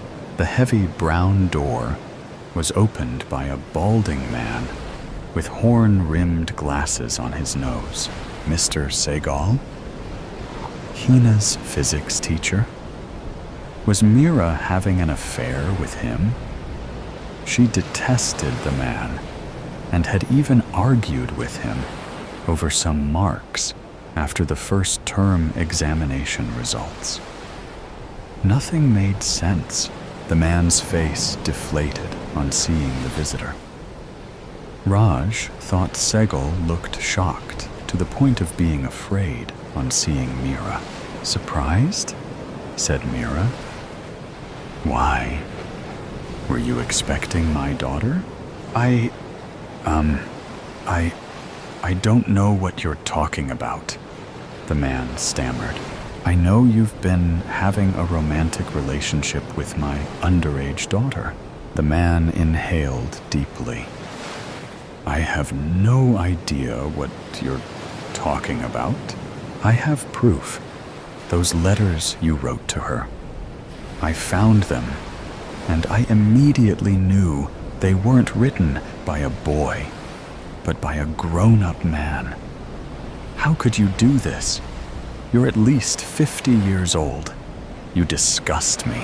The man's nostrils flared with fury. Listen, you can't come to my doorstep and accuse me of something I haven't done. You need to leave, he said, beginning to close the door. Meera's ring-studded hand stopped the door from closing. I am leaving, but not before I warn you to stay away from my daughter. If you try to talk to her outside the class again, I'm going to inform the police. The only reason I haven't already contacted them is that Hina begged me. She begged me to let it go, and... Meera paused. The man was peering from behind the half-closed door with his narrowed eyes. And what? Meera sighed deeply. And nothing. I'm not calling the police right now because of my husband, who is ill. I don't want him to know about this mess. But if you contact my daughter again, I'll have no option but to call the police. Raj's world was spinning around him. So this was what the mother-daughter arguments were about. Now that he realized what had happened, it made perfect sense. Why then had his mind jumped to the conclusion that his wife was cheating on him? And the reason Hina was arguing with her mother was that she had somehow found out about her mother's affair? How could he have been so naive to jump to a disturbing conclusion based on a mere happenstance? The only thing Mira was trying to do was protecting their daughter from the pedophile and protecting her sick husband from the stress of the situation.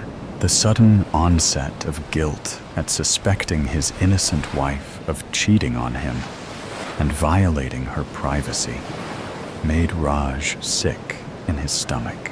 Having half a mind to close the laptop screen, Raj continued watching what was probably the last hour of his late wife's life. Soon, she would be on her way back home, and her Ford Endeavor would be hit on the rear by a vehicle that would send her spinning towards the river and to her death. Things seemed to be moving in slow motion as Mira delivered the final threat to the physics teacher, and leaving him with his jaw hanging, reversed her car out of the driveway, turning around towards her home as she drove on the highway next to the river. Raj kept his gaze on her rearview mirror, his heart racing.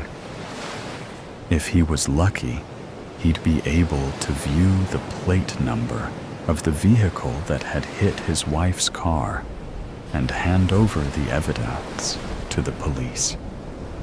With his heart in his throat, Raj watched several large vehicles on the highway approaching his wife's car, and some of them overtaking it.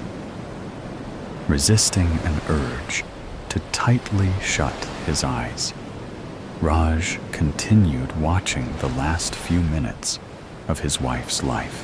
What must be going on in her mind at the time, he wondered. He regretted not telling his wife how much he loved her and how much he appreciated her supporting the family, especially since he had lost his job. He regretted every harsh word he had said to his wife, every missed opportunity to appreciate her, each occasion he could have been kinder to her. Thinking of their arguments, and every time he had raised his voice at her, made him run with shame. Was this his punishment for not living a purposeful life? For not living deliberately, but just drifting along the currents of everyday life? Raj sat bolt upright as he saw a vehicle he recognized approach his wife's car from behind. This couldn't be right. Why was the man following her? Raj knew the answer to the question a split second before he saw Segal ram his Mahindra XUV 500 into his wife's car and send her spinning towards the river. Water engulfed the world around him, and he saw the bubbles of air escaping his wife's mouth and nose as the water pressure shattered the windows and rushed into the rapidly sinking car, drowning its only occupant. At some point in time, the glasses drifted away from Mira's face and through the camera. Raj saw his wife's face for the very last time. Some of the guilt that Raj felt for violating his wife's privacy was washed away with the knowledge that he now had the evidence to bring his wife's murderer to justice. Wiping the tears from his eyes, Raj closed the video file and picked up the phone to dial the police. The corpse in the city. The car comes to a halt at the far edge of the car park behind the bank.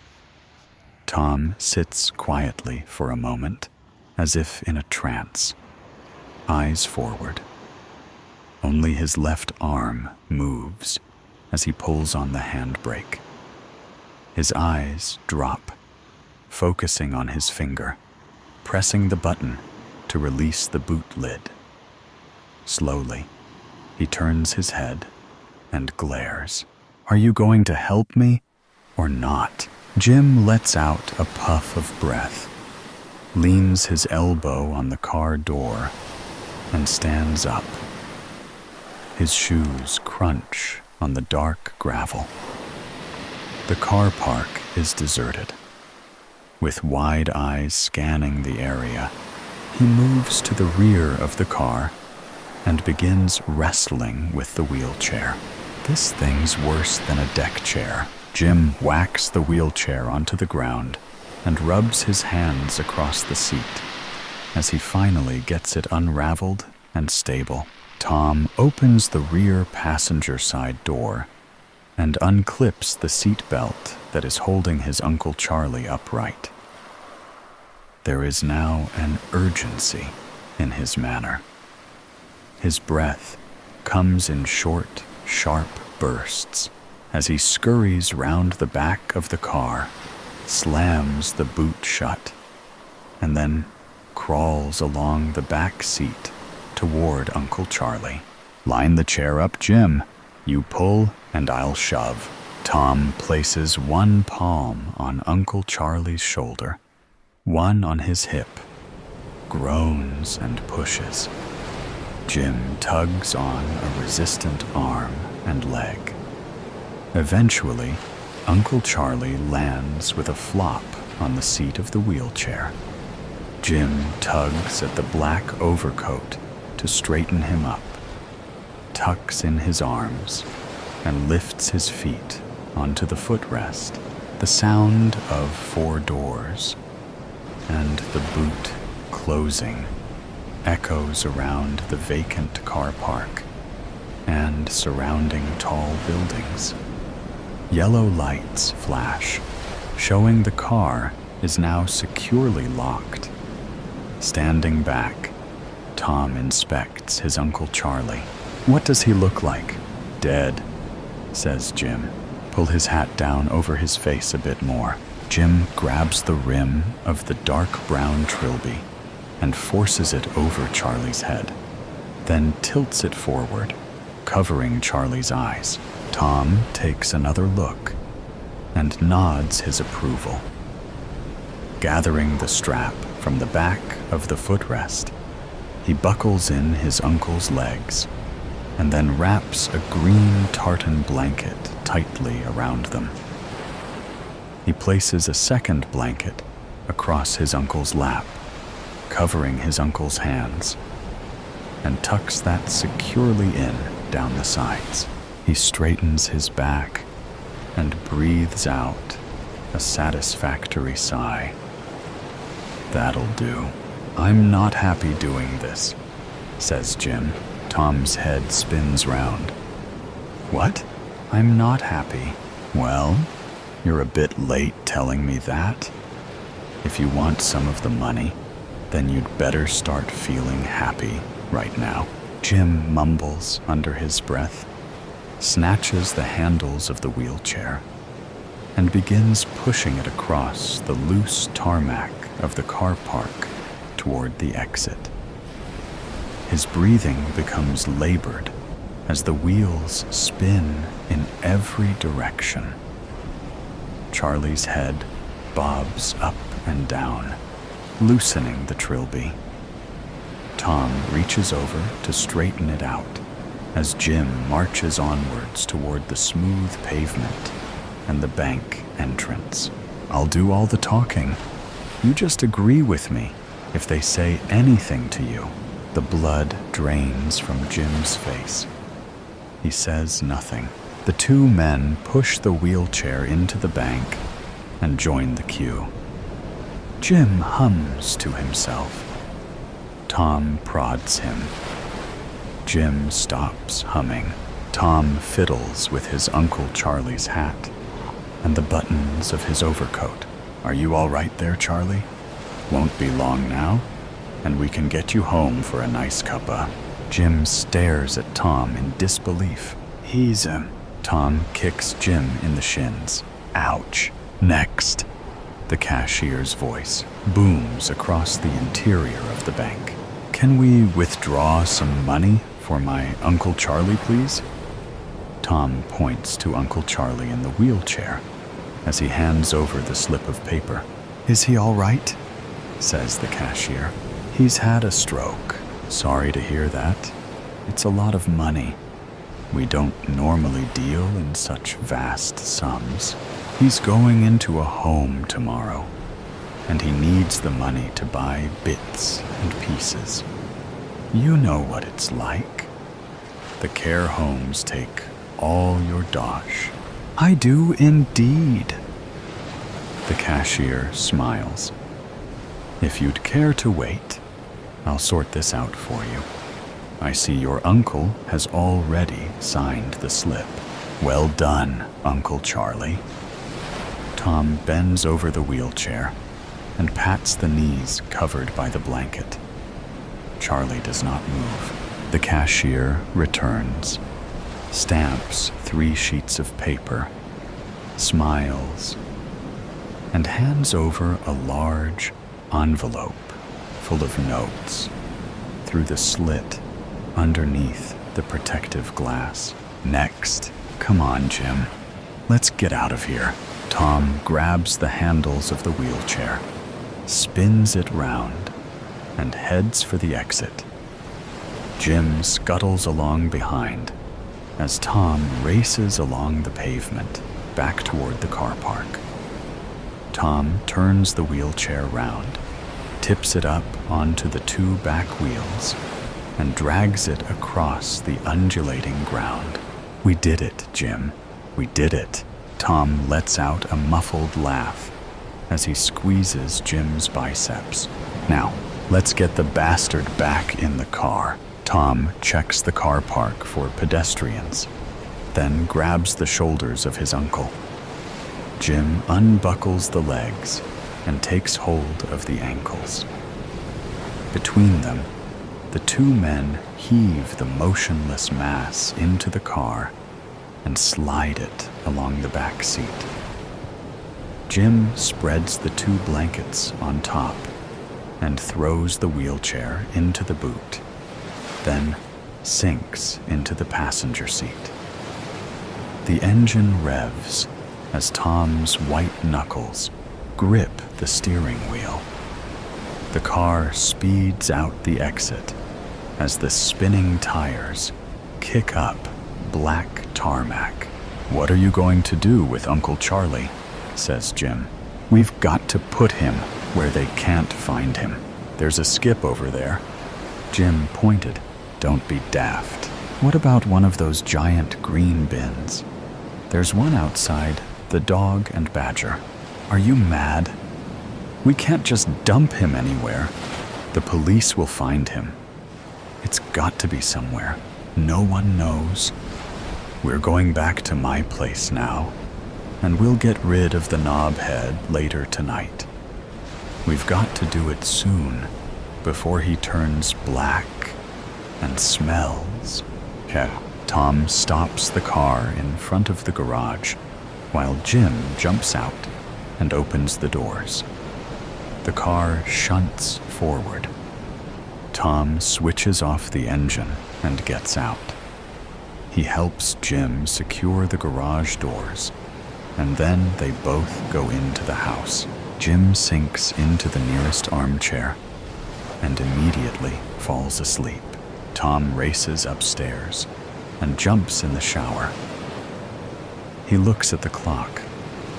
They've got to be on the move before midnight. Tom carries the 2 suitcases downstairs and places them by the front door. He nudges Jim awake. In whispers, he tells Jim to hurry and organize himself, as they must deal with Uncle Charlie on the way to the airport. Jim rubs his eyes, goes into the kitchen, drinks a glass of water, grabs a biscuit, and then goes into the downstairs toilet.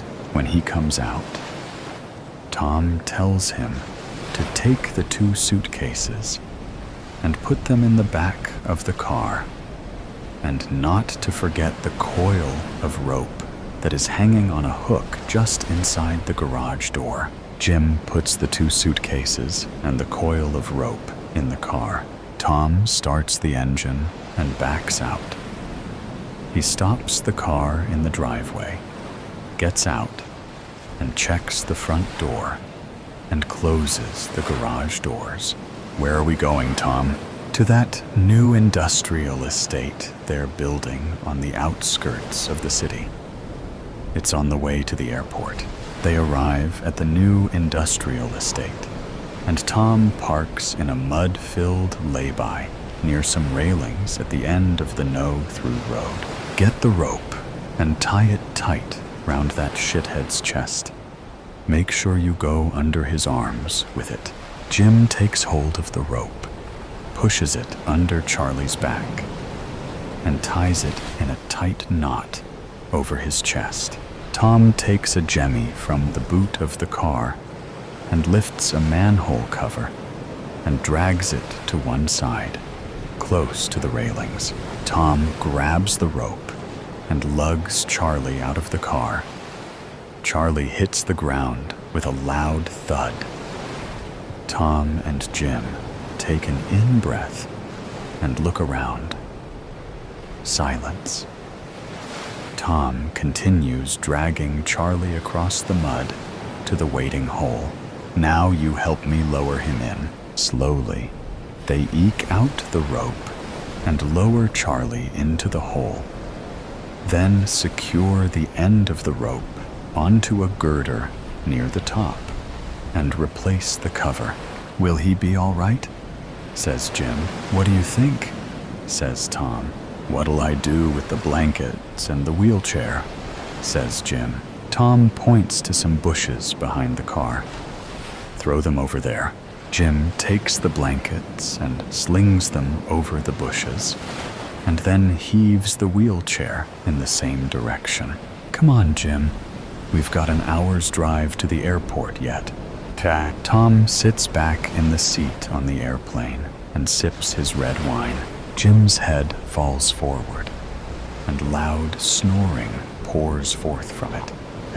Tom and Jim pull up a stool at the beach bar, their favorite haunt from previous Spanish excursions. Relaxed and smiling, they order a beer and proceed to quench their thirst for the high life. A heavy hand on their shoulder makes them jump as the tanned, bulky torso of a man stands between them. Don't normally see you 2 idiots here this time of year. Tom flops his head forward, clearly relieved to see it's a friendly face.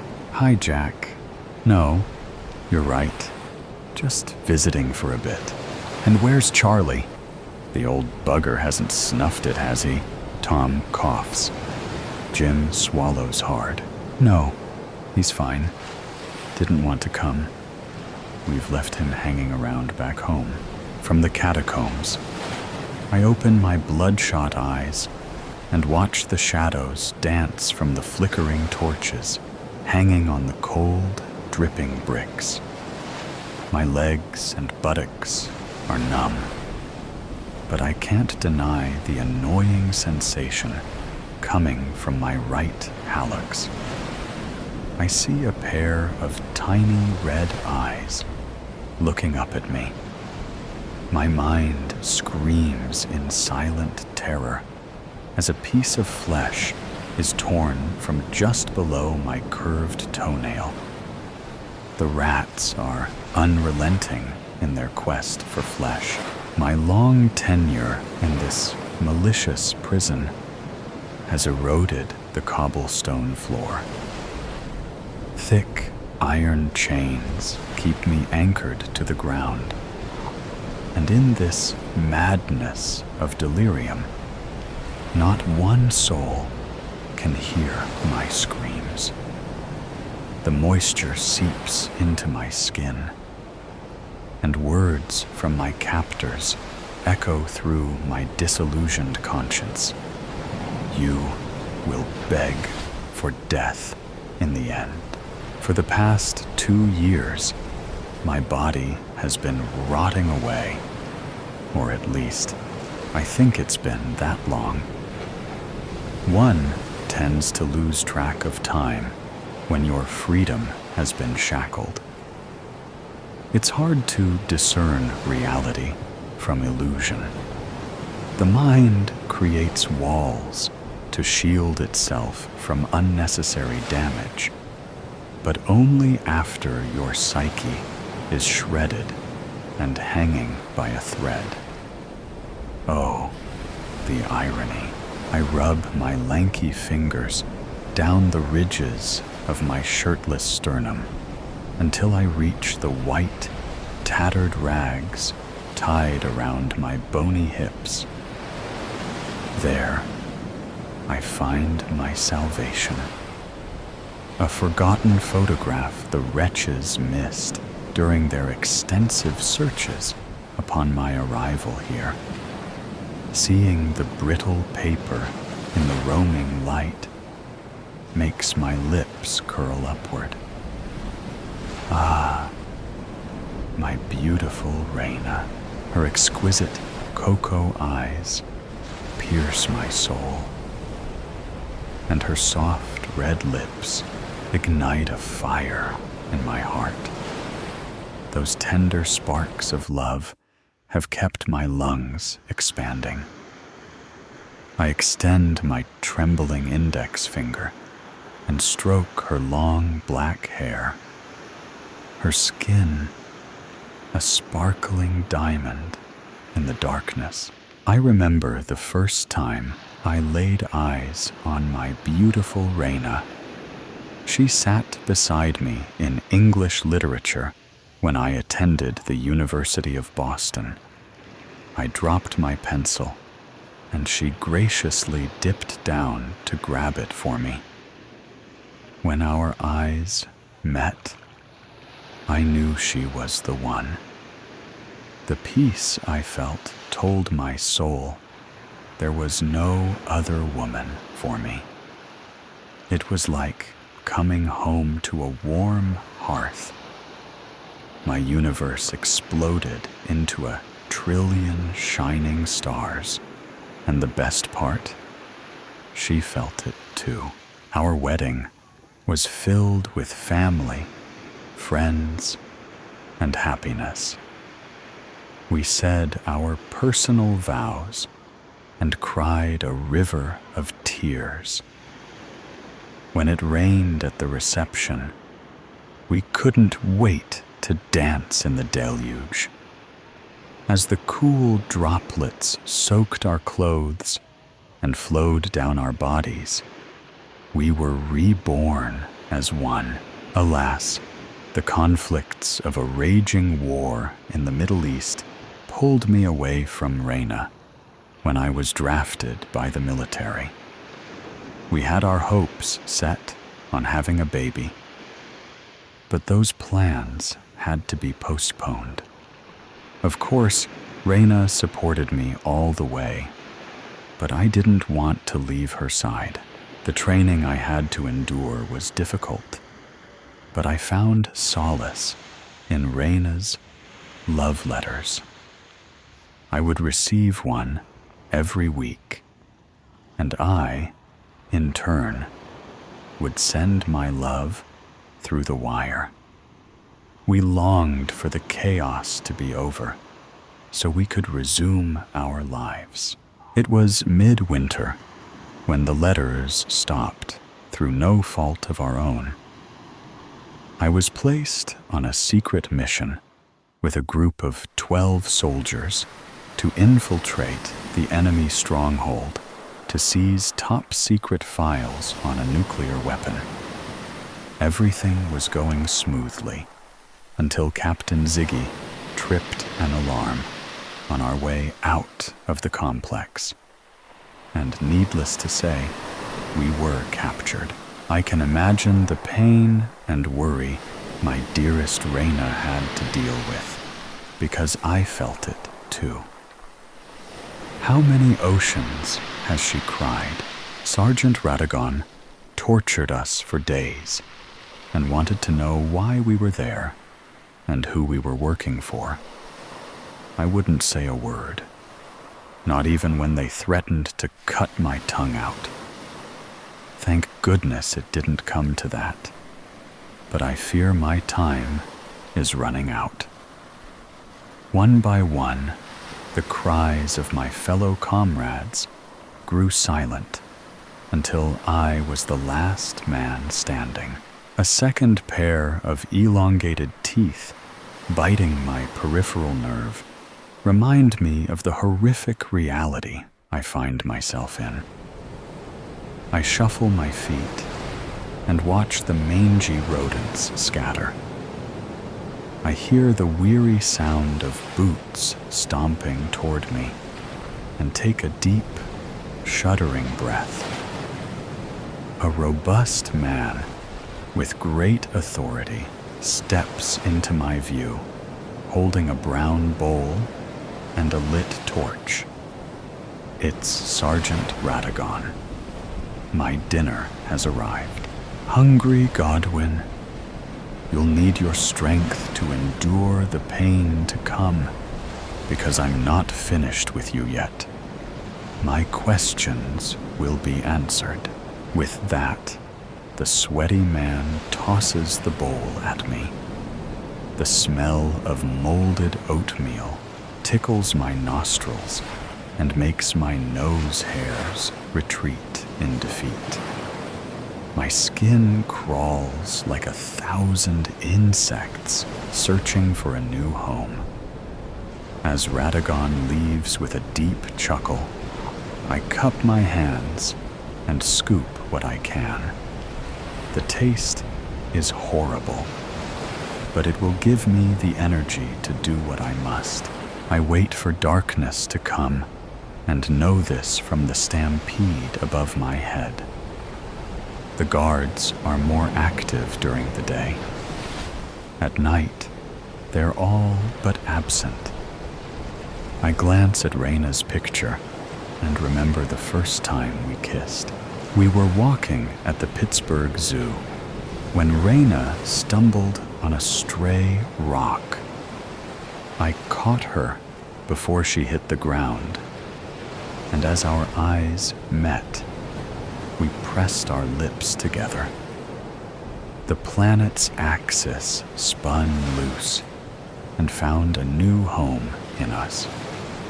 Those were happy times, and my soul aches for more precious memories. But there will be time for that later. Right now, I have work to do.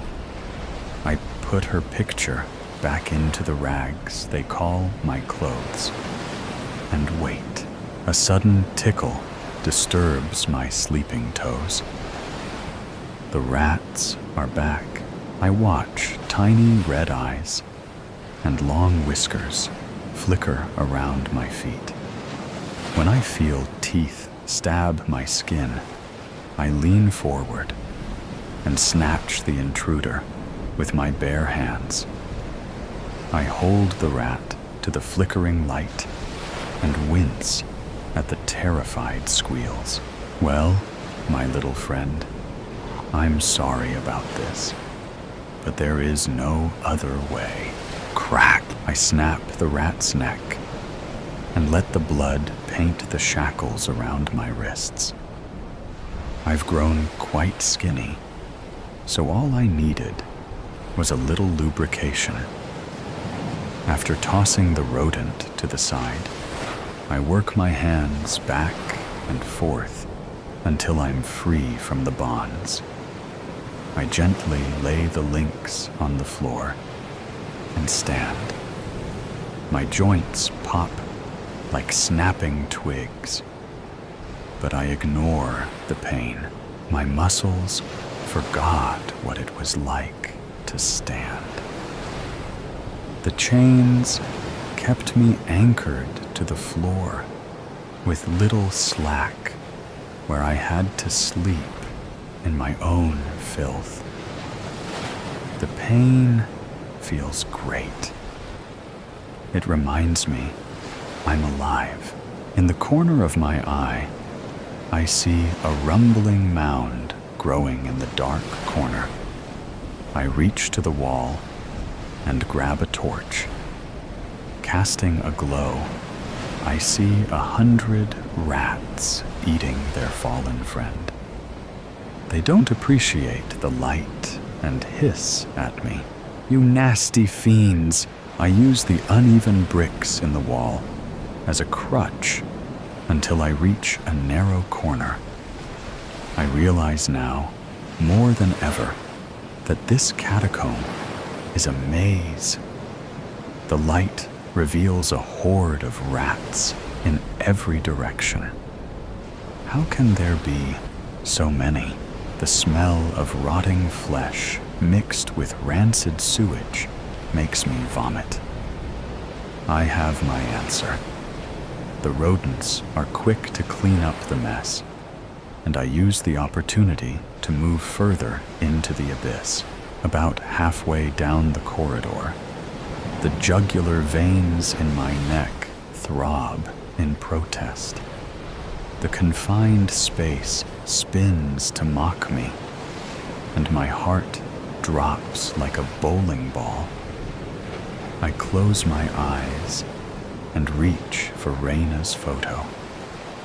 Through the slits of my peripheral view, I see my angel. My mind ventures back to the first time we made love. We were nervous. The fact that we were saving ourselves for that moment still amazes me. I remember the warm blanket of peace and understanding that enveloped us. Our fears were eroded away, and even though we had no clue about what we were doing, our instincts and passions led the way. As we became one, that journey met a happy, climatic ending and marked the beginning of our sexual revolution. It was all about trust in ourselves and each other. I place Raina's picture back into my loincloth and smile. Through uncertain circumstances, we always find a way to keep going. We need to believe in ourselves. I must get back to her. With renewed motivation, I place one foot in front of the other and wobble through the wavy light. The rodents hound my every step. As long as the flame burns bright, the little monsters keep their distance. I weave through the dark labyrinth only to find more rats chewing on the carcasses of people who would never be identified. I wonder if any of them were my fellow soldiers. Rounding another bin, I hear a clanking sound and quickly discover a bald man anchored to the wall with boils all over his skin. Please, help me. I narrow my eyes and ask, "What's wrong with you? Are you diseased?" "No. I need the light to shine upon my skin once more, and all my ailments will be cured." I wave my torch up and down his flabby skin and see a spider burrow into one of the pustules. I take a few steps back and grab my heart. Good heavens, what madness is this? In my hasty retreat, I rush by another torch and inadvertently erase the flame. It was the only light shining on the plagued man. With the fire gone, I hear his screams first. "No!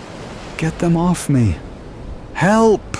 The sound of 100 scampering paws makes me cringe. As the rats eat the man's tarnished flesh, I turn away and take no pleasure in this madness. My journey must continue. I whisk around another corner and see a dangling man with a hollow chest. I extend the torch and gasp. It's Captain Ziggy. He looks like he was left to starve to death. I poke his arm, and an army of hungry rats storm out from the hole in his sternum. I withdraw quickly and fumble for Raina's picture. I need her inspiration now more than ever. The memory of buying our house washes over my trembling mind. That small 2-story shack needed a lot of work, and I didn't want to bother with it. Raina told me the foundations were strong, and that's all that mattered. We worked hard to rebuild everything and made that place a home. It was a castle fitting for a king and queen. Faith, love, determination, hard work, and willpower were all we needed. I replace the keepsake with renewed vigor, bite my lower lip, and trudge on. After what seems like an endless journey, I stop when I see a staircase down a long, curvy hallway, bathed in light. It's the exit. A dozen skeleton bodies line the walls like Halloween decorations, and I wonder what wicked fate they must have encountered to deserve deaths like the sins that betray us. It was a warm Parisian evening, and fog rose from the Seine. It mingled with the smog of industry and clouded the gas street lights that dimly lit cobblestone streets. Beside the Seine, in the 4th arrondissement, was La Force prison, within which was the man Eugène Vidocq, whose wrists were shackled to the dungeon wall by cold steel chains and ankles bound by manacles. Eugène had black, curly hair and long, thick sideburns that taunted the corners of his mouth. He wore rags. His nose was still bruised from the scuffle to detain him when 5 men were needed to pin him down and capture him. "Monsieur," he said, speaking to Julien de Veria, the Parisian chief of police. "I became a criminal the night my father had me arrested as a boy. When those gendarmes had turned up and taken him away to a cell that night, he had felt betrayed, devastated, and humiliated by his father. Above all, he had felt angry, and that anger had stayed with him all his life, a chip on his shoulder that had been ever present in his interactions and informed his life choices. Julien sat in the opposite corner of the dungeon on a wooden stool. His top hat lay in his lap, and his walking cane leant against the wall. He remained as still as a gargoyle. "Your trial for treason commences at first light, and you wish to reminisce about your father. Do not waste my time. The flame of torches lining the walls flickered. A rat scurried between iron bars and retreated into the shadows. I have watched the guillotine sever the head of my dear friend César Herbeau. This cannot be my fate. He shook his head. The surprised look upon César's face as his head fell to the ground was forever etched in his memory. He could not shake it, could not recall how César used to smile, or the jovial times they had shared in local brothels. You have deserted from the army. You have stolen, you have forged, and you have destroyed marriages. Why would I care about your fate? Orange from the flickering flames glinted in Julian's eyes. A distant scream echoed around the chamber. It briefly registered to Eugène, like the sound of a new prisoner being subdued into his iron attire. Monsieur, I crave a life no longer on the run, said Eugène, thinking of his recent arrest. His estranged wife, who left him for a soldier, had found him back in Paris and reported him to the gendarmerie. He could never be free while the sins of his past stalked his being. Such is the fate of a criminal. Why would I care about what you crave? You are wasting my time, Julian said, snatching up his cane and smashing it against the stone wall. He stood. Monsieur, s'il vous plaît, let me tell you what I can do for you, so as not to waste any more of your time. Julian pushed out the backs of his jacket and sat carefully on his stool. Proceed. Thieves adore me. Hardened wretches esteem me. I drink and mingle in their circles. I have their trust. I know their hearts. I will gather their secrets and share them with you. We have informants already. Why would I need you, monsieur? I will be the best of them all. Of your informants, do any have as much esteem amongst the other criminals? Of your informants, have any been as cunning as me to escape prison so many times, even dressed as a nun to avoid detection? Sir, I will go to lengths those simpletons could not even imagine imagining. I will be your best informant, monsieur. I know this without a doubt, and I think you do too. I can't trust you, monsieur. When my late father had me arrested as a boy, my fate was sealed. In my mind, I became a criminal. It has taken my whole life to realize he did that out of love. I can be different. I can be of use to society. I can be the man my father knew I could be. I don't know if you can, monsieur. I've seen the end. I've seen my friend's head freed from his body by guillotine. I know that God's grace has all but kept me alive.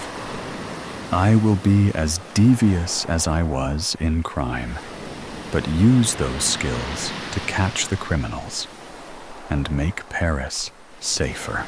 He shook his head.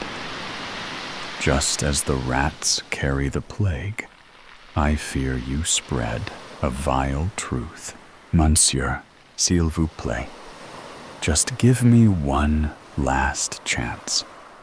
Please. Julian was silent. We will hold off your trial in the morning. But know this, You are one mistake from execution. I want intelligence, actionable intelligence, or you'll be seeing your father sooner than you had imagined. He stood, gathered his cane, placed his top hat on his head, and waved to a guard outside the cell to let him out. Eugene put his head back on the stone wall and blinked away a tear. He would be tireless. He would be disciplined. He would use the tricks and the cons and the black arts he had learned. It was clear that Julian barely believed what was said, but that was fine, because he knew what was there in his heart. And it was true, and with time, he would prove it. He felt the anger that had fueled his heart for so long start to thaw. The miserable wretch that was his soul felt a flicker of hope. His father had loved him and had wanted him to be the best he could be, no matter how tragically he had tried to teach that lesson. And now he understood that it was only ever a lesson. He could become the man his father knew he could be.